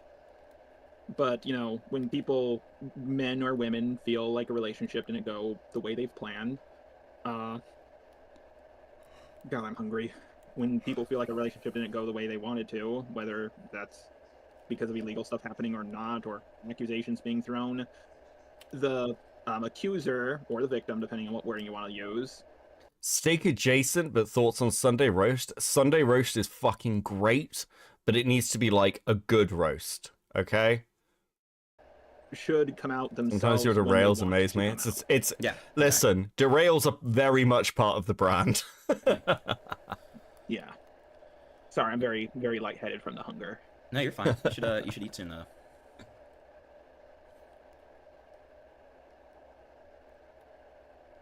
But I will say, throughout all of this shit from beginning to end, well, it's not ended yet, but ever since the beginning, What did he do to have this concern? I don't know whether this is a reference to... Okay, so there is a conversation that happened about one of Jar's previous relationships, and I'm not sure if it ever got made public. I don't think it did, but essentially there was an accusation at one point floating around that one of Jar's previous exes was going to come out with accusations of kind of him being abusive. Now, I heard some of these accusations, at least I heard like a nutshell of them, and I was like, I don't know, it sounds like pretty normal, like, cutesy relationships stuff that, I don't know, it's a bit weird. I don't know, it's a bit weird. Kind of reminds me of the shit where he was like, the closest thing I've ever done to sexual assault is touch someone's shoulder. It's like, okay, bro.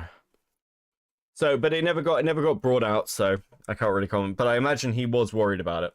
Girlfriend and I even had a chat.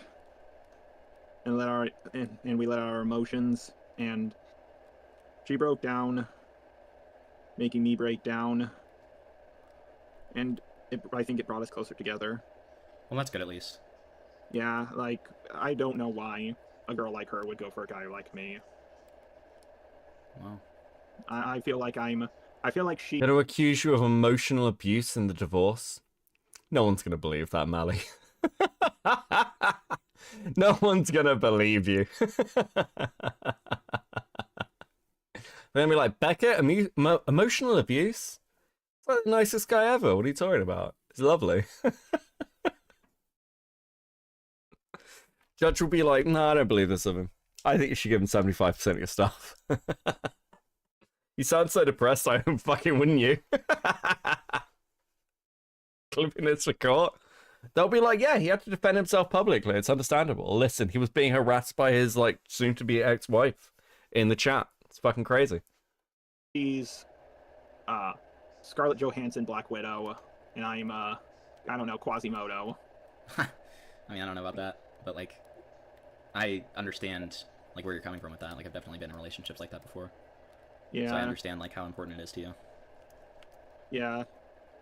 Although, I will say she has been scaring me sometimes. Like, she said, oh, you said on Chud's stream that you had there was a call and you said you had a rape fetish, and me and you were like looking for that call and like listening back to it, and it's very hard to hear. You have to listen to it, but it's clear I said isn't. Yeah. Well, not clear, but like, well, yeah, and it was clear to me in the call that you said didn't.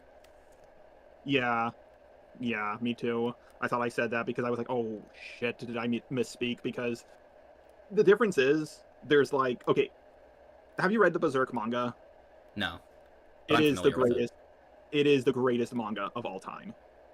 Like, it is Game of Thrones level of good. Mm-hmm. But listen, the take of Berserk as the best manga of all time is the most basic bitch manga. Listen, I get it. Some of you are going to be Berserk fans. I don't dislike Berserk, but this is like the basic bitch take. It's like people who are like, the best anime ever made is fucking like One Piece. The best manga ever made is Blame. Blame and like Biomega and Knights of Sidonia, those kind of like things are fucking amazing. But Blame is the best manga ever written. And I will fight people on this point. It's beautiful. It's fucking chaotic. Like, the author has a very defined style. Like, Berserk's great. but it is also like the basic bitch of like I like this manga takes. Yeah, there's in the anime, the 1997 anime, there's only one rape scene, and it's near the I should say there's only one scene like that. Berserk is very good. Berserk is very, very good. I'm not arguing otherwise, but it's not the best manga ever made. Okay. Need to be more careful with how I talk to people. Well, sure, but like I know you're a guy, and we've already talked about this stuff, but like I need to work on myself. But sure, there's only one scene like that near the end of the manga, while Ranma 1/2, almost every single episode, multiple times, there's a gender change. So it's like it would not make sense for me to use that as an example. Yeah. Yeah, no, I know what you mean. Yeah, but Kumo is kind of my light in all of this, because I feel like every time I get into a situation like this, someone just always comes along and just it makes me look better by proxy. Yeah. Like, I feel like I can, like, sure, Vlad the Impaler was bad, but have you checked out this Hitler fellow? Yeah, exactly, right. You ever wonder about that, like, before World War II happened? Do you think people were being like, oh, come on, dude, you're acting like a complete Vlad the Impaler right now? Yeah, exactly. They just whatever they could, whatever they could come up with. I guess Vlad would be an easy one. Yeah, like, who do you think was like the worst person in history that everybody pointed to before Hitler? This is like autistic even by my fucking standards. Are you fucking kidding me, Jar? Who do you think was worse in history? Let's talk about like who I could be compared to. And like the answer is like whoever the previous fucking person was, pretty much. Like you can see this with like the 100 Years' War, right? Like we like hated the French. And before that we hated the Spanish. Well, we still hated the French, but like then we hated the Spanish. And after World War One, it would have been like fucking whatever his name was, fucking the kite. Who the fuck was it? Was it Wilt? Oh my god, internet stuff is like infecting me. I'm forgetting like basic historical facts. Who the fuck was the leader of Germany in World War One? Am I going fucking mental? I hope it begins with W. I'm gonna fucking. It doesn't matter. It doesn't matter. Like let's go over the fact that Beckett's brain is breaking. Holy shit. Yeah, it's a Kaiser, but like Kaiser Wilhelm. There we go. Thank you. Fuck. I mean, I guess you could go like Ivan the Terrible or something, but I mean, Vlad would be a pretty easy one. Yeah, like did you know that the original story about Dracula is that Dracula was apparently like his son or something? Yeah. But I do thank you for your help. A lot of people have told me you're an egotistical clout chaser. That's great. I mean, that's just accurate. That's just kind of true. To tell you. Easy. Well, to be fair, when I first talked to you, the first thing you said was, not the first thing, but in our first call, you brought up that, what do you call it? You were partially responsible for taking down Mama Max. Yeah. And I don't think that makes you egotistical. Wait, hold on. In our first call, you brought up that, what do you call it? You were partially responsible for taking down Mama Max. What? Okay. Keeping the torch burning is not partially responsible for taking someone down. It's like me. That's so fucking dumb. That's like me saying I'm partially responsible for taking down. I don't know who the fuck's a good example. I am partially responsible for taking down Mr. Girl. Okay, that's obvious fucking bollocks. I saw this question asked earlier, and many claimed that Pharaoh and Napoleon were the bad guys before Hitler came along. Napoleon probably would be like little Napoleon, I think, is still like a thing, or having a Napoleon complex. I think Napoleon's actually a pretty solid answer, actually. Yeah.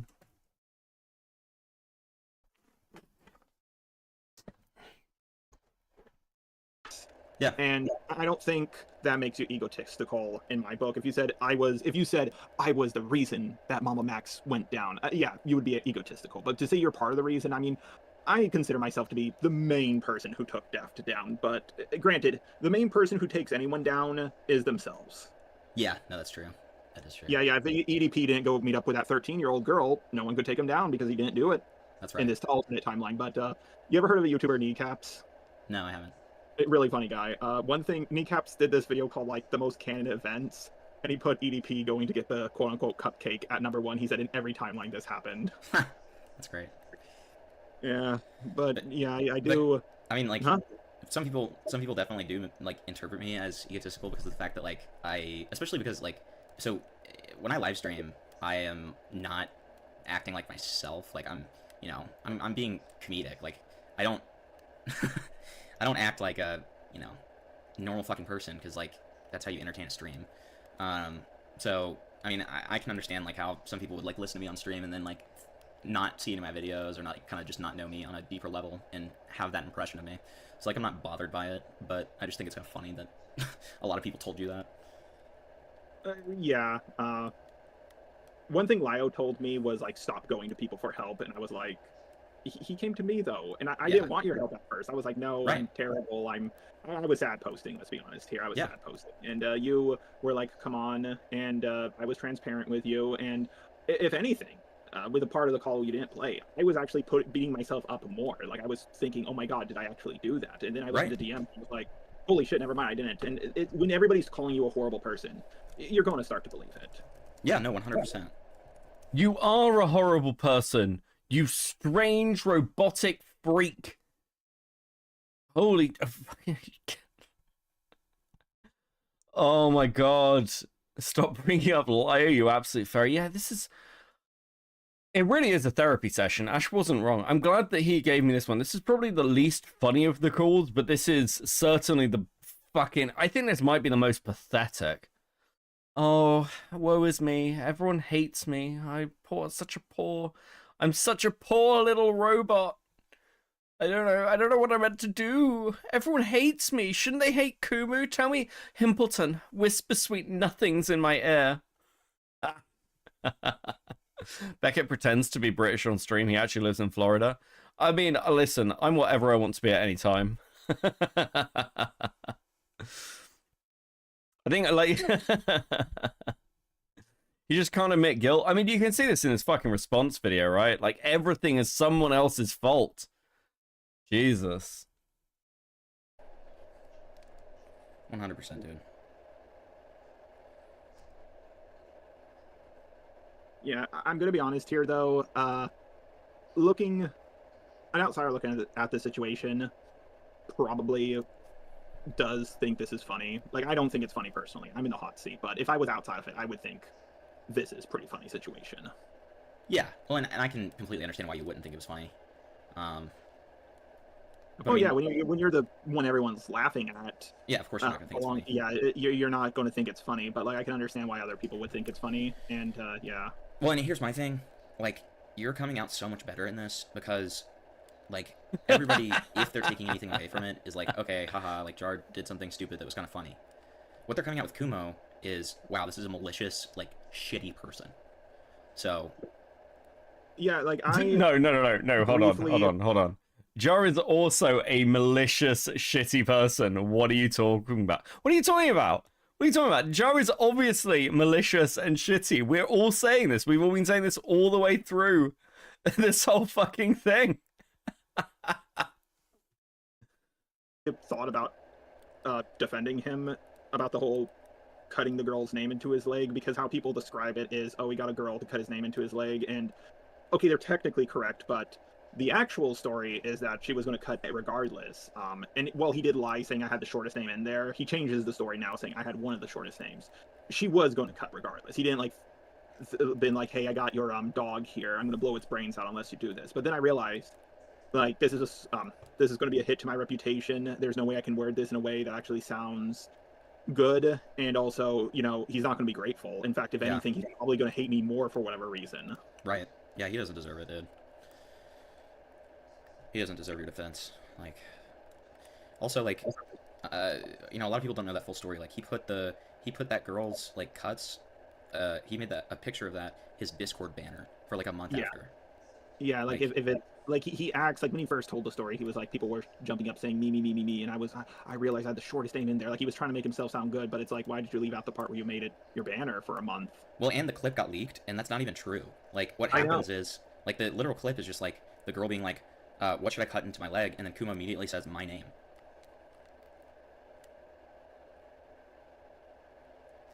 Yeah, like he like, where's everybody saying me? He just goes, Exactly. Do my name. Yeah. Well, and she's not even asking for names. She's like, what should I cut into it? And then he's the one Oh who my god, suggested name. I just realized that. Yeah, yeah. That's just very, me now. It's so malicious. Like, and the way that he frames it is just like, it's so stupid.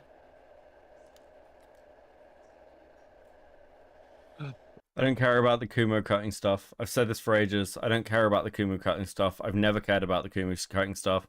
I don't care about people doing fetish shit in Discord calls beyond the fact it's weird. I don't fucking care. I don't care. It's been years. It's like, look, there is so much other stuff with Kumo to bring up. I just don't fucking care. It's agony. It's agonizing. Oh. But here's the thing, even if I do get out of this situation, I had a long talk with my friend, a long time friend. Hush, Mally, you're British. Yeah. Don't lie, Mally. Why are you lying, Mally? You're British, Mally. I know the truth. I know the truth.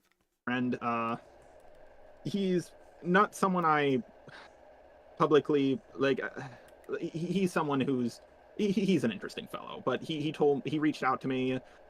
He talked with me about this, and I told him that once I'm out of this situation, I do want to be done with drama after my response, because let's say, hypothetically, I take down Chud, Kumo, Omegon, everybody who's ever talked about me. I take them all down. What's next? Do I get into a fight with H3H3? Do I get into a fight with D'Angelo Wallace? What's next after this? And this is why I'm thinking to myself, after this, I want to be done. I can't put myself through this again. And I honestly am thinking that, again, I'm getting out of this because of a guardian angel. Yeah. Yeah, honestly. Yeah, and I can't blame you at all for, you know, fucking abandoning ship after this, because it's really just not worth it. Especially just knowing that there are a lot of people who, like Kumo, that will really maliciously frame things. They're just fucking stupid. I'm not a huge fan of Judd either. I can understand that. Yeah, but you know, I think he's going to grow, and you know, because I've been hearing his name everywhere I go. Yeah.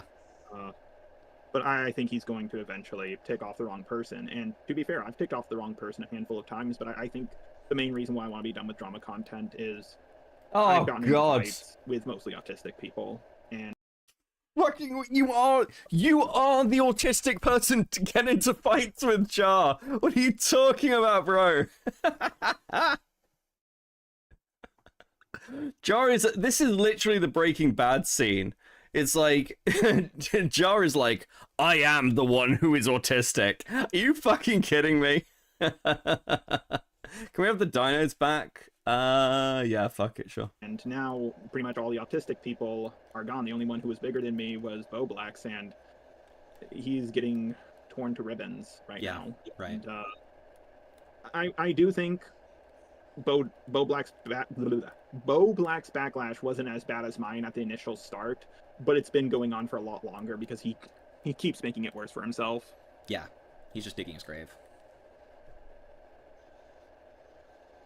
But I am bettering myself, because this did make me realize a lot of things about myself, and I have been self-reflecting and thinking, I've been asking myself this question, am I a good person? And I don't know if I am or not. I am or I am not, but it is a complicated thing. Lol, what? Sorry, I was setting up the dinosaurs, so I didn't freaking... Yeah, he's like, listen, there are just so few autism creators left. No, there aren't. All of us are autistic, okay? Even those of us who can pass Kristen Ark, incredibly autistic. Nicholas Diorio, incredibly autistic. Keemstar is definitely autistic. Are you kidding me? Xylee, kind of autistic. And for you to even question it at all, though, makes you a better person than a lot of people. That's the truth. Yeah.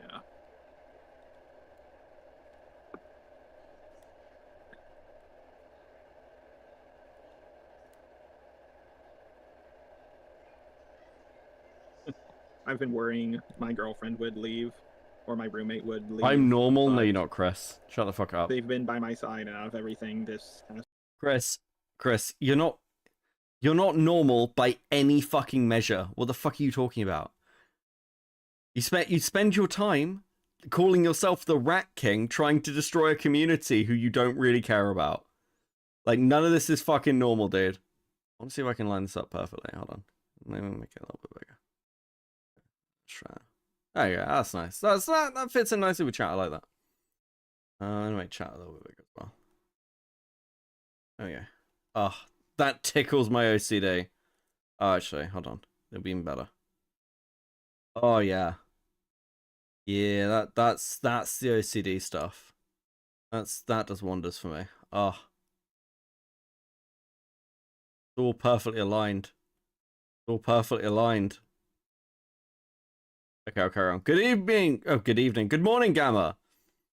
Congrats on 6K. Thank you. Appreciate that. It's literally a meme that spiraled out of cool.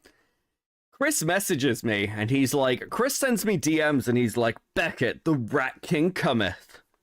We like 5 a.m. in the morning. Beckett, the Rat King demands your attention. Beckett, the Rat King has racist memes to send to you. My autism about Godzilla movies. Yeah, that's also true. This made me, like, out of everything I could have lost, I'm glad I didn't lose them. They're the 2 most important people in my life. Yeah, absolutely. Absolutely. Yeah, it's definitely not worth losing them over some... I have never said that. Prove it. Yeah. Prove it. Leak off full DMs, Chris. I give you permission.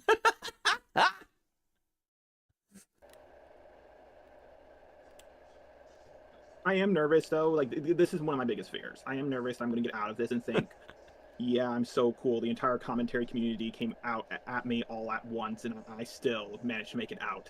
I'm invincible. I should do this more often. I'm just nervous that might happen. That's one of my biggest concerns with all. I literally can't leave those DMs. I know. So it's funny. I love this. He's like, the whole commentary community came for me and I made it out. At the same time, Jar is still shitting himself as everyone eats him. This really hasn't gone the way he thought it would. Oh, it's fucking funny. That's good times. All of this, because right now I know how I feel. Because, well, everybody's bashing me, but what happens when everybody's clapping for me? Well, you just need to keep reminding yourself that, like, when you get out of it... What happens when everyone's clapping for me? I don't think that's a concern, Jar. I don't think that's something you need to worry about, bro. You're out of it. You don't want to be in it again, you know?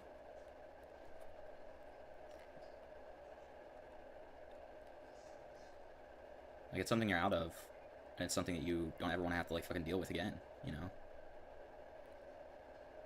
Yeah. So, like, that should be able to stop you to some extent. Yeah, but I also feel better because I did go through all of the DMs I've had with people on Discord and screenshotted anything remotely sus I have said. And to use. So, mind if I send you some stuff? Yeah, sure, dude. I'm not going to send you certain things because some of it is just meme-worthy. Like, someone sent me Nazi fan art of my avatar, and I don't think you need to see that, but I still screenshotted that. Yeah, fair enough. So here's okay. Now I'm going to give you a heads up for this.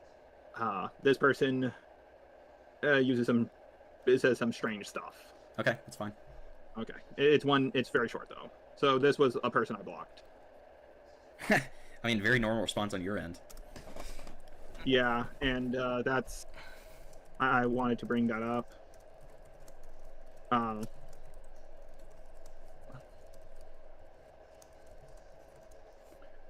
What else is there? I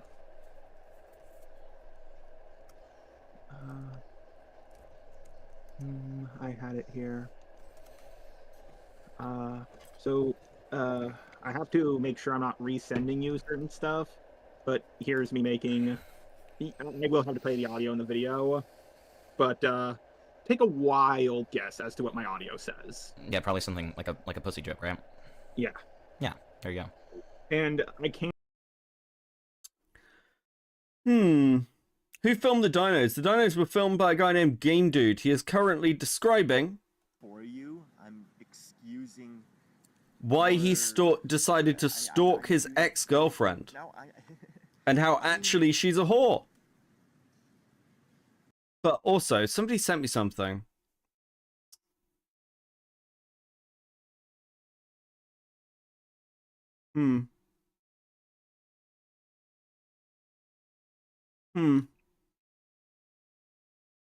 Where the fuck is it? So, there's another Hempleton thing that happened. And I think K-Huck sent it to me. Have a look. Tonight. Did you just get my copyright? Did you just get my stream copyrighted, Riveter? Because I'm not going to be particularly, like, fucking charitable with you if you did. Okay, hold on.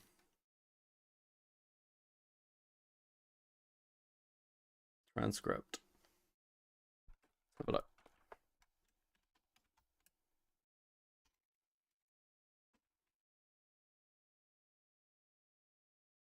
So apparently, this is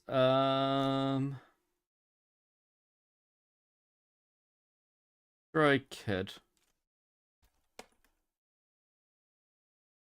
And then where is it?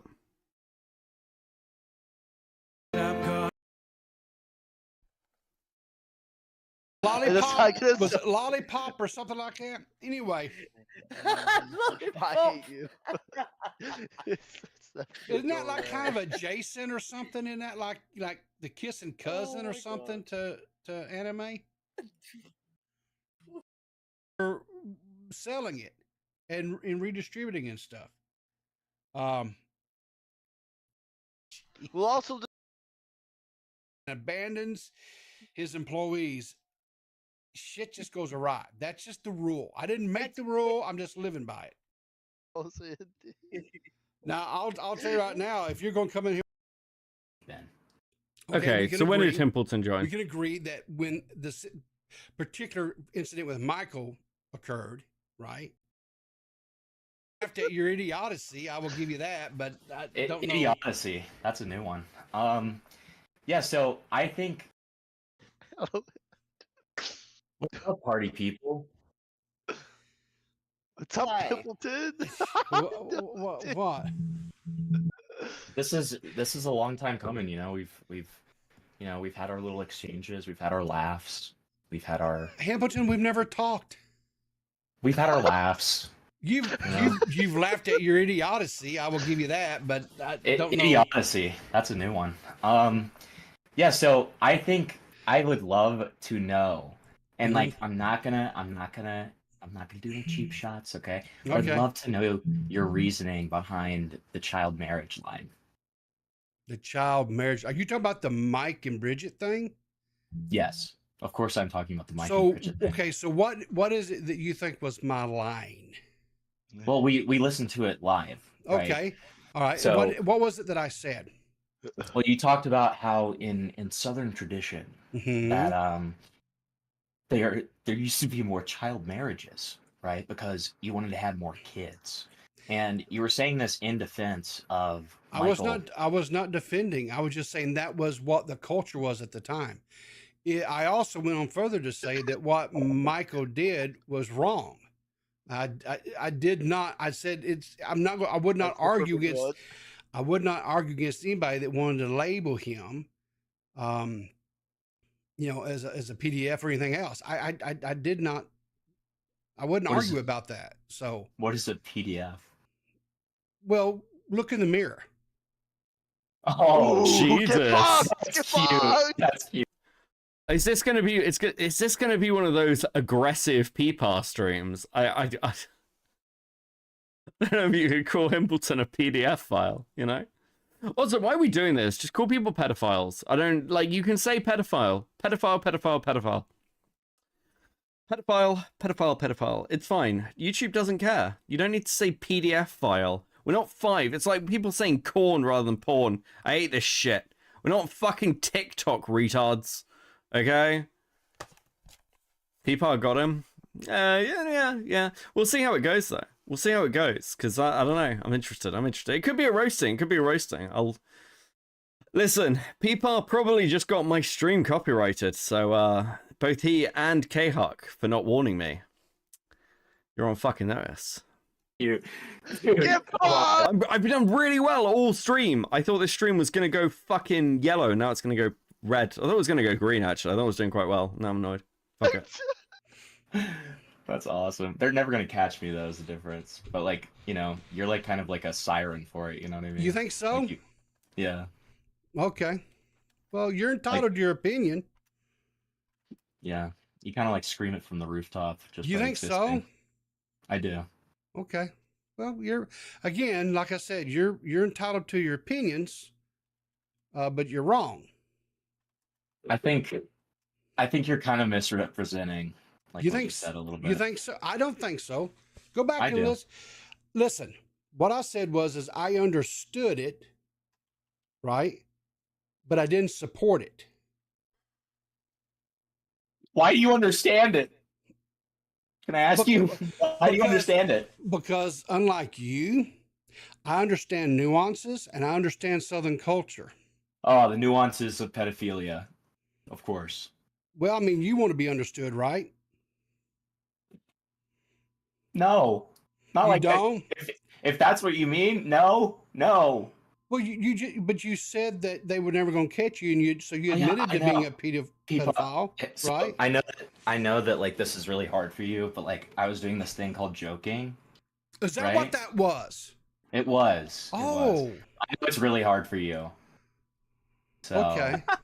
Which right. People did not like Lyric's old co-host. So true. I'm assuming is why your channel's been like stagnant for years and years. But like, Okay. listen, the thing that I really just like am wondering about is like you're talking about nuance, you're talking about understanding, and you again bring up Southern culture, like that. What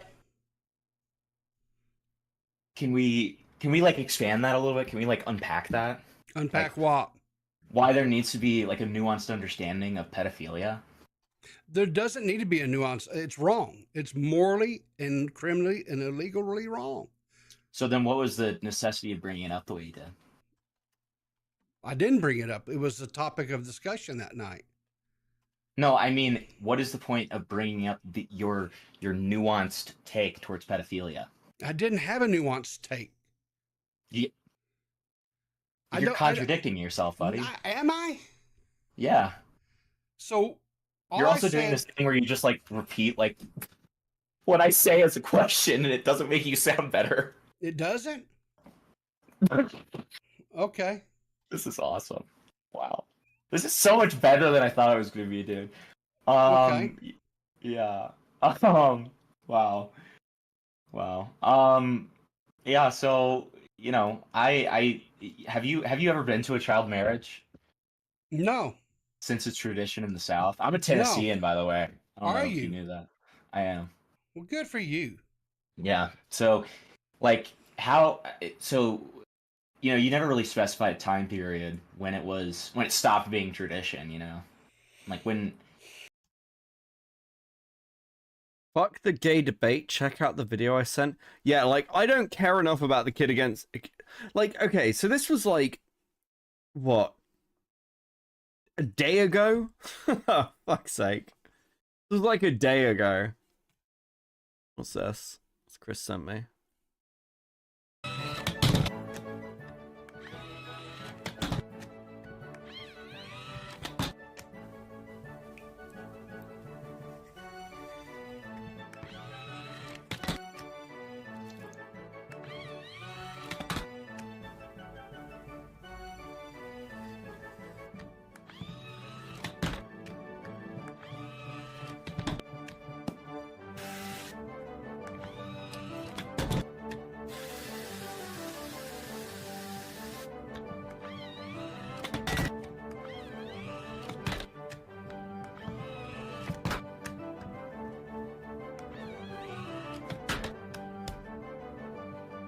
the last one was kind of close.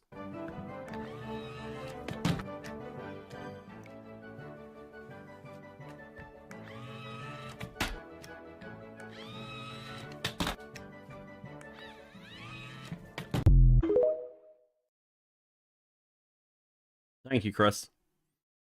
I appreciate you. You're supposed to pack it in. Yeah, exactly. I'm just like, the fuck? Okay, right. We're going back to Game Dude. And we're going back to listen to Hempleton talk to Jar. That was your distraction. That's your palate cleanser. And this is a little harder to understand. I'll play the audio when I go over this in my response, but this is me talking to Kumo, who is, I know for a fact, is above the age of 18. Right. Because he said he was 16 like a couple of years ago during that drama, and those videos are like before the Toby drama, and that happened like 4 years ago. But I joked about how there's going to be yaoi fan art of us. And apparently, I don't have this right now. I'll try to get it, but apparently I joked that and before I was making these kind of jokes, you want to see the kind of jokes I was making? Sure, yeah. Yeah. See, I saved Mally. Listen, Mally's divorcing me. Why would I want to save Mally? Pretty lame, right? Yeah, I mean, like, nothing wrong with that. Nothing, I don't even know if that's... I don't know how anybody could criticize you over that. Oh, no. I'm just... The criticism was, these are just dad jokes. What's wrong with you? Yeah, right. Sure. Here's another one. Nice.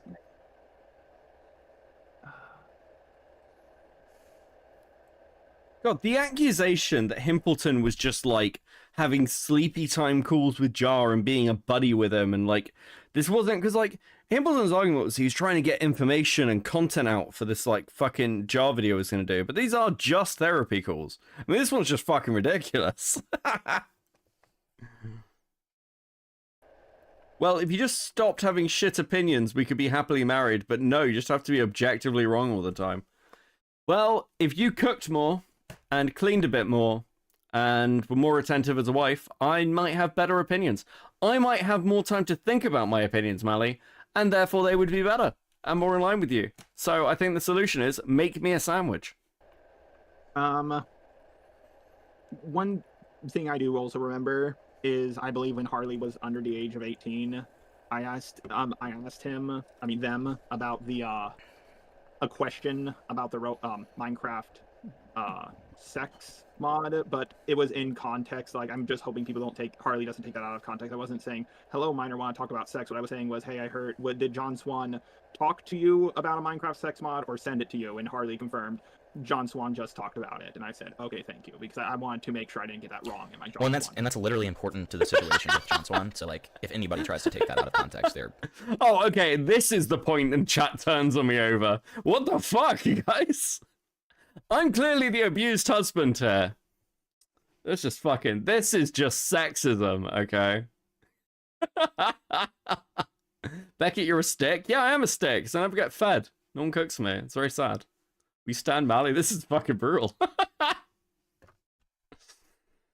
Fucking stupid and, like, bad I faith. I know. It's just, I'm nervous because of how angry people got at me that they would just see that and say, oh my god, Jar just talked about sex to a 17-year-old. And I was like, it was in taking chat in the divorce. With the situation involving John Swan. Like, people were already talking about Harley and the Minecraft sex mod with John Swan. And to be fair, John Swan's talking about it with Harley instead of sending it is a lot better.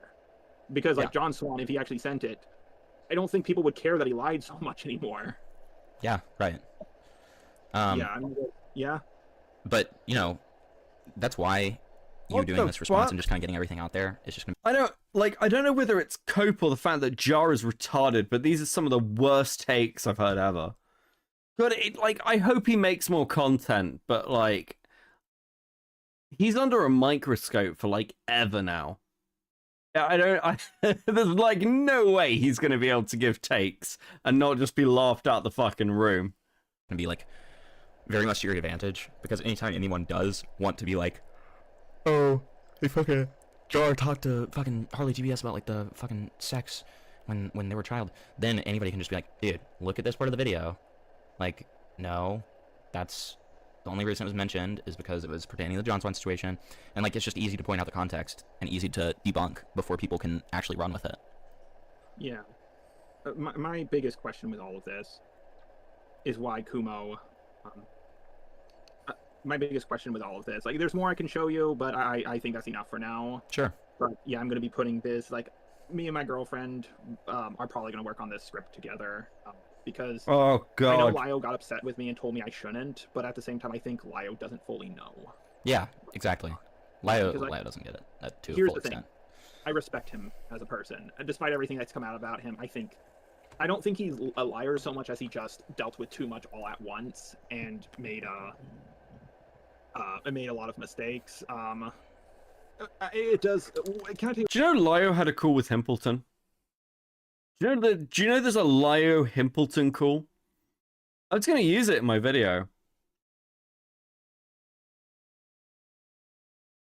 I don't know if it ever got released, but I think I have permission to use it.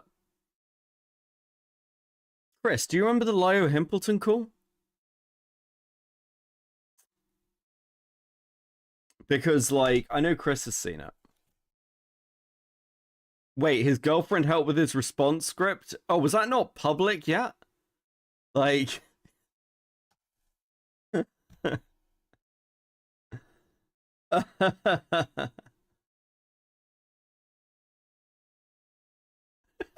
Don't leak it. Why can't I leak it? Wait, I think I can leak it. Because it was going to be for the video. I think it's fair game, right? I think I can play the Lio Hempleton call, can't I? I'm sure I can.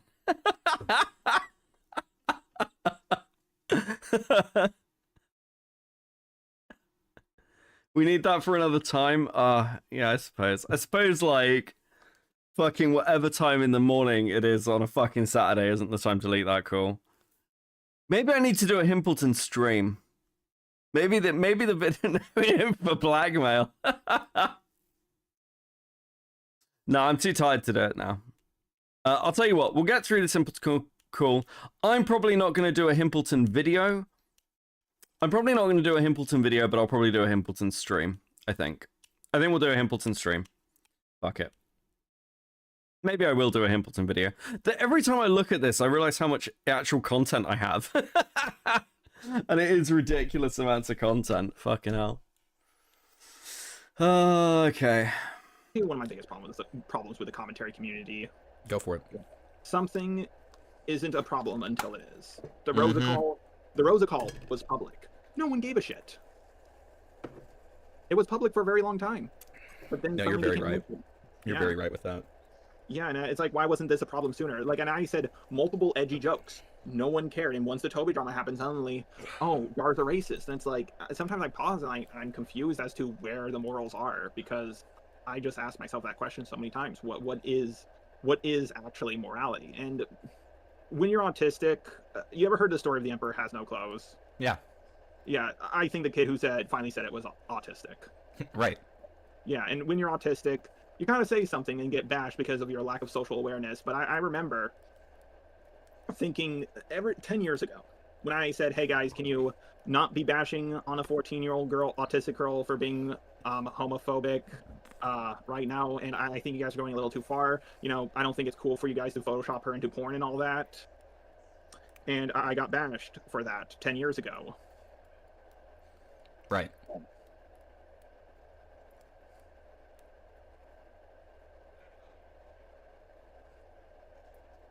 I am confused though. Why do you think Kumo... actually, I have a question for you. I've been talking too much. Your turn. Yeah, that's fine. I have a question for you, if you don't mind me asking. Yeah, I'm an open book. What's your opinion on the goblin person? I'm very confused. Let's go! I don't know. I flip back and forth on them a lot, to be honest. Like, for a while, I thought that they were better than Kumo and just kind of happened to hang out with him. But I don't know. It's harder and harder for me to justify that, to be honest. Like... Actually, that reminds me. I have a screenshot. This was one of the most important ones I need to send to you. Does he need someone to decide his morals for him? Yeah, of course he does, Mally. Of course he fucking does. Jar doesn't have any takes of his own about fucking anything. He is a retard. Jar is the worst commentator. Jar is the worst successful commentator on the fucking internet. Do you understand that? He's like, again, no opinions of his own, just what's popular at the time. Whole thing's completely fucking retarded. It's actually unreal. It's actually unreal. Let me make sure this is the right one. Okay. Now, the context sort of stuff at the start, want to make this clear? I was talking about a certain segment on Cine, not the entire Cine video. Sure. But as you can see, in my time zone, you know I go to bed around... I've been going to bed around a lot earlier, but I was going to call them because I wanted to, like, just fall asleep to someone in a call while I talked about the Cine situation, but they never picked it up. So I want to use this to show, like, hey, listen, I would have talked to Romantic Goblin as I fell asleep instead of Cine, but Romantic Goblin worked later, and a lot of it was to do... Sometimes it was shooting the shit, but a lot of it, most of it, had to do with the drama. Right. Yeah, makes sense.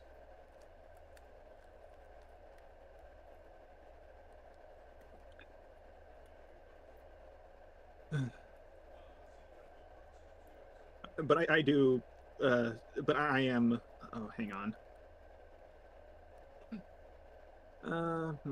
Any more questions you have for me?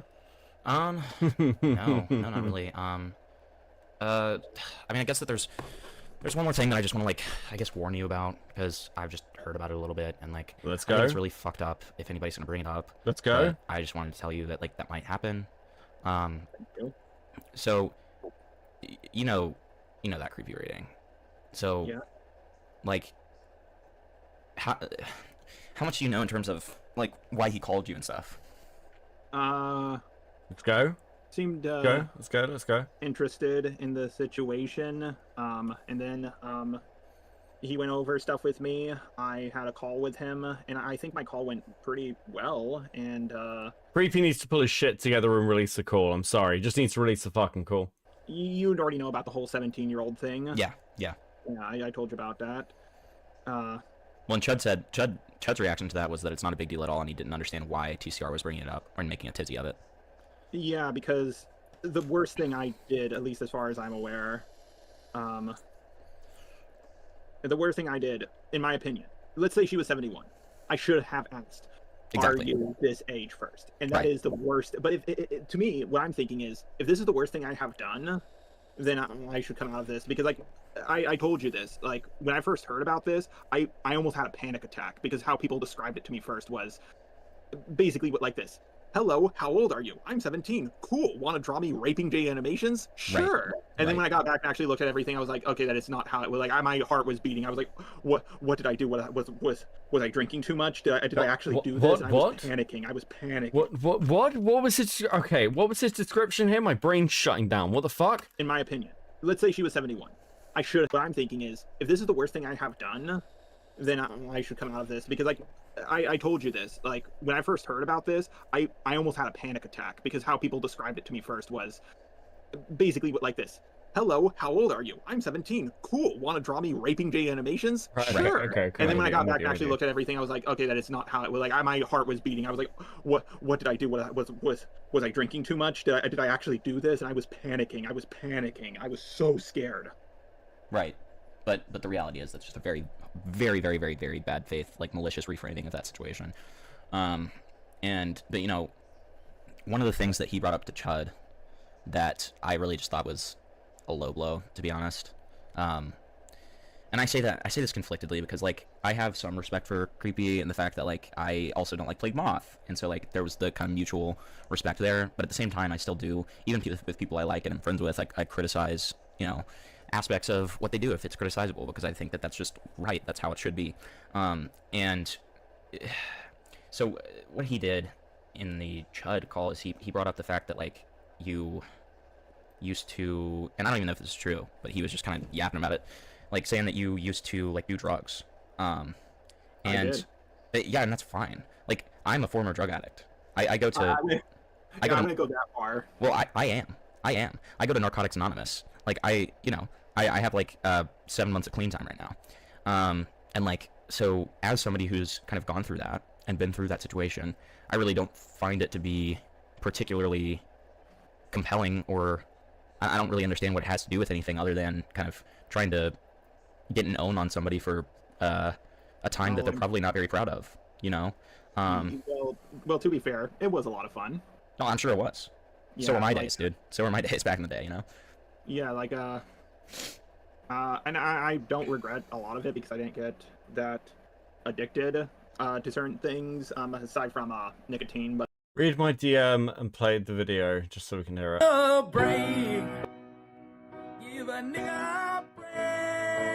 my god. How much more can I take? Give a nigga a break. Thanks, buddy. But that's like the most addictive one. But if you want me to be transparent about it, sure. It all started when Deadpool came out. I remember my friend had a brownie and gave me the wrong one, and as you can imagine, what that brownie had in it, right? And it made me it made Deadpool really funny. Let's just say that. And of course. No, wait, I'm telling the story wrong. No, that's not what happened. I watched Deadpool, I laughed, and my friend was like, do you feel high? And I was like, yeah, man, I feel high. And he's like, you don't act high. You should be, like, paranoid or dry-mouthed or something. I was like, I feel fine. And, like, 2 hours after the movie, nothing happened. I didn't feel high at all. I went home. I lay down on my bed, put my laptop on my stomach, and then my heart started being really fast. And the room started warping a little bit. Weed destroys my perception of distance. Mm-hmm.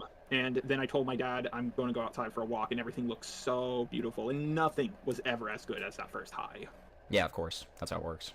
Yeah, every subsequent high. You're talking about smoking weed like you're on heroin. Bro, it was a joint. This is so fucking retarded.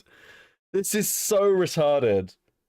Fuck. Like, I like listening to people who've never really done, like, hard drugs talk about, like, drugs like this. Because they talk like kids in, like, a fucking PSA. Like a Saturday morning PSA after a cartoon. Did you know that Johnny smoked the marijuana and he saw the colors? He had a good time at first, but then the marijuana took over Johnny's life.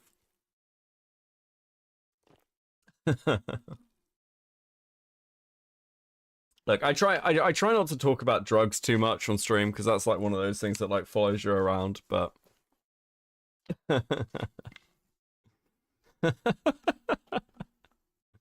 it's fucking gay shit of like, oh my god, guys, I smoked weed once and it was incredible. You should have seen the experience. It's like people who got to get a blowjob like once.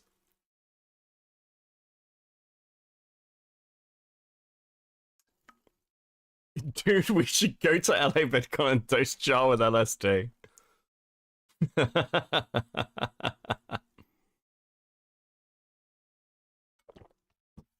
Becca, have you done hard drugs before? No comment.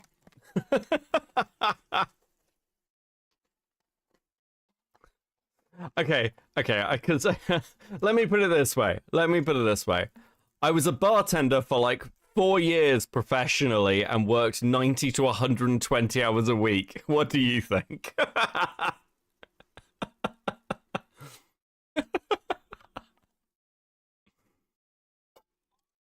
You tell me the likelihood, okay?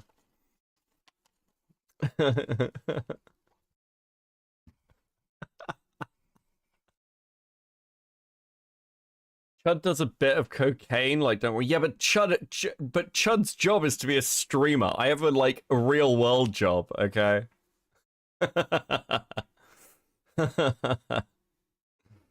Streamers who do this, they, like, talk about all their, like, fucking times, like, being high, or that time they got drunk and they, like, fucking... I'll tell you, like, one thing. Like, I used to be fairly chaotic. I once got hammered and tried to steal a boat. And not like a rowing boat. I tried to steal like a powered boat. It didn't go very well. I nearly died. It was a whole thing.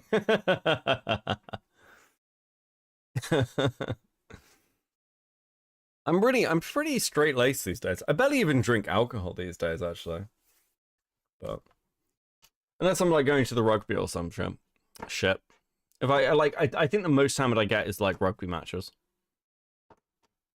It doesn't feel as good, and the weed was, and I got high a bunch of times, and one time I can remember I got high and I ate an entire. What's the thing that ice cream is in? Like, how do you measure ice cream again? Yeah, like a tub of ice cream or whatever. Yeah, I ate an entire tub of cookie dough's ice cream while I was high, and then I threw it all up. Yeah. Yeah, and after my serious girlfriend left me, I relapsed, and I got crossfaded a few times, and I'm trying to be transparent with you. Sure. Yeah, and later on, I did magic mushrooms. Good experience. I met a phoenix, not a phoenix, sorry, a sphinx with Jesus's head. Mm-hmm. It was crazy, and but after that, I realized I need to be better. I haven't even drank alcohol since I've been with my new girlfriend. Except from one time we went to a restaurant, but it was one light drink. Yeah, sure. Yeah, because I want to be better for her. And you know, I'm not going to be young forever, and the more drugs you put in your system, the more it messes you up, and now that's... How big is a tub exactly? Fucking nice.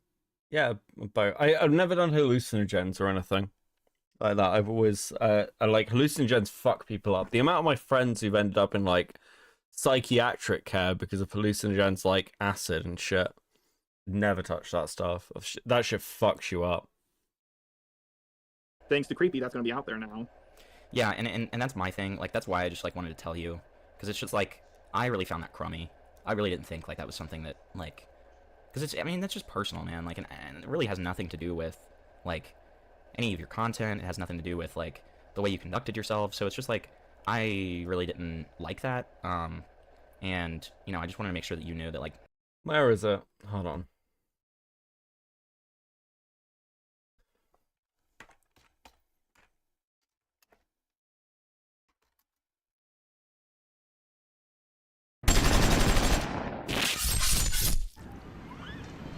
Zach Kreger. Yeah. Trevor Moore. Hey. How you doing? Good. I haven't seen you in like 8 years since senior year at Brown. Right. Yeah. It's good to see you. Look at you. You look great. Thank you. What do you got there? This is a gallon of PCP. Wow. a gallon. Yes. Yeah. That's illegal, right? Yeah, it's a felony. It's a felony. Yes. Wow. And here you are with it anyway. That is, wow. I didn't even know it came in liquid form. Science. Whoa. Science. So, do you do a lot of PCP? Got a gallon. I guess you do. Yeah. Wow. So, what do you do? I work in an investment firm downtown. It's mostly like property acquisitions. Huh. That sounds successful. What do you do? I work at the Binkos. I don't know what Binkos is. It's an office supply store type thing. Secretary stuff? But a gallon. Yeah. Here you are with a gallon. Wow. Man, do you still see Candace? No. She passed away. Oh, I'm sorry. I didn't know. How long ago did that happen? About 4. About 4 years ago? No, PM. 4 p.m. As in today, 4 p.m. It's 5 o'clock now. Yeah. So that was recent. What happened?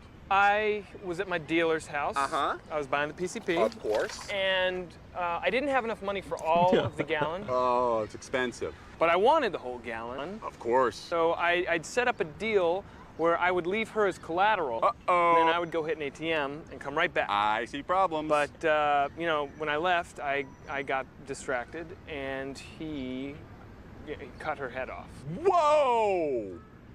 Wow. And that happened today, just a little while ago. Man, are you okay? Are you doing all right? No, yeah, I'm good. I'm pretty high right now, so. Right, because of the PCP, which you have. Yeah. Yes. Yeah. Man, you know, I ran into Bill the other day, and he's doing really good. I don't know Bill. You don't? That's right. No, you wouldn't know Bill, but he's doing good. That's good. Yeah, it's good to see. Good for Bill. Well, it was good to see you, It Trevor. was nice seeing you. I gotta go. I gotta pick my kids up. I'm running late. Oh, you have kids. You are on your way to pick up children with your gallon thing. I don't want them to lose their heads. Oh, you left them with the guy, the PCP guy. No, they're at soccer practice. I'm late. They spaz. Oh, it was a joke. I get it. Well, good to see you. Nice seeing you. Okay. I'll tell Bill you said hi. I don't know him. Oh, that's right, you don't. See you later. This show was so good. Rip Trevor Moore. Fucking hell. Okay, back to the Jarkle. Fuck. He was talking about that. So, but that's kind of the only other thing I've found to bring to you or whatever. But I'm an open book. You can ask me anything. Well, so, what's your experience? Yeah, so I have done Adderall, I've done Coke, I've done Okay. Well, if you're bringing that up, I did do Adderall. Actually, I have done it not too long ago, but it was to help me focus on making videos. Sure. Like, I don't think, I'm gonna be honest here, I don't think Adderall is like the other drugs. Like, Adderall actually helps you focus. It actually makes you better. Yeah. Yeah, I mean, it works that way for some people, for sure. Especially Yeah, if they're, like, prescribed it, obviously. Yeah, I didn't know we were including that kind. Like, I was just saying that, like, I was doing it in a recreational setting. Like, I wasn't doing it to, like, improve my focus. I was doing it to, like, stay up longer at a party. Yeah, that's actually why I stopped doing Adderall. It destroyed my sleep. Like, Exactly. I got into one of the biggest fights with my roommate because I didn't sleep for 3 days. Yeah, exactly. I understand that. And yeah, so I mean, the main thing that, like, I had a problem with though was weed, and I became like a chronic weed smoker for 4 years, and got to a point in the last 2 years where I was pretty much doing it like as soon as I woke up, and was doing it the whole day. Yeah, I ended up going to an inpatient center for 2 months, and just kind of, reckoning with all of that stuff, and then... Oh, Ace wasn't kidding. They're literally trauma bonding over smoking weed. This is fucking bizarre. What the fuck? I'm out of it a better person and a more stable person, and don't regret any of it, just from the fact of I feel like it was necessary for me to grow into where I am now. But I think, like, that personal kind of understanding of it is exactly why, like, that really bothered me, and I wanted to bring it up to you, because I just think that it's, like, really... And, like, honestly, that being said, it probably, like, I know that it's not fun to have that, like, put out there, but, like, it's probably to your favor if it does, like, by Creepy, like, if he, like, makes a video or something, and he talks about that, that's gonna make him sound so bad, dude. Like, it's gonna make him sound like such an asshole to, like, put that out there.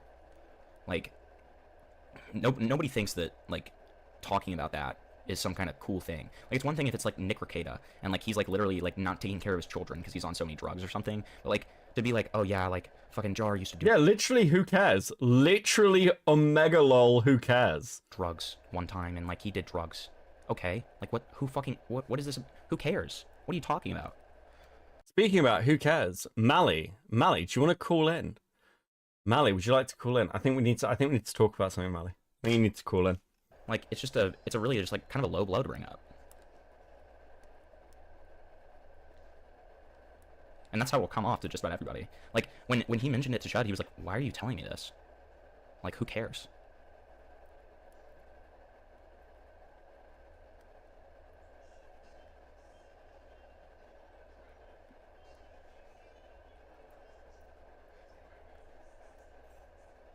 I just sit in silence. It's like, it's so retarded.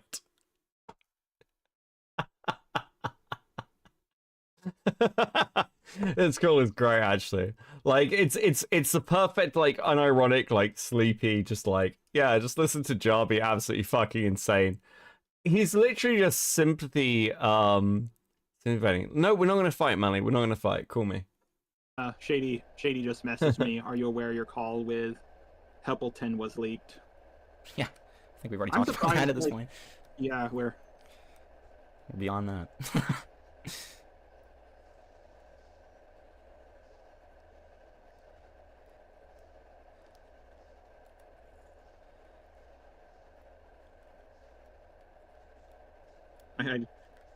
Well, Thank you for the entertainment this weekend. No worries, Dong. No worries, buddy. Thank you for the 2. I'll see what Shady says next. Sure.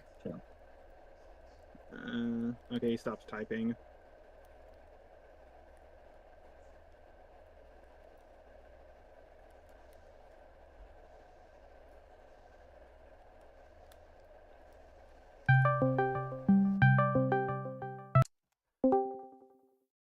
Hello, wife. Hello, wife. How are Just you? send me effective marriage counseling. I did. We're gonna watch it together on stream. Every Oh, this isn't gonna save you. I guarantee. Well, we're gonna listen. We're gonna watch the effective marriage counseling together first, and then we're gonna decide whether it saves me. Hold on. I'll even do this a fair way. Where let me what's this? Okay, that's a running pony. Oh, that's a fucking Aiden pony. Where's your let me just find an avatar for you quickly. I'll because this should be like shared, shouldn't it? Okay.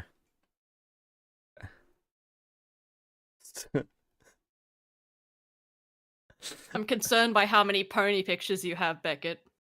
Yo, people keep making them for me. Okay. Mm. We can talk about it in the court. Okay. Need to flip this. Horizontally. There we go. Okay, cool. Right, now we can watch. Now we can go through marriage counseling together. Should be productive. Okay, you ready? All right, let's go. It's the cheap option. Benefit from couples counseling, right?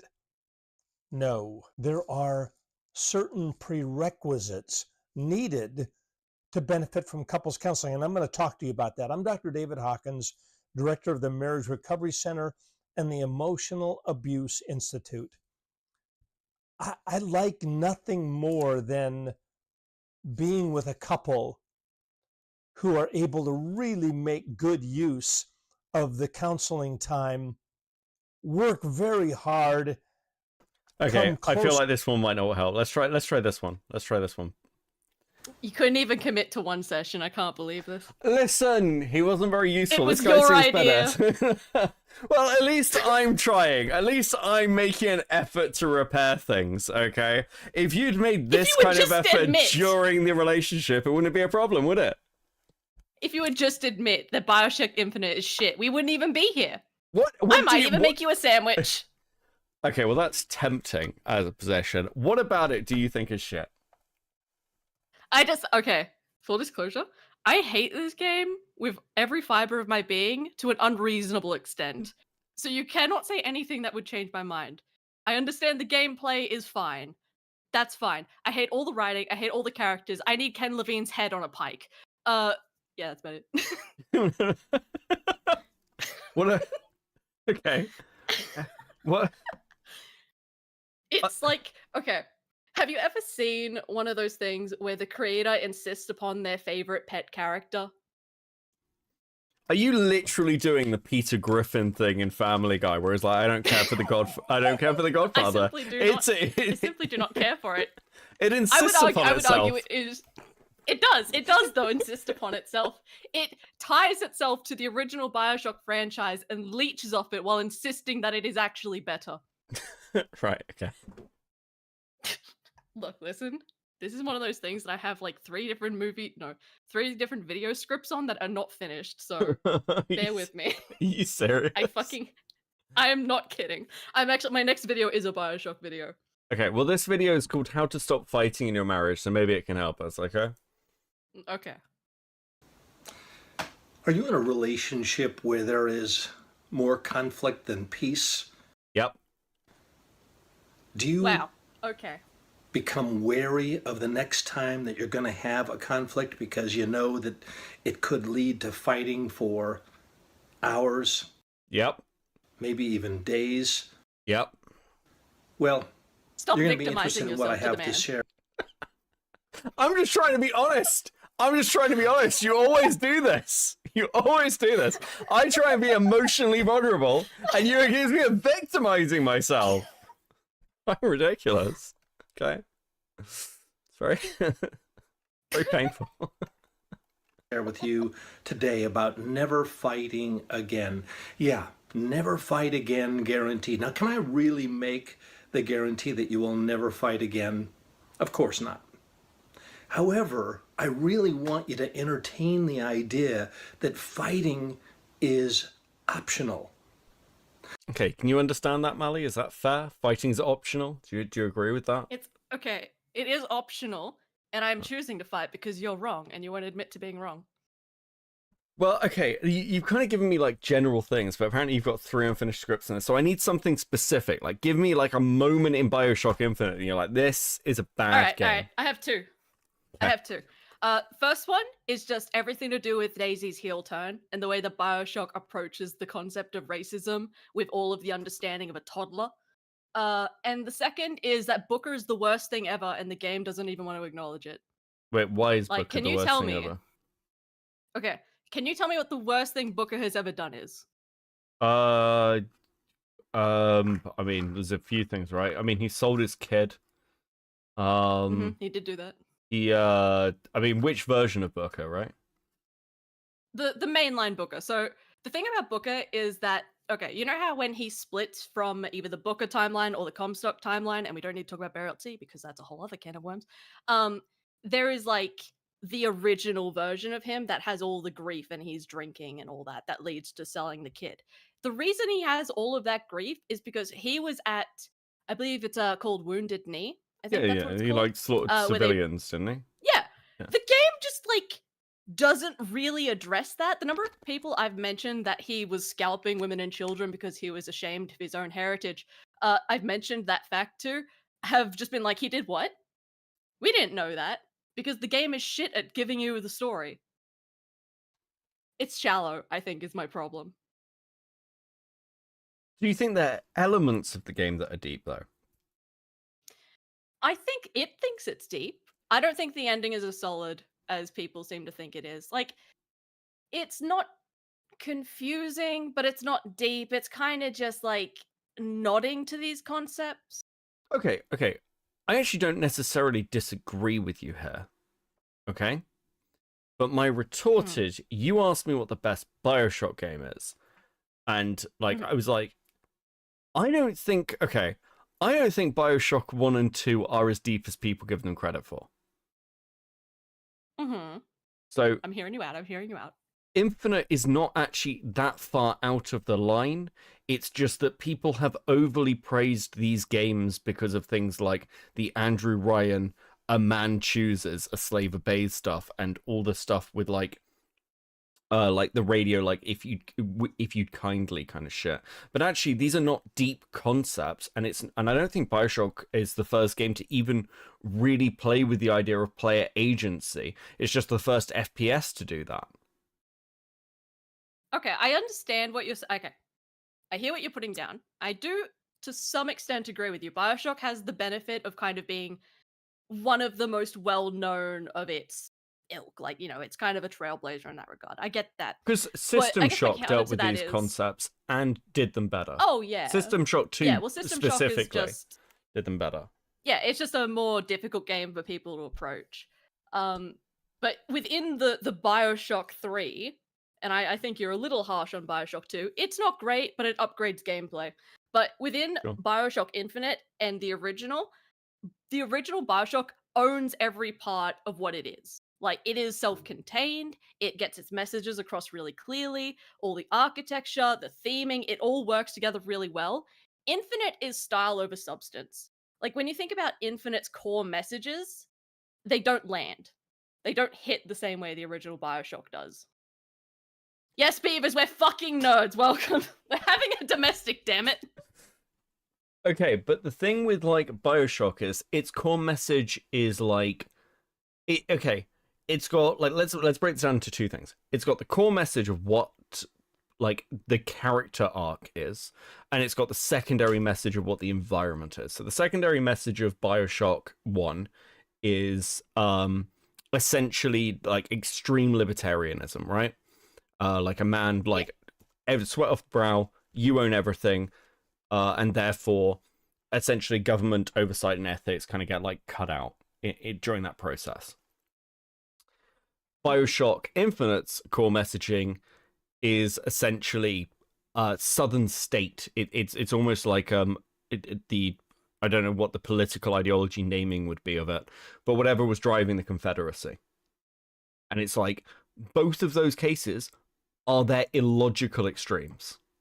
So in the But same... would you say that, would Go you on. say Columbia makes sense at that? Like, I can see how Bioshock Rapture, from that worldview, that character, those politics, I can see how it degrades to the point it does. I don't see how Columbia does the same. I don't see how that makes it. It makes no sense to me. I don't think of it as the end conclusion, other than just they're mega racist, which maybe the messaging just doesn't work for me. I'm not big on American stuff like that. I would argue that Columbia isn't about being mega racist. Columbia is about being mega nationalistic. Okay. So I could see that. It's so the racism itself is ridiculous because the point is not to be racist. The point is to be nationalistic. This is the same way, like, they can mention the mark on Booker's hand and everyone instantly hates him with no further rationale or anything else, just because they've been told to by the state. It's like, it's almost like a direct juxtaposition to Rapture's the state doesn't really dictate everything. Columbia, the state dictates everything. Mm-hmm. Again, I don't disagree with you. I think it's just there's something about it that isn't landing for me. And it could maybe be that I don't see it gelling well with its secondary character story. Mostly the stuff with Elizabeth and There's Always a Lighthouse. None of that lands for me, which is probably why I hate it so much, because it feels like it's shitting on something I really love. Yeah, like, I can get that. I think the quantum entanglement stuff would have worked if they weren't tying it to Elizabeth. If they tied it entirely to Booker, or they'd tied it... Okay, here's how Infinite could have worked if Booker was Andrew Ryan.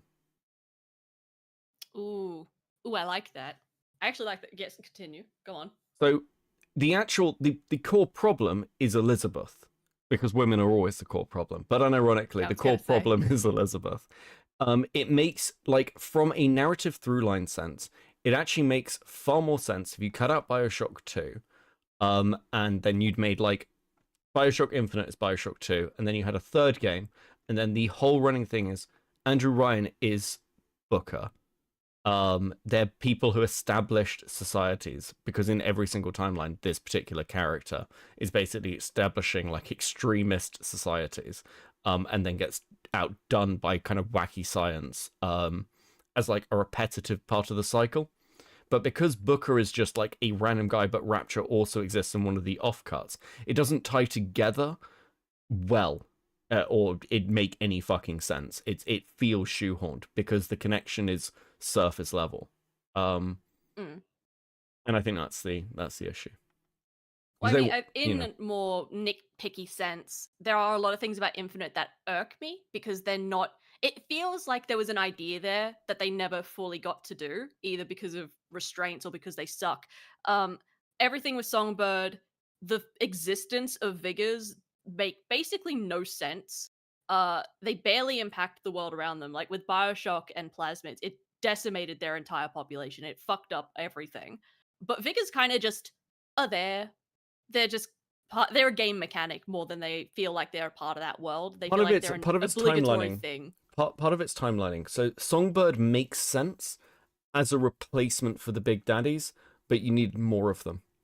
You needed more things like that, because the obvious answer to, like, well, Big Daddies are things that built the city under the ocean, is Songbird should be the things, or Songbirds should be the things that built the city in the sky. Like, you need that through line.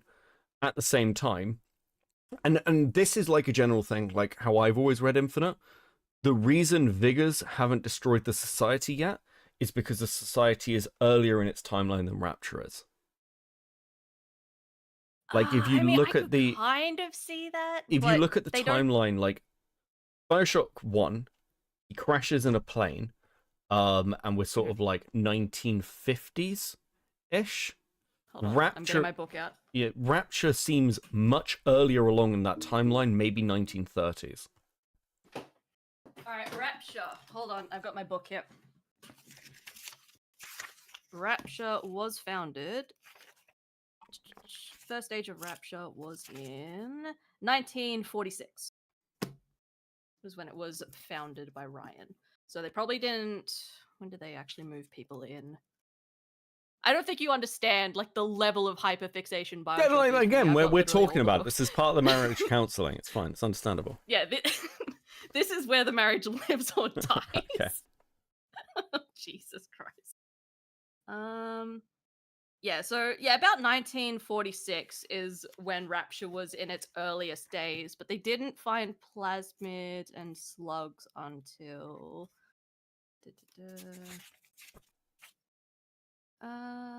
looks about maybe 48 is when they started doing that. I'm kind of just skimming through. Also, the book is terrible. There's a chapter that's dedicated just to talking about how much Fontaine wants to fuck Ryan's girl. It's crazy. There's another chapter he and Tenenbaum have sex. It's 2 pages long, and it's just about how he's not into her kinks. It's very weird. Yeah, that's understandable. Yeah. He's stupid in every universe. So yeah, about the early 50s is when they started messing around with plasmids. Shit, I broke everything. Okay. Yeah, so, I mean, like, Columbia just seems earlier along in that cycle. I mean, it already seems kind of, like, commercialized, though, and really commonplace in their society. But, like, even when they were starting out with plasmids and Rapture, they kind of immediately had all the issues pop up with it. Well, they did and they didn't, right? Because, like, you can say that from, like, a storytelling perspective, but these things are written later. But the, like, layout of Rapture, the fact that there are plasmid fucking vending machines everywhere, the fact that many of them are developed over time, suggests that there is a significant period before the addiction starts, like, setting in and everyone, like, becomes a splicer. Yeah, well, the actual splicer stage is fairly late on in that sort of stuff, and I think that's more cell degradation than anything else. So I don't know, Vigors always just kind of seemed like they were an obligatory gameplay thing and they didn't really impact the world, and that could be, yeah, the world hasn't gotten to that stage yet. But for I mean, Rapture's collapsing, whereas Columbia is still a functioning society with many civilians still around, like, just chilling, right? Yeah, I think a lot of people really like Infinite because of the environment there and how it's the golden age of that world. Like, the only thing people seem to like about Burial at Sea is the snippets of Rapture we see before the fall. And I think Columbia looks cool. I think it's got potential. I just think that the story of the game is shit. At least in a character level. Yeah, sure. I mean, obviously, women bad. Sure. Agree with you. Booker's kind of a terrible character. I think it doesn't tie together well. Like, I'm with you on all these things. Okay, so I would say that, like, Infinite's one of these games where you can take, like, environment and gameplay and, like, it will make up for a lot of the issues in it. Like, I say this a lot about Star Trek Discovery. I would have been nicer to Star Trek Discovery if it wasn't a Star Trek show. And maybe, like, if Infinite existed, like, on its own, in the same way, like, System Shock and Bioshock don't really cross over, but they're clearly, like, Bioshock is clearly a spiritual successor. But if it, like, started harking back to System Shock, that would just be fucking ridiculous, right? Yeah, I mean, I feel like we could come to the table on this in that if Infinite was not a Bioshock game, I would have, like, no strong feelings on it, basically at all. Okay, but I still think it's better than the second game. Why do you think that? Because specifically? Because I think Bioshock 2 doesn't work on multiple levels. And I'll give you some examples. So Bioshock 2 is obviously like a cash-in. Hey, do you know what people like from the first game? The Big Daddies. What? Those hulking, like, emotionless... I think this is Yahtzee's line, actually, and I'm just going to steal it. What? The hulking, emotionless creatures that in some way symbolize the downfall of society and the civilization itself. The hulking massives with no emotions or thoughts of their own. Yeah. Let's make the main character one of those. What? But we'll give him emotions because somehow we'll make him a prototype, and having emotions will be seen as a net detriment, and free will and being able to think. The whole idea of alpha is just fucking really dumb. It's really dumb. The little sisters growing up into big sisters is really fucking dumb. Also, the big sister mechanics make no fucking sense. Like, if you're nice to the little sisters, the big sisters still fucking turn up. The world itself is already collapsing in the first game, so why does the second game even take place? Why does none of the first game seem to impact the second game at all? And, like, the idea of a big daddy using plasmids or having, like, are you a big daddy or aren't you? And also, just gonna steal this from Yahtzee as well. How the fuck do you eat as a big daddy? Like, you're going through and you're, like, picking things up and eating them. What are you doing? Smashing them into your fucking faceplate. And the worst thing about Bioshock 2, and the absolutely worst thing about it, is the big daddy design, this big sort of fishbowl globe head with, like, loads of, like, little circles on it, loads of little lights. It's such an iconic fucking look. And what do? They take a fucking diving bell helmet that makes you look like you've just fallen out of a church. Absolutely ridiculous design all the way down. And while there are combat improvements I'm about to in the undercut you. Okay, go on. I'm about to just undercut every argument you just made, and it's very simple. It's fan fiction with a budget, and therefore it's perfect. Sorry. Okay. Hold on. It's fan fiction with a budget. Okay, that's an interesting. Yeah. That's an interesting one. What do you think of 50 Shades of Grey? I haven't seen it or read it, so I don't know. I assume it's smutty. Well, it is smutty, but it is also fan fiction. That's what it started off. It started off as Twilight fan fiction. Well, no. That's what do they call it? They filed off the serial code or whatever they call it. Yeah, I don't have an opinion on it, so Okay. could be fun. I don't know. Okay. I care neither for Twilight nor for 50 But Shades of my Grey. point is, Pick a different fan fiction. you can't be like it's fan fiction with a budget. Also, it's almost like I thought that Javelina's like I thought the Handyman was supposed to be a replacement for the Big Daddies. Nope. They're the prototype. It is though. It's kind of not though. Like, they have a couple of prototypes, and this is before the Big Daddy program gets into full swing. Oh no. They're talking about the Handymans from Infinite, not the Alpha series from 2. Oh, okay, I'm with you. Sorry. Yeah. I see what you mean. Yeah, Songbird should have been the Big Daddy stand-in, but again, there should have been Songbirds, not Songbird. Yeah, no, I'm with you.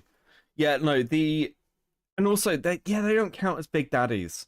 They're just they don't. They're not the same thing at all. Like, Big Daddies symbolize something about that society. And what's the message of BioShock Infinite 2? What's the core messaging of it, Mally?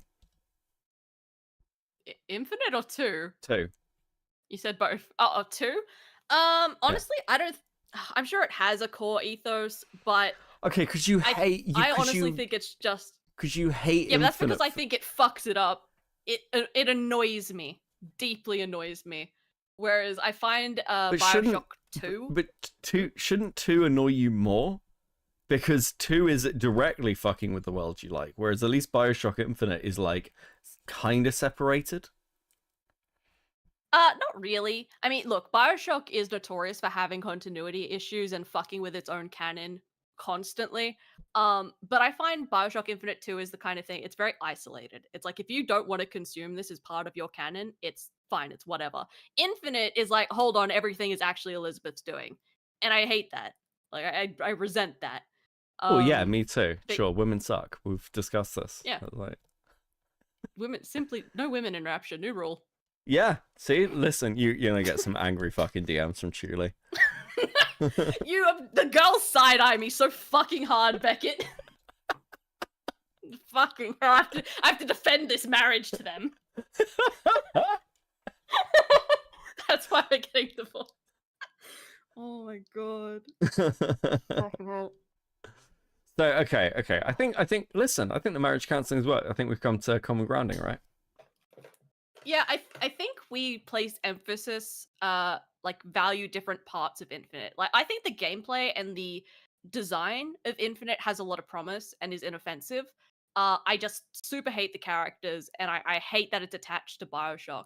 If it was not attached to BioShock, I probably wouldn't even remember it, like, after playing it. It would just slip out of my brain. But I can understand why not everyone shares that opinion. You're still wrong, but you're allowed to be wrong. Yeah, I mean, like, again, I'm not defending certain parts of it. I think the stuff with Elizabeth is bad.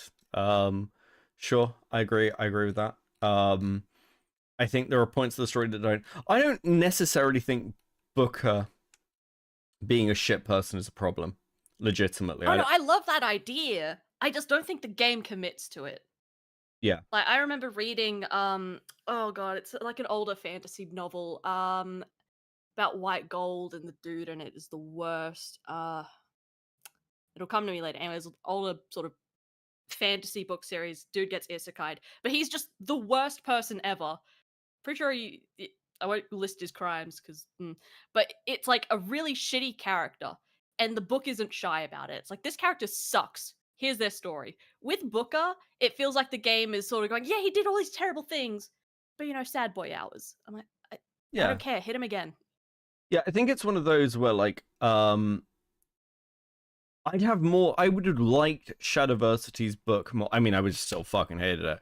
If his character wasn't like, if his character wasn't such a whiny bitch about everything, he's like, I am a rapist monster. I understand why you all hate me. I'm like, just commit, okay? Just commit. Yeah, literally. Just like, it's fine. It's fine. No one cares that you're a rapist monster, okay? They didn't care when you were in charge of stuff. They don't care now. Come on.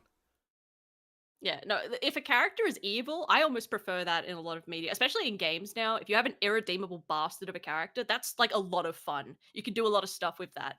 But I don't like when the game is like, we wrote this character to be terrible, but we're going to pretend he's not really. We're just not going to address it. It's fine. You're playing a protagonist as usual. I don't like that very much. Also, he needs to shut up. I think that there needs to be more irredeemably evil characters. I think, or like people who like clearly function on different moral lines. Like, this is why I like Legacy of Kain. Kain and Raziel are not evil. They're not evil characters, but they are clearly functioning on their own, like within their own moral calculus, right? And that's fine. And there's a really great line when at the end of Soul Reaver 1 where Raziel basically confronts Kain. He's like, you killed the Sarafan priests and knights and you raised them as your sons. You're a monster. These were the like heroes of humanity. And Kain's like, don't be delusional. Their goals were the same as ours. Because like Kain's just like, you know, you don't know what the Sarafan were like. You've got no fucking idea. But they were bastards. That's why I did it. Just having characters that are unabashedly, you know, stick to their guns, whether they be good or bad. I want more of that in general. Although, actually, on the note of BioShock, have you heard, there are two BioShock things. They have BioShock 4 apparently in development for 10 years, and the Netflix movie. Any hope for either of those? I think people want a System Shock 2. Or a System Shock 2 remake. Like, it's also like the Deus Ex thing, right? Like, Deus Ex 1 is a fucking incredible game. Deus Ex 2, actually, like, a lot of people hated it, but, like, I think if a lot of people went back and played Deus Ex 2, they'd enjoy it more than they realize. It's got a load of really good points in it. Whereas the new like Deus Ex games are just not as good. They're just not as good. I'm sorry. They're just kind of drab and not as complex as they needed to be. It's the same problem with like things like Cyberpunk. If you're gonna make RPG games, make RPG games. Do you like the Mass Effect series? I like the second Mass Effect. I never played the third. I really like the second one. But I think I prefer Dragon Age. And look what happened to Dragon Age. Look what they did to I was gonna ask. My DM is a huge Dragon Age fan. He's been sulking since the new game came out and keeps insisting I need to get into it so I can suffer because it's bad. What did it do? Bad. Why is it so bad? Oh, fuck, on so many levels. So, Dragon Age fundamentally is a game of, and this became less true at points, but like the second one's a little bit choice-wise, but the third, even like fucking Inquisition had choices, but Dragon Age 1 is about making hard choices. And the characters are, a lot of them are pretty morally gray, including yours. And you can be evil in Dragon Age and it make complete sense as to, like, you want to continue enslaving like the wizards and like the mages basically live in a tower. Like, you got a mage tower, but it's a prison. Okay, it's surrounded by Templars who are like, mages are conduits for like the Fade. Demons come out the Fade. Mages regularly get possessed by demons, so it's very, very carefully controlled. So you like saying, hey, we're going to continue enslaving the mages is like an evil action, but also completely fucking understandable given the risks. Dragon Age Veilguard has none of that. It is, you are just a good guy doing good guy things. You can't even really be mean to people because it's not an RPG anymore. It's just like a fanfic.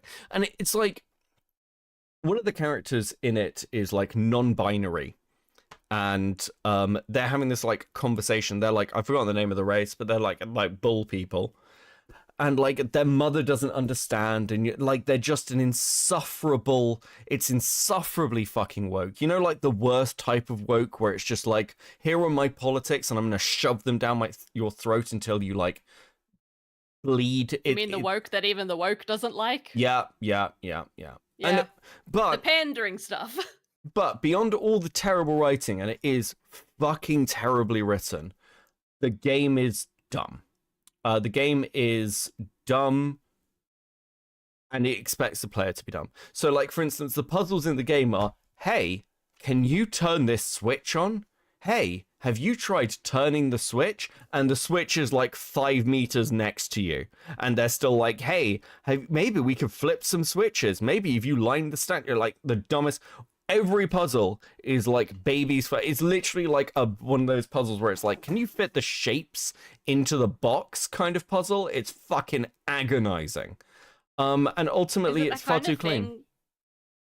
Okay, so it is that kind of thing where they've not rebooted a series, but they've made a new installment that's trying to like be baby's first Dragon Age, like get as many people in as possible. It's not even baby's first. It's just they have absolutely no understanding of the fan base, or it's not okay. The worst bit is as well, it's a continuation of the story. So like Inquisition set up this story with this with basically like a fucking elven god of chaos who's one of your party members in Inquisition all the way through. Solus, you're with him the whole fucking time. He's like a main character, and then he turns evil at the end, and you had no idea.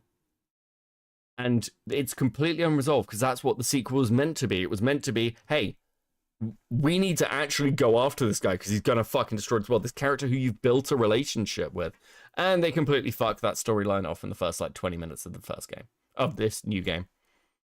Oh, okay. So yeah, it's just the kind of thing that it takes all the shit that you liked originally and just throws it out the window. Yeah. Okay. That's yeah. I mean, I'm just simply never going to get into Dragon Age then, considering everything I've heard. Yeah, it's really, I'd save yourself.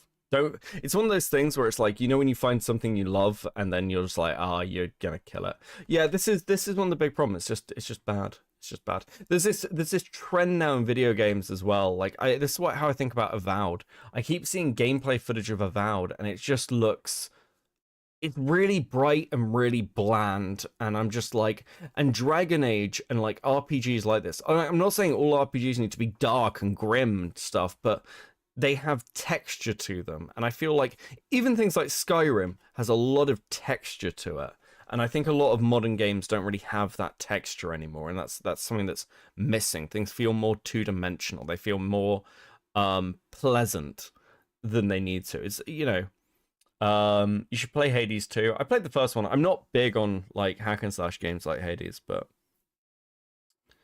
I think as well, like a lot of games, because I have this pet peeve with games where it's like they all look stunning, quote unquote, and it's just like I don't need to see all the fucking pores in their face. Like they're forgetting that something looking good isn't just adding more polygons. It's like you need to have a style, not just throw more realism at me. And I think, okay, in fairness, I hate realism in video games. It drives me insane. But I mean, if we sit here and complain about modern age of gaming, we'd be here for 10 hours. I'm gonna read one of your super chats because you're typing.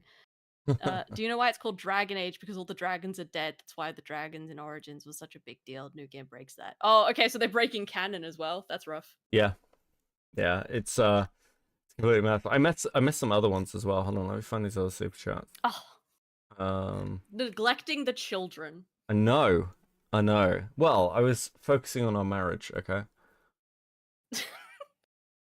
How did this bit become a thing? You did. You sent me divorce You papers. can't blame me for that. I can. You literally sent me divorce papers. It's actually your fault. You should have signed them. From the looks of the pills Josh showed off, those look like X 12-hour Adderall. No wonder the idiot can't sleep if he took more than one. True. Potato with the 5. You are both wrong. Shell Shock, NAM's 67 was the better game than half the name is Shock. That's actually a legitimate argument. I allow it. Infinite's trailers were lies too. No real gameplay happened in those games. Songbird is alive. You don't get to fight it at all. Oh yeah, that is a missed opportunity. And Goal with the 5. Thanks for all the content. Have to go vote against Nazis getting into Bundestag now. Yay, good luck. Okay. But yeah, like I think there are a lot of games out there that are good and I liked. But I feel like there aren't many games. I'm really looking forward to Wilds. Do you know what the last good RPG was? Oh, I feel like this is going to be contentious. What? Hogwarts Legacy. Yeah, there it is. Other than Is that even true? I'm not sure that's true. No, it's probably not true. The last good, the last good RPG was like Baldur's Gate 3, but yeah. But like Hogwarts Legacy is an example of like a good RPG game. It's like it legitimately allows you to make a few choices with how you interact with the world. Not many, but a few, and enough. Especially like one of the characters' quests, like Sebastian, who's one of the like other pupils. Like he's got this whole quest line which lets you unlock the like unforgivable curses and spells and shit. Like the really evil ones, like Avada Kedavra. And it's completely optional, not just to do the quest, but whether you want to help him. Because like learning these spells is bad. They are like the unforgivable spells. So I think like it's nice to have those things, and that's not common anymore. You don't get like something like that where there's like a core part of the storyline and it's a choice whether you want to go down that darker path to unlock more power. You can make yourself less powerful by doing the good thing. Oh yeah, I think games a lot of time they kind of handhold a bit where it's like they make sure that you don't miss anything. It's like, no, you need to be able to miss things, like have the opportunity to miss things. But I feel like I understand they want everyone to see all the stuff that they worked on, but it is infuriating, especially makes replay just pointless. Also, you're gonna end up with me being out $100 for this Wilds game. I shouldn't have asked you if it was worth it. Wait, what for Wilds? Yeah. Yeah, it's really worth it, and you should come play with me as my wife. Diesel's gonna actually put a hit out on me at this rate. I'm the other woman here. Artemis with a 5. Don't even get me started on the bullcrap fake game gen or DLSS that makes games look even worse without even running better. NVIDIA is lying to you. Yeah, it's a fucking... Yeah, I'm with you there. Yeah, but Wilds is fun. We can hunt monsters together. Isn't that what you want, wifey? I mean, I was about to say something really out of pocket there. Hold on. Let me judge the room. No, I'm not going to say that out loud. This isn't my stream. No, you can say it. Go on. What are you going to say? What are you going to say? I was going to... Look, Carres will probably fill in the blanks. Don't worry about it. It's fine. But yeah, we can hunt monsters. I've just got to figure out how to fucking play it. I'll help you. I'll be supportive. This will be the therapy. This is the marriage therapy. Yeah, this is the marriage therapy. I'm just gonna repeatedly call you wifey now. About? I'm just gonna call you wifey from now on. Oh, kill yourself. Oh no. I like that chat is totally ready to abandon ship with me though. They're ready to go in the divorce. The kids like me more than you, so you have to be nice to me. It's because they want it to work out because they want to see me happy. I feel like they would want 2 Christmases more. I'm gonna be so for real. That's true. Chat, what's more valuable to you? Material gain or Beckett's happiness? Yeah, but are you actually going to give them 2 Christmases, or are you just going to play Minecraft streams? On Twitch. Chat, do you want to go to Twitch? Oh my god. You're right. Listen. You can have 2 Christmases, but one of them's going to be on Twitch, and that's kind of like having 2 Christmases, but one of them's like in Africa, right? In the middle of like nowhere, in like some mud hut somewhere on fucking Twitch. At least I will give them Minecraft. Oh, don't talk about the dirt hut. Fuck, Car's gonna see that. Look, at least I give them Minecraft. You won't even boot the game up. Malik leaving Dad alone with the kids. Typical. True. Shut up. Oh, grief. Quickly, pick another thing to disagree on. What other things do you what other things do you love other than me as your husband? Oh my god. Oh, this is the worst. You know the worst thing? I told Callie about our, like, joking about me almost saying the Arsler and Chili gonna, like, cap me. I told them about that, and Callie came back and said, "It sounds like you're kind of whipped, Mally. Honestly, it sounds like you're whipped." And this is before the divorce bit. My life is in shambles because of one man. Oh, God. All right. Hyperfixation, Resident Evil, Transformers. I used to care about Star Wars. I don't anymore. Any of those? I'm not really that into Star Wars.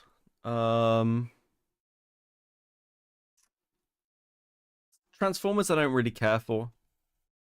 Which Transformers? Michael Bay Transformers or the original Transformers? All of the above. I have consumed all Transformer media except hold on. animated. How do you like... Hold on, wait, what do you mean you've consumed all Transformers media except for animated? So you've read the comics?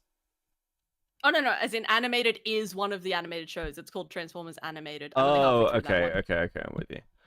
Yeah, the comics, I haven't played the games, actually. I haven't done the games, but comics, TV shows, movies. I've got the tabletop game. I've got the guidebook for that. I haven't run it yet, but I've got it. Yeah, it hits hard.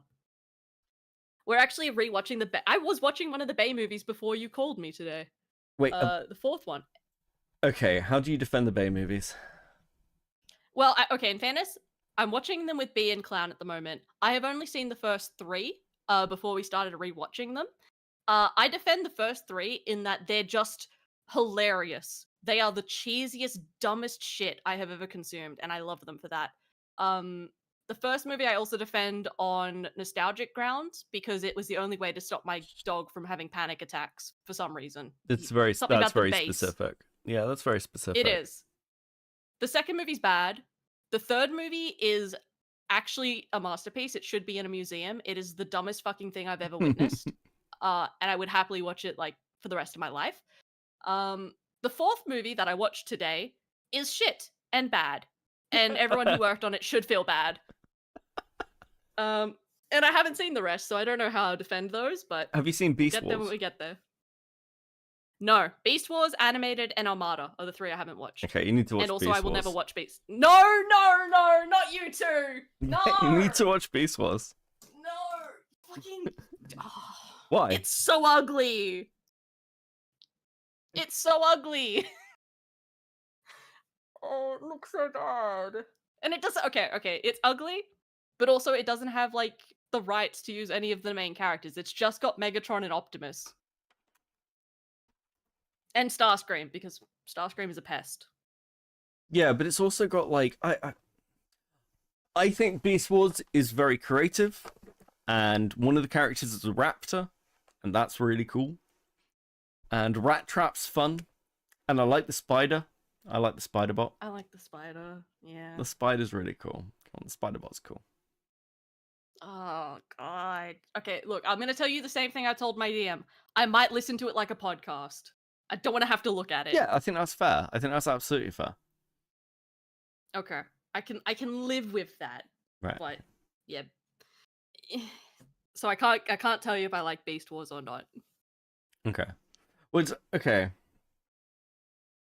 trying to think of other games you've brought up, because there was another thing you brought up in the chat the other night where you were like, "Oh, you're wrong." Watch Beast and Armada Mally, you'll like them. Yeah. Resident Evil. I mean, I'll get to it. Like,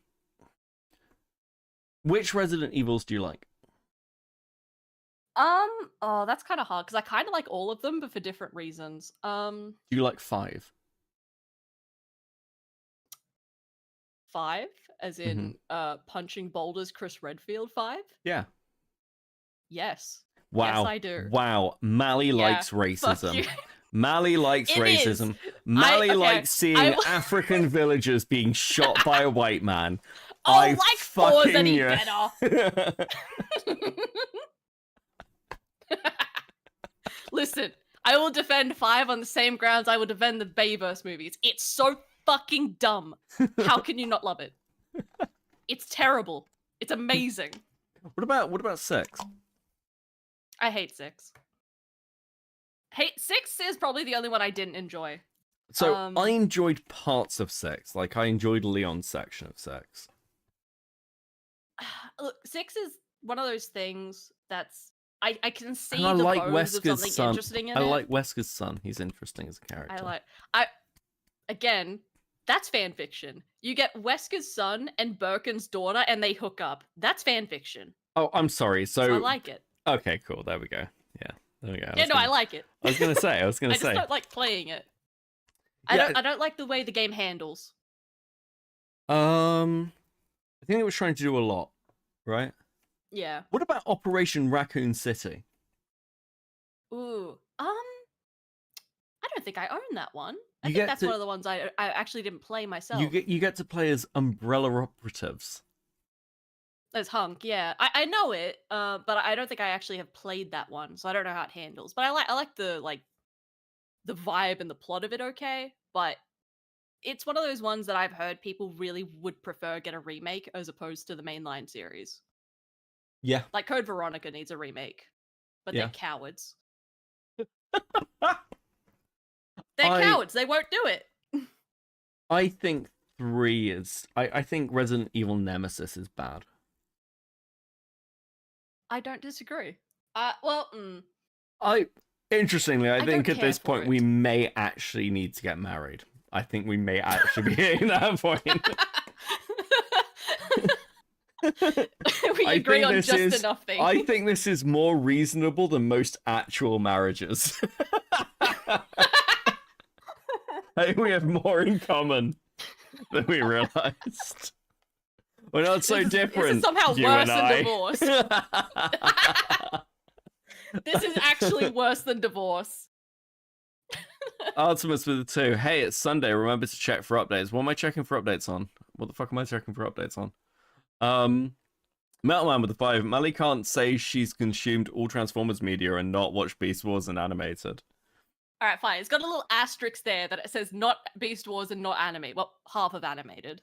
But I guarantee I've consumed more than most of you in chat. I'll fight you.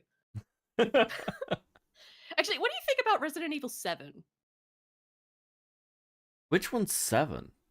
Oh, That's 7. the one where they they've revived it. I didn't like it. Oh God, you're amazing. Okay, continue.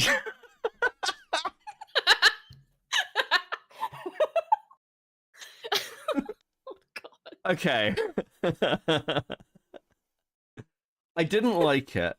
I think that what essentially happened was they saw Silent Hill PT, like the little playtest thing, do well, and they were like, we should do that for a Resident Evil game. And I was like, okay, interesting concept, go on. And they went, okay, so there's mold, right? And I went, oh, fuck, what are we doing? It was bad enough with the Lassie Vagos or whatever fucking flowers called, where they're like, these are the flowers that Umbrella originally used to create the fucking formula. And I was like, this has never been mentioned before and makes absolutely zero fucking sense. But go off, little tiny Napoleon person. And then they went, actually, it's mold. And I went, what do you mean, actually, it's fucking mold? Yeah, there are mold monsters and you become immortal. Well, it seems like this is ultimately thousands of times better than anything Umbrella has been using previously. The overall story, especially involving Chris Renfield for some fucking reason, makes very little fucking sense. The second game, like the Resident Evil 8, is like a great spectacle, but also suffers from like similar problems in that the storyline doesn't really work as well. And also with 7, like, the idea of being hunted by like each of these individual people like constantly makes sense, but also Ethan is just dumb. Ethan's a dumb character. And it's like, oh, I can pour mold on myself to reattach my legs. Yeah, I'm sure I'm absolutely fine, and there'll be no long-term repercussions from this. What? Like, what? Yeah. So I didn't like 7. I didn't like 7. See, I feel like I dislike 7 for a completely different reason, in that it's trying to be a competent horror game, and I don't come to Resident Evil for a competent horror game. Well, I mean, come this to is what I see mean Chris about punch the a P. boulder. Yeah, this is what I mean about the PT comparison, because Silent Hill's a competent horror game. Oh yeah. But it's also like, even like the original Resident Evils, like Resident Evil 2 is not a particular competent horror game. Do you know, I will actually fight this corner. Dino Crisis 1 is a better horror game than Resident Evil 1. Okay. I can say I haven't played Dino Crisis 1, but I've seen like a fair bit of it played by other people. It's legitimately tense in a way that Resident Evil isn't, because Resident Evil's kind of slow moving zombies and everything else and stuff like that, but like Dino Crisis is fast. Raptors can follow you places. You'll like, there's a really great fucking bit in Dino Crisis where you're walking down a corridor and you hear like a growl, and it's like a raptor growl, and your character stops and she like moves the gun around, and then nothing happens. And then later on you're running back down the same corridor, like, okay, well, nothing's happened here, it's just like a little thing, you're just running, you completely forgotten about it because it was like an hour and a half ago, and a raptor jumps through a window and pins you to the floor, and it's genuinely well done because it's got the setup for it. I do feel as though horror games in recent years generally are just trying to be Silent Hill, though, or sometimes Resident Evil, but not often. Yeah, I think one horror game that's like overlooked is Obscure. Obscure's pretty good. I haven't even heard of it. Yeah, it's pretty good. It's set in a school, with like shadow monsters. Oh, well, that is horrifying.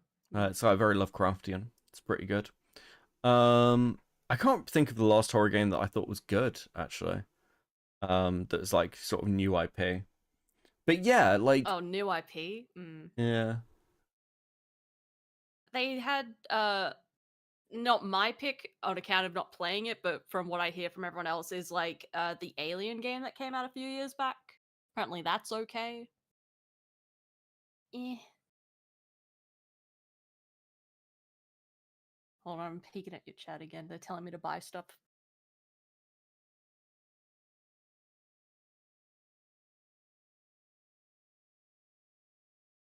Obscure co-op marriage stream, Jesus. Jesus, this is a monster we've created. Yeah, this is a meme that's gonna absolutely bite me in the ass. Oh, just you. I get away scot-free, do I? Well, yeah, everyone will be sympathetic to you after the divorce. It'll be fine. Oh, you were manipulated by Beckett into a marriage meme on stream. I'm gonna take the kids in the divorce and then parade them around for pity points. I think it's a good sign that we've only lost like 20 viewers doing this bit. That's pretty good, actually. In fairness, you were watching a fucking Hempleton call, and it wasn't even entertaining bad. It was just like, please make him stop talking. I think it's got entertainment to it. Isolation's a decade old. You know, to be fair, Ace did warn me that it's like not as funny, but it does have its bits. Oh. Shouldn't you be asleep anyway? Yeah, but my sleep pattern's really fucked. I'm kind of hungry. Can you make me a sandwich? Absolutely not. Just for that, I'm not going to make the sleeping time call joke.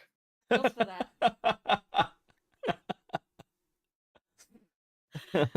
Actually, here's one.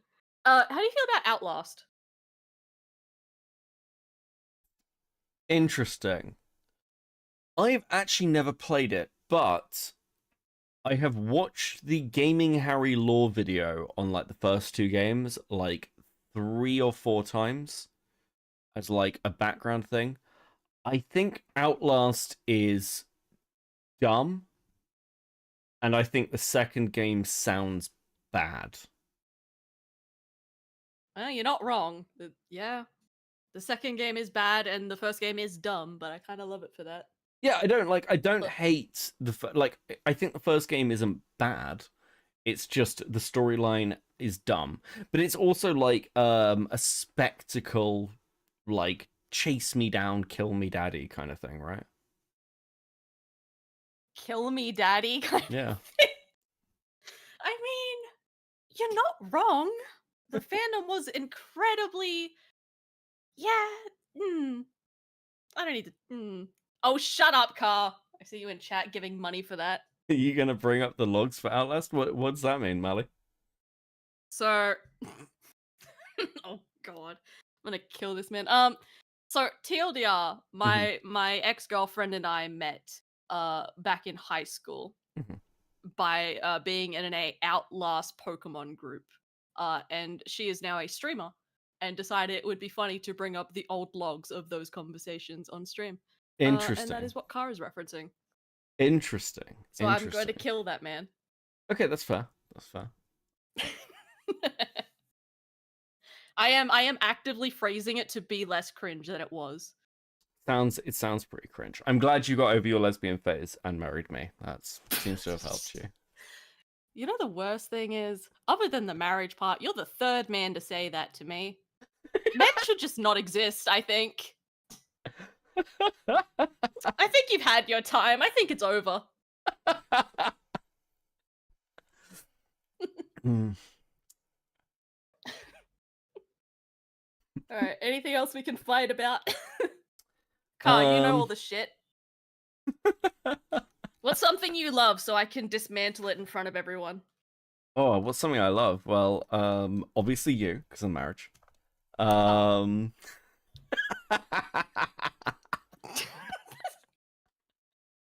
We have to stop. I'm gonna get fucking messages from the girls later. Be like, do we need to talk?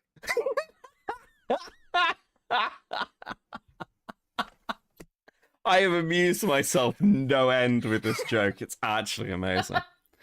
I wasn't expecting you to take the divorce papers and run with it so hard. Listen, I've consistently said to everyone, fear somebody who'll commit to a bit while committing to bits. I feel like everyone's forewarned of what I'll do in these situations. It's... And here, I was sitting here earlier being like, oh, I should send Beckett a message later just to like let him know if to step off if the joke is going too far. Clearly, I didn't need to worry. Yeah, I don't care. Joke? What joke? No, this is legally binding. Yeah, absolutely.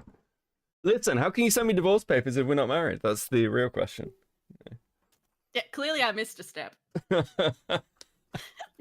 should have sent you a marriage certificate and then the divorce papers.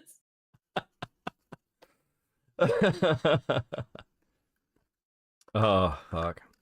What's the thing that I love that you can show on? I don't know. I really like Soul Reaver. I like the Souls games. I have a feeling your taste is just going to be like fine and it's going to annoy me. Yeah, I can't think of anything I like that you wouldn't. Like, what do you hate? Tell me things you hate. Well, BioShock Infinite, but we covered that. Yeah. Oh god. I mean, there's not a lot of media I hate. Like, hating media feels like it takes a lot of energy that I could put into liking other media. God. I mean, I've just started, like, going through Lord of the Rings, finally.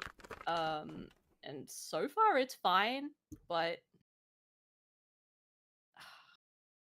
Car, help me out here. What have I bitched about on stream? You're like an encyclopedia of all my gripes. Mally has 2 cats. She's trying to speedrun Crazy Cat Lady.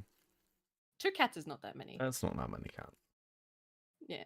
I am speedrunning going to kill one of them, but other than that... Why?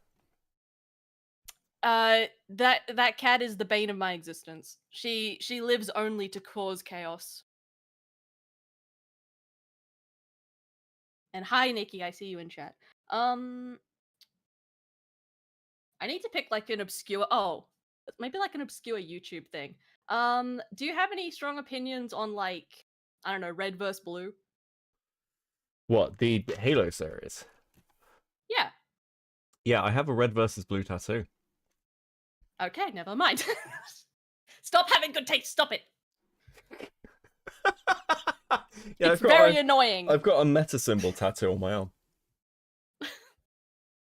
All right, damn it. Ugh.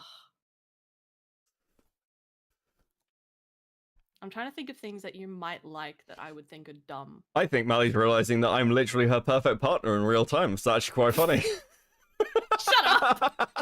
Well, you haven't picked anything either. What? Surely there's a cringe thing I like that you think is shit. I don't know. You're gonna have to tell me other things you like. So far, it's fine. Well, I like Minecraft, Ed's World, Digimon. Digimon is good. I'm not a big Minecraft fan, but I think that's part of it is like I remember when Minecraft came out. So I remember when it was free. That was good. Nikki, are they flirting? I'm so confused. Oh, fucking hell.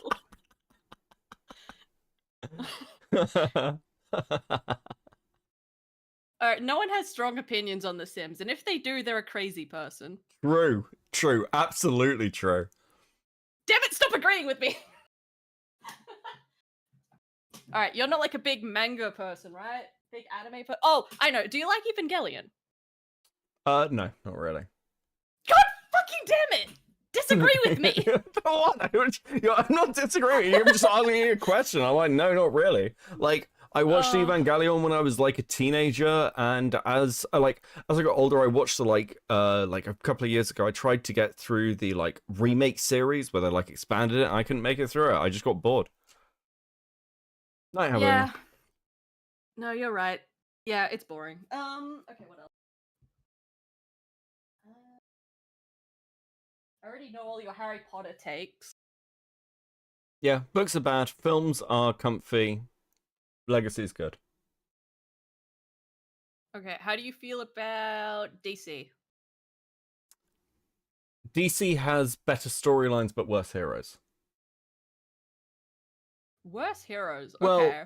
it's got actually. It depends on the writer and it depends on the age. It's got less interesting powers for its heroes in some respects. And it's very badly handled, partly because of the way the multiverse system works. Marvel never fully committed to it. They had like the New 52 and stuff, and then quickly realized it was a bad fucking idea. The DC movies are way worse than the Marvel movies, which is saying something because the Marvel movies are fucking terrible. But also I kind of grew up reading I grew up like reading Marvel and stuff, but by the time I was a teenager, I was largely reading Image and Dark Horse. Okay. Yeah, no, that's... Damn it. You're so reasonable. This is trash. Can't you get, like, unreasonable... Find your inner nerd rage about something. Well, I mean, you need to give me something to inner nerd rage about. Like, I nerd rage about... I did this about Dragon Age and they're bad, and, like, I can like, break down why certain things I hate are fucking bad, but you're just not mentioning anything like... I'm, like, hate. I think it's, like, you tend to like stuff, Dragon Age, I guess Skyrim, that kind of area. I know very little about that. Like, my experience with that is tangentially Lord of the Rings, and then like Baldur's Gate. Like, I know very little about that world. If I had opinions on that, I bet we could fight about that. But I mean, would you say you're more into sci-fi then? no?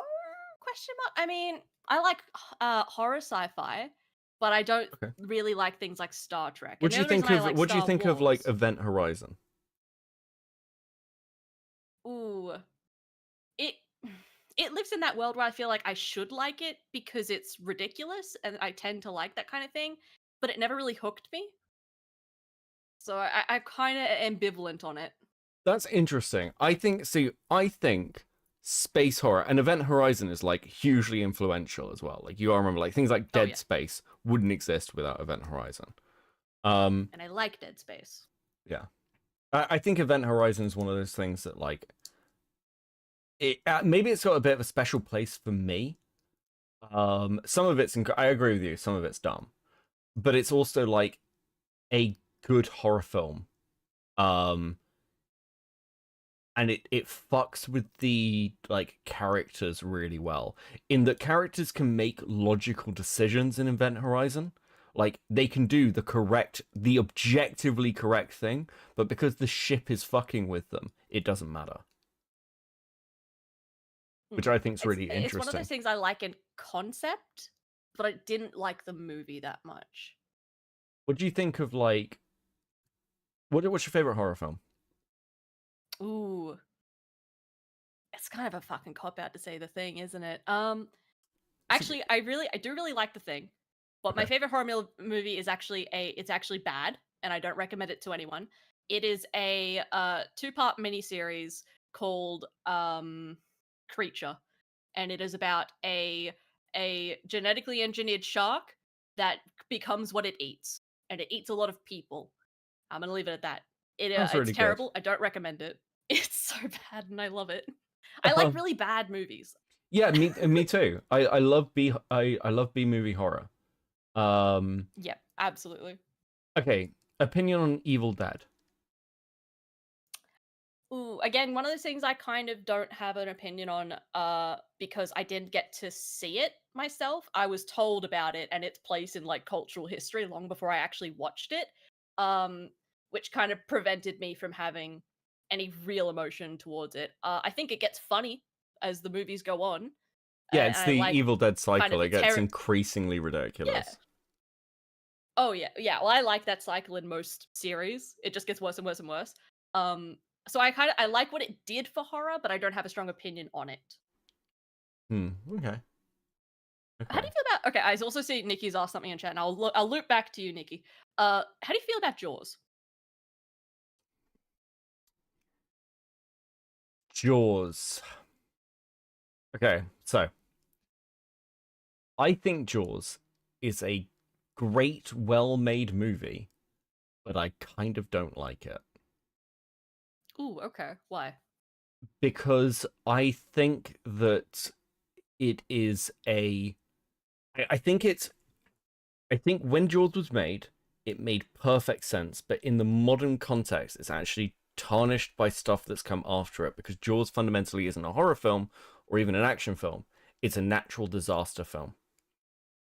And natural disaster films, this idea of man fighting nature, is inherently kind of weird and badly done. And Jaws itself is like men against a shark, but no shark is like this. It's utterly ridiculous. The later Jaws films don't seem to acknowledge this, and ultimately the best shark movie is Deep Blue Sea. Ooh, okay. Yeah, I can get behind that. I do like Jaws, but I also 100% agree with like your feelings on it. I hold Jaws accountable for things like Under Paris, which just came out, which is an abomination, and I kind of love And it Deep for Blue that too, Sea, actually. Deep Blue Sea, it has some of the best like writing lines. It's a very dumb movie, but like the idea of Samuel L. Jackson, I think it's Samuel L. Jackson, be like, we're gonna get out of here, we're gonna survive, we're gonna kill these sharks, and then gets instantly eaten. Great. The fact that like the chef is like, they're preparing to go outside, and he's like, and like, what is it? And ye though I walk through the valley of the shadow of death, I shall fear no motherfucker, because I carry a big stick. It's just like, it's really great lines in it. It's really difficult to hate. And it's like, and I've never met anyone who hates it though. Yeah, I think it's unfairly maligned by critics as a bad movie, when actually it's very self-aware that it's a dumb movie and does that very, very well. Oh yeah. No, I feel like in a weird way for me, it's like Jaws and Deep Blue Sea. They're on the same coin for me, just on opposite sides. I love them both. That makes sense. We agree on shark movies. That's like a big hitch on the wedding proposals. And someone gave you money to ask thoughts on Metal Gear Solid. I think Metal Gear Solid is fantastic. I think that okay. Actually, I want to be clear. I think the the first Metal Gear Solid game is fantastic. The second Metal Gear Solid game has some really interesting concept, but is not as good as people think it is. And the concepts are really good, but the game isn't as good as people want to remember it as. The third game, like Snake Eater, is actually the best one, like really easily, like hands down. And the Metal Gear Solid 4 is like a perfect conclusion to those series. The Phantom Pain and everything that happened around it and all the prequel stuff with Venom Snake is good, but only because it is as dumb as everyone expects it to be, and it is not as good as people pretend it is. It's not as good as Snake Eater. It's not as good as the third one. Phantom Pain is awful. It is awful. I will stand by that. I don't know why exactly. I just remember playing it and wishing I was dead. So therefore, it's awful. I should point out I didn't make it through it. I got bored. See, yeah, playing that game felt like a punishment when I was getting through the Metal Gear games. I felt like I had to play it if I wanted to, you know, play all of the games. And I did, and I wish I didn't. I should have just watched someone else play it. Yeah, it's just apparently you're on thin ice, Dad. Yeah, it's just not as good as it. Like there are many good components of it, but it's trying to okay. It explains one plot hole in Metal Gear. Metal Gear can live with a plot hole, okay? It can live with a plot hole. It did, like, there are issues with Phantom Pain, and, like, it's almost like the Evil Dead cycle. It's like Kojima realized how fucking stupid certain parts of Metal Gear World were, and he was just like, yeah, this is fine. Whereas Metal Gear 4, like, is just fucking actually amazing. It's actually really, really good. Dad divorced this woman immediately. We're working on it. God, I have like people are hitting me with too many things now. We have to go. Hold on. Fucking someone asked about Gravity Falls. Have you watched it? Do you care about it? I haven't seen it. I've seen a lot of clips of it. I think Bill Cipher's a really interesting character. I think the concepts within it are really interesting, but it's just a bit after my time. A bit too far after my time for me to like sit down and watch it. Yeah, I kind of guessed that you probably just hadn't seen it. It doesn't seem like something you would have sat down and watched. It's good. I love it. I obsess over it. All right, next one. Someone asked about like intentionally bad movies like Sharknado. I think the odd one was fine. I think Asylum has just milked it to death. It's kind of like the Uwe Boll stuff. It's like, you do it once, it's kind of funny. You do it endlessly, it's like, oh, kind of shut up. But I don't mind them as like they're great like drinking and popcorn movies, right? I feel like they're the type of movie you want to watch with friends while you're getting a bit tipsy. Yeah. They're like a group movie. They're not like a sit down and watch it on your own seriously movie. No. Well, so I really like bad shark movies, but I do find a lot of movies that are intentionally bad, they don't have any charm to them. They're like you can feel the hollowness of it, I think. Some of them work, most of them don't. Okay, I think there's one more. Honestly, this is just an excuse for chat to ask you your opinions on things so they can get mad at you. Someone asked about Half-Life. Hold on, what was it? I guess how do you feel about Half-Life? Did you play that series? I did. I liked the first game. I liked Blue Shift. Half-Life 2 is like good. It's like, yeah, but I've never been like a massive Half-Life fan. I think Portal 1 was very, very good.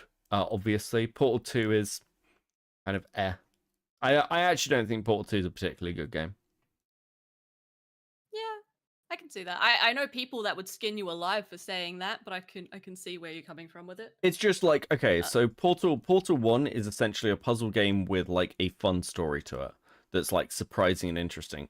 Portal 2 is a fucking weird story game that's like self-contained.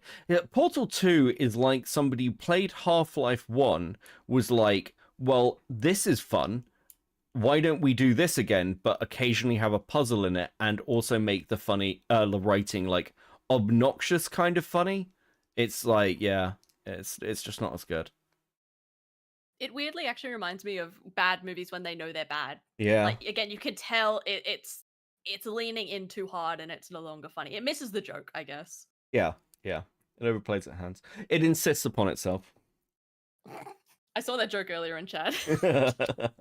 Look, Infinite does insist upon itself unironically. Yeah, sure, that's fine. It just does. I do like, have you seen the YouTube series Half-Life 2, but the AI is self-aware? No. I would throw that at you. It's one of those, it reminds me of the early Red versus Blue days where it's a bunch of people fucking around in VR, remaking the events of Half-Life. But it like progressed to a point of being actually quite well made. Yeah, I would recommend that. Right, okay, I know what we're gonna watch. Oh no. Are we done with counseling? No, listen, I think we've just decided to stay married. So we're gonna watch you're gonna get some DMs later. I endorse this. You mentioned Red versus Blue earlier, so we're gonna have you ever seen any of Rooster Teeth's other early series?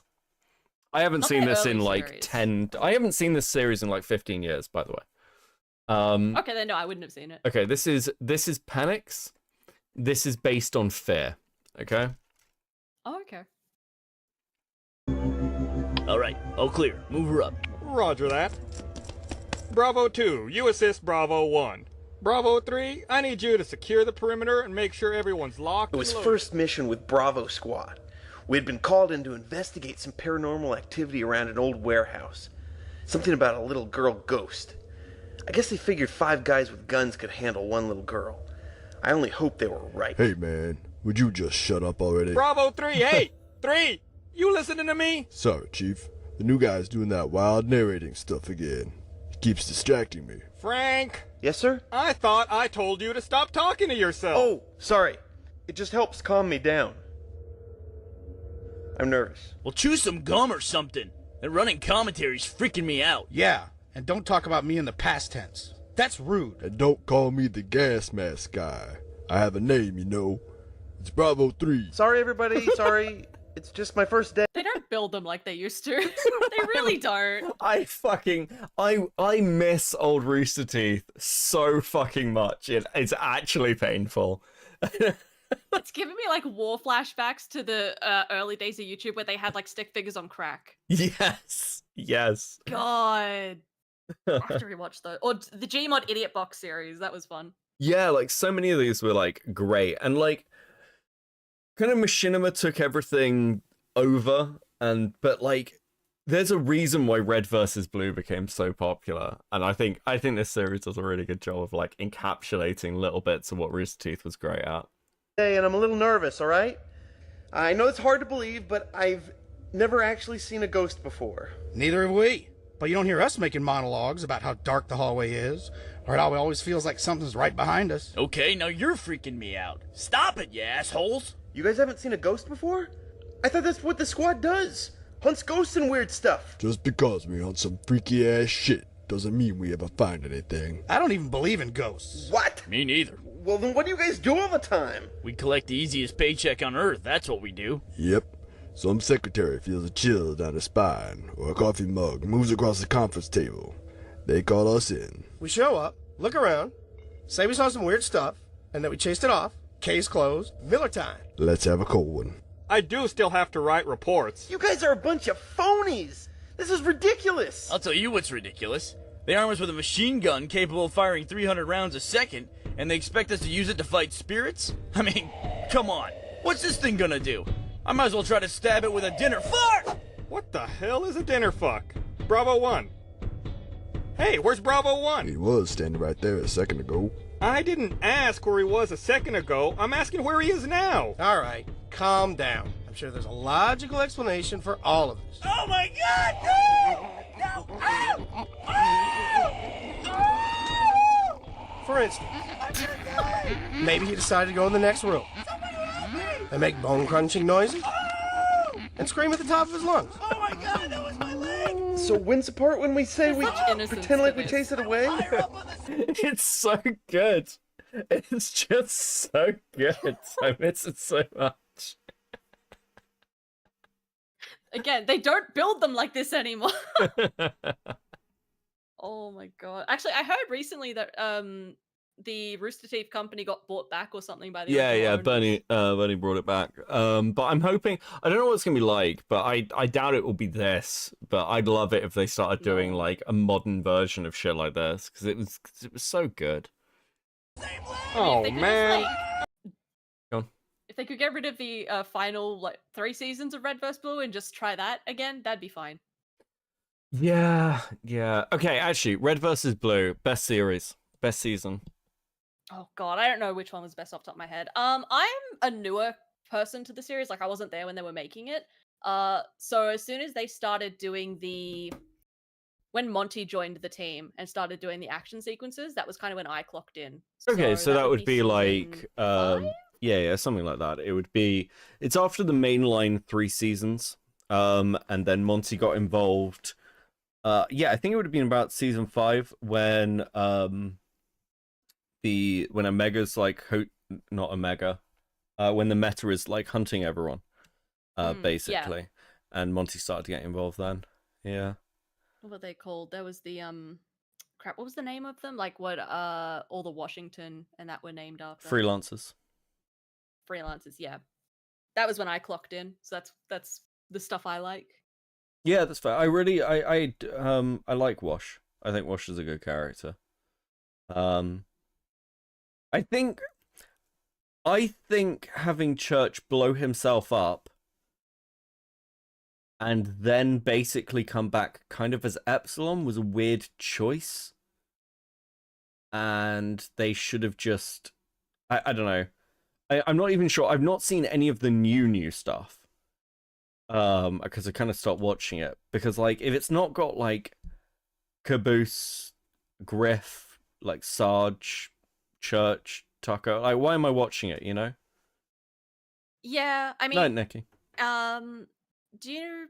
I can't remember what season it was, but after they have the fight, God, I'm forgetting all the names now. But the one with the planet where they ward off the people that try to take over the planet. Yeah. One of the mercenaries joins it. Lotus. Yeah. Anyway, after that point, just stop watching. Don't watch the rest. It consistently goes downhill in a really messed up way. Even with the original characters there, it's just bad. Even I can't defend it. And I can defend some terrible shit. I don't know, your taste seems fine to me. I don't know about that.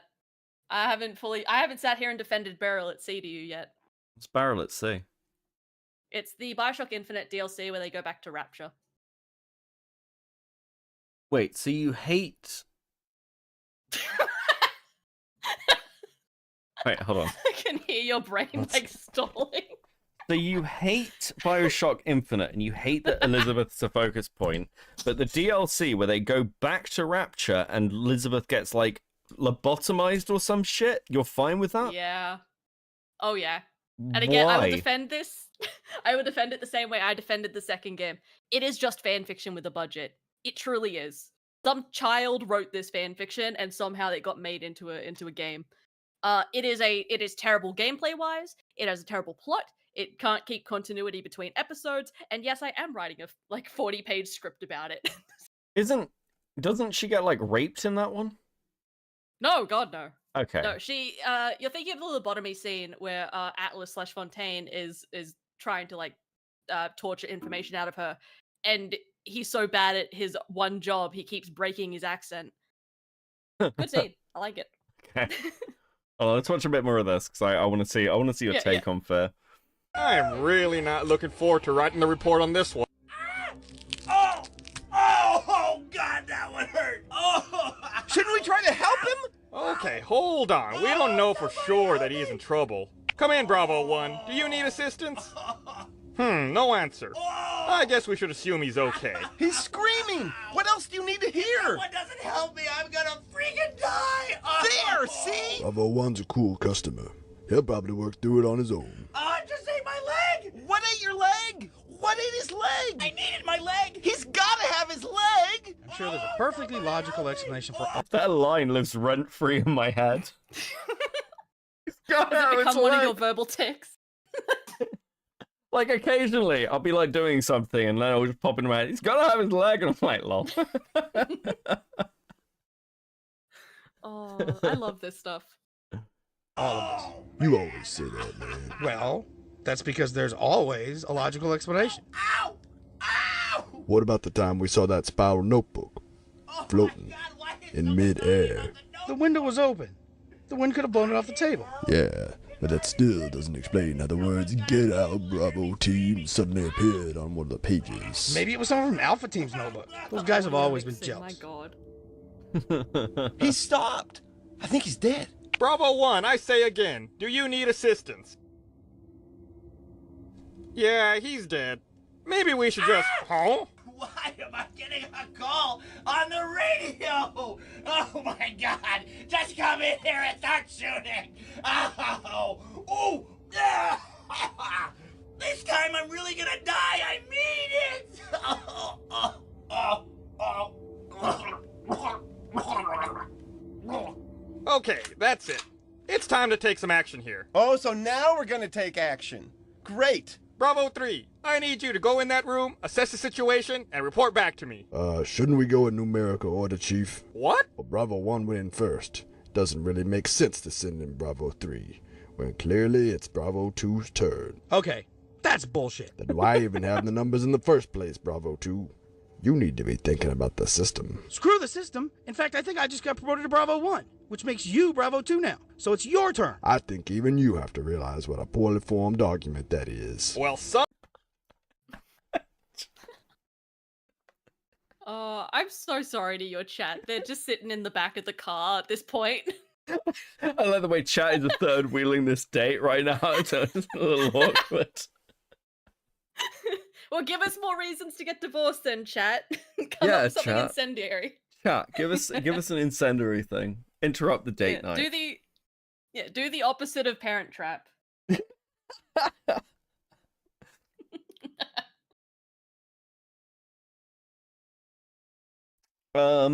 Let's think. What else is there to fight about?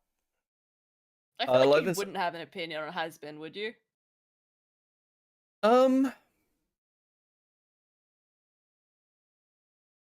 I think Has-Been is bad. Shocking take. I've never heard that before. I know, it's insane. I have reasons behind it. I really hate Vizzy Pop. They're going to carpet bomb your house. I think Vizzy Pop is awful. She is somebody who built like her reputation from like being as part of the online community. And then the minute she got like a contract, she dropped everybody and fucked off. And pretends like she didn't know any of them. I think that Has-Been Hotel is terribly written. The plot makes absolutely no fucking sense at all. The characters are, broadly speaking, other than Alistair, pretty fucking dislikable.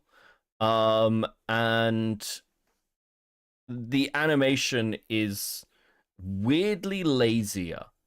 Now, I think Hell of a Boss, the first season of Hell of a Boss, is actually pretty good. It's surprisingly good. Second season's a bit mid, but the first season of Hell of a Boss is really good. But Has-Been Hotel is a lot of promise, and then it got to production, and then it was just not good. Those are my feelings. I just hate that you're so reasonable with these things. God damn it. Yeah, look, Has-Been is one of those things I really wanted to like. I like the concept. It just doesn't. It basically doesn't deliver on any of its promises, and it didn't drown enough of its babies in the first season. It's a show that is sprinting towards a season 2 without any setup. So yeah, it's a bummer. The thing is, as well, they do the like. It's so. Oh my god, your angels are evil and heaven is bad. Wow, that's so original. Save some for the rest of us. Holy fuck. It doesn't make any sense that the demons can't do any damage to angels because lots of them are fallen angels. Apparently it's like to do with angelic weapons or whatever, which is dumb. Why would angels make weapons that hurt demons and themselves? like, and then not be careful about them and make this some sort of weird fucking secret. It's like the storyline, like, again, why would you need arms dealers in hell? And also, why would you have, like, what's the point of the Dukes of Hell if even they're not strong enough to take on a basic well-armed angel? Adam is dislikable for no fucking reason other than they don't know how to write villains. What else have we got? It also breaks with the general canon they've got of Hell of a Boss. Like, Hell of a Boss just has a better canon.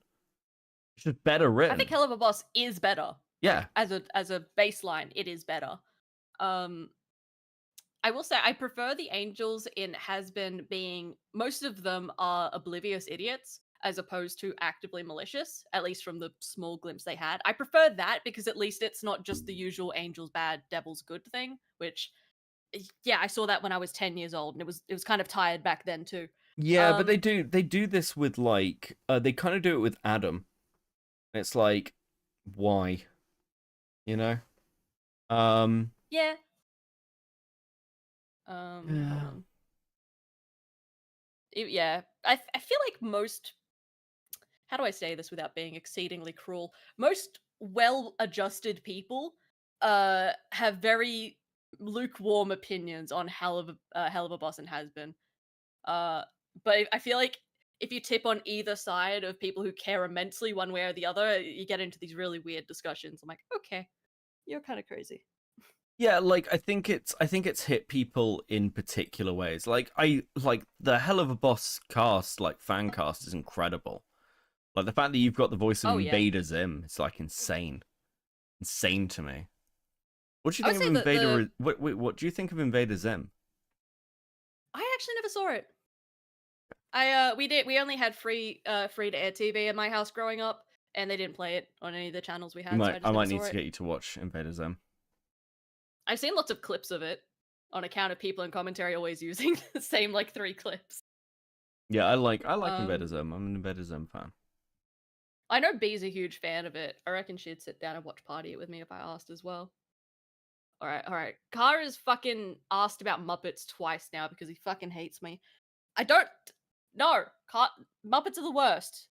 Beckett, what do you think about Muppets? I don't have strong opinions on the Muppets. I quite like the Muppet Christmas Carol.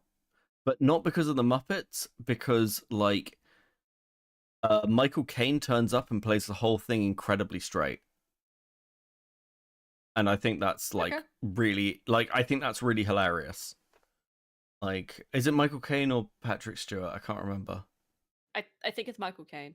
But, like, the idea of just having this thing where you're playing the whole thing insanely straight when you're surrounded by Muppets is such a funny thing to fucking do. It's incredible. I think that in itself is just a work of art. Fair enough. I mean, look, I don't mind Muppets, the medium, like the actual concept of a Muppet. I just happened to see a Muppet being murdered by spaghetti when I was a kid, and I literally never recovered. And then I went on a 24-hour stream and had a mental breakdown about it. So that's why Carl was asking. That's very specific. It is very, very specific. It was a 24-hour stream. I was not doing so hot. And also that spaghetti did just strangle a man to death, which, yeah, I didn't like that very much. The ACC is very well adjusted generally, isn't it? I'm so stable. It's amazing.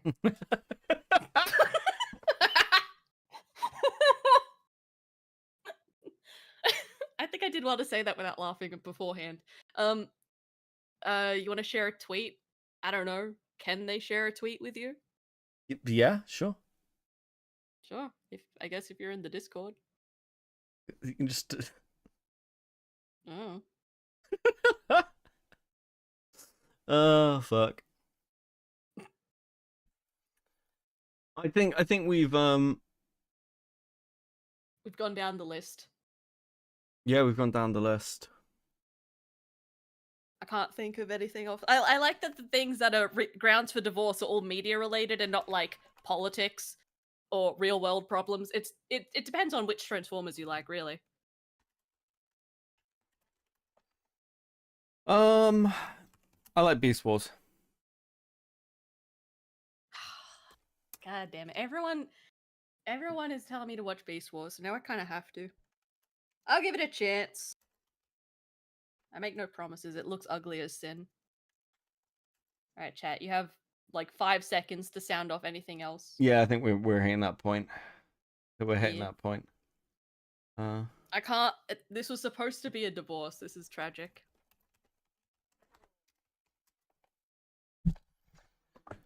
I had a good date. Planned the next. It's on. Oh my god. You did this to yourself, you know.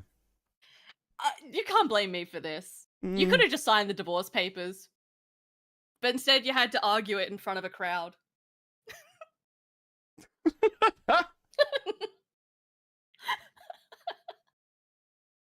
Yeah, this was more fun though. This was good content. Good content. It sounded like the original call you were watching was garbage. Yeah, it was. Listen, it's been a quiet night. It's been a quiet night. Okay. Been fun. Right, I'll piss off and you can do your thing. Oh, so you're just gonna leave? We were gonna chat afterwards about like not getting divorced, work out like living arrangements and things. Are you still demanding 75%? What if you want to divorce me? Yeah. Yeah. Well, then I guess we're staying married. Because no. Okay. Oh, that seems reasonable. Okay, lovely. All right. Bye. Thanks for hanging out. Peace, bye.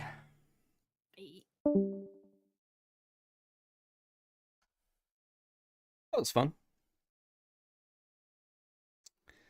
What the fuck am I doing? What the fuck is? Hold on. There we go. Okay, chat.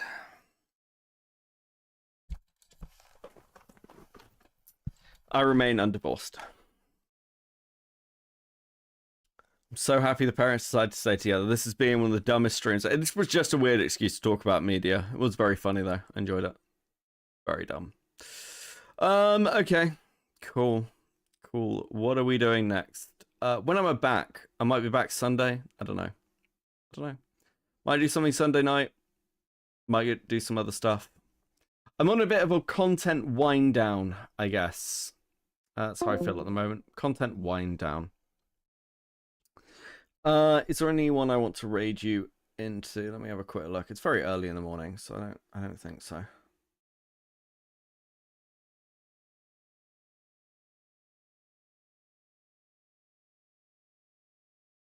No, not really. Cool. Okay, I'll end it here then. I'll play us out with a song. What should I play us out with? I know. No.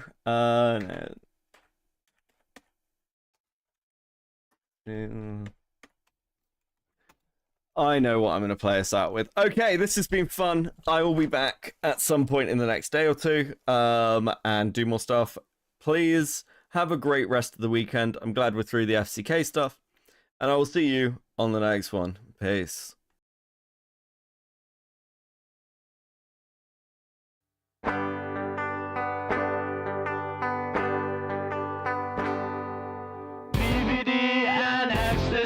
Conceited with no self-esteem. She's a teenage dream if you hate yourself. Bright-dyed hair and obnoxious clothes, thinks communism is the way to go. She's a whore, a hole, a dime a dozen Jezebel. Low-right mind and SSR eyes, 1,000-yard stare for all those guys that she fucked and stalked before you came along. Retarded views on politics, likes to listen to shitty music. She drinks and smokes and toasts out of a dirty bong. She saw Ramona Flowers and felt so empowered by a movie made in Hollywood. It's sad to think she's someone's daughter, like a lamb to the slaughter. But honestly, I'd still hit if I could.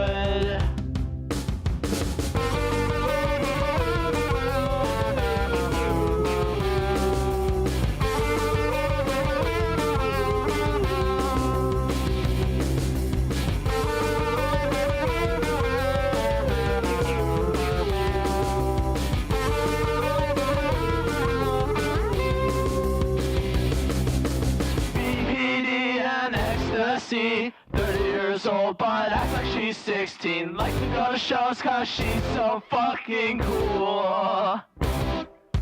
Bright-eyed hair but dead inside. Plan B lifetime supply. She's a whore, a hole, gave head since middle school. Only pedophiles in denial. If she's anything worthwhile, her infertile lifestyle will drive you wild. She's an alcoholic loser bitch that likes to listen to shitty music. She drinks and smokes and cokes and chokes on dick. She saw Ramona Flowers and felt so empowered by a movie made in Hollywood. It's sad to think she's someone's daughter, like a lamb to the slaughter. But honestly, I'd still hit if I could. She saw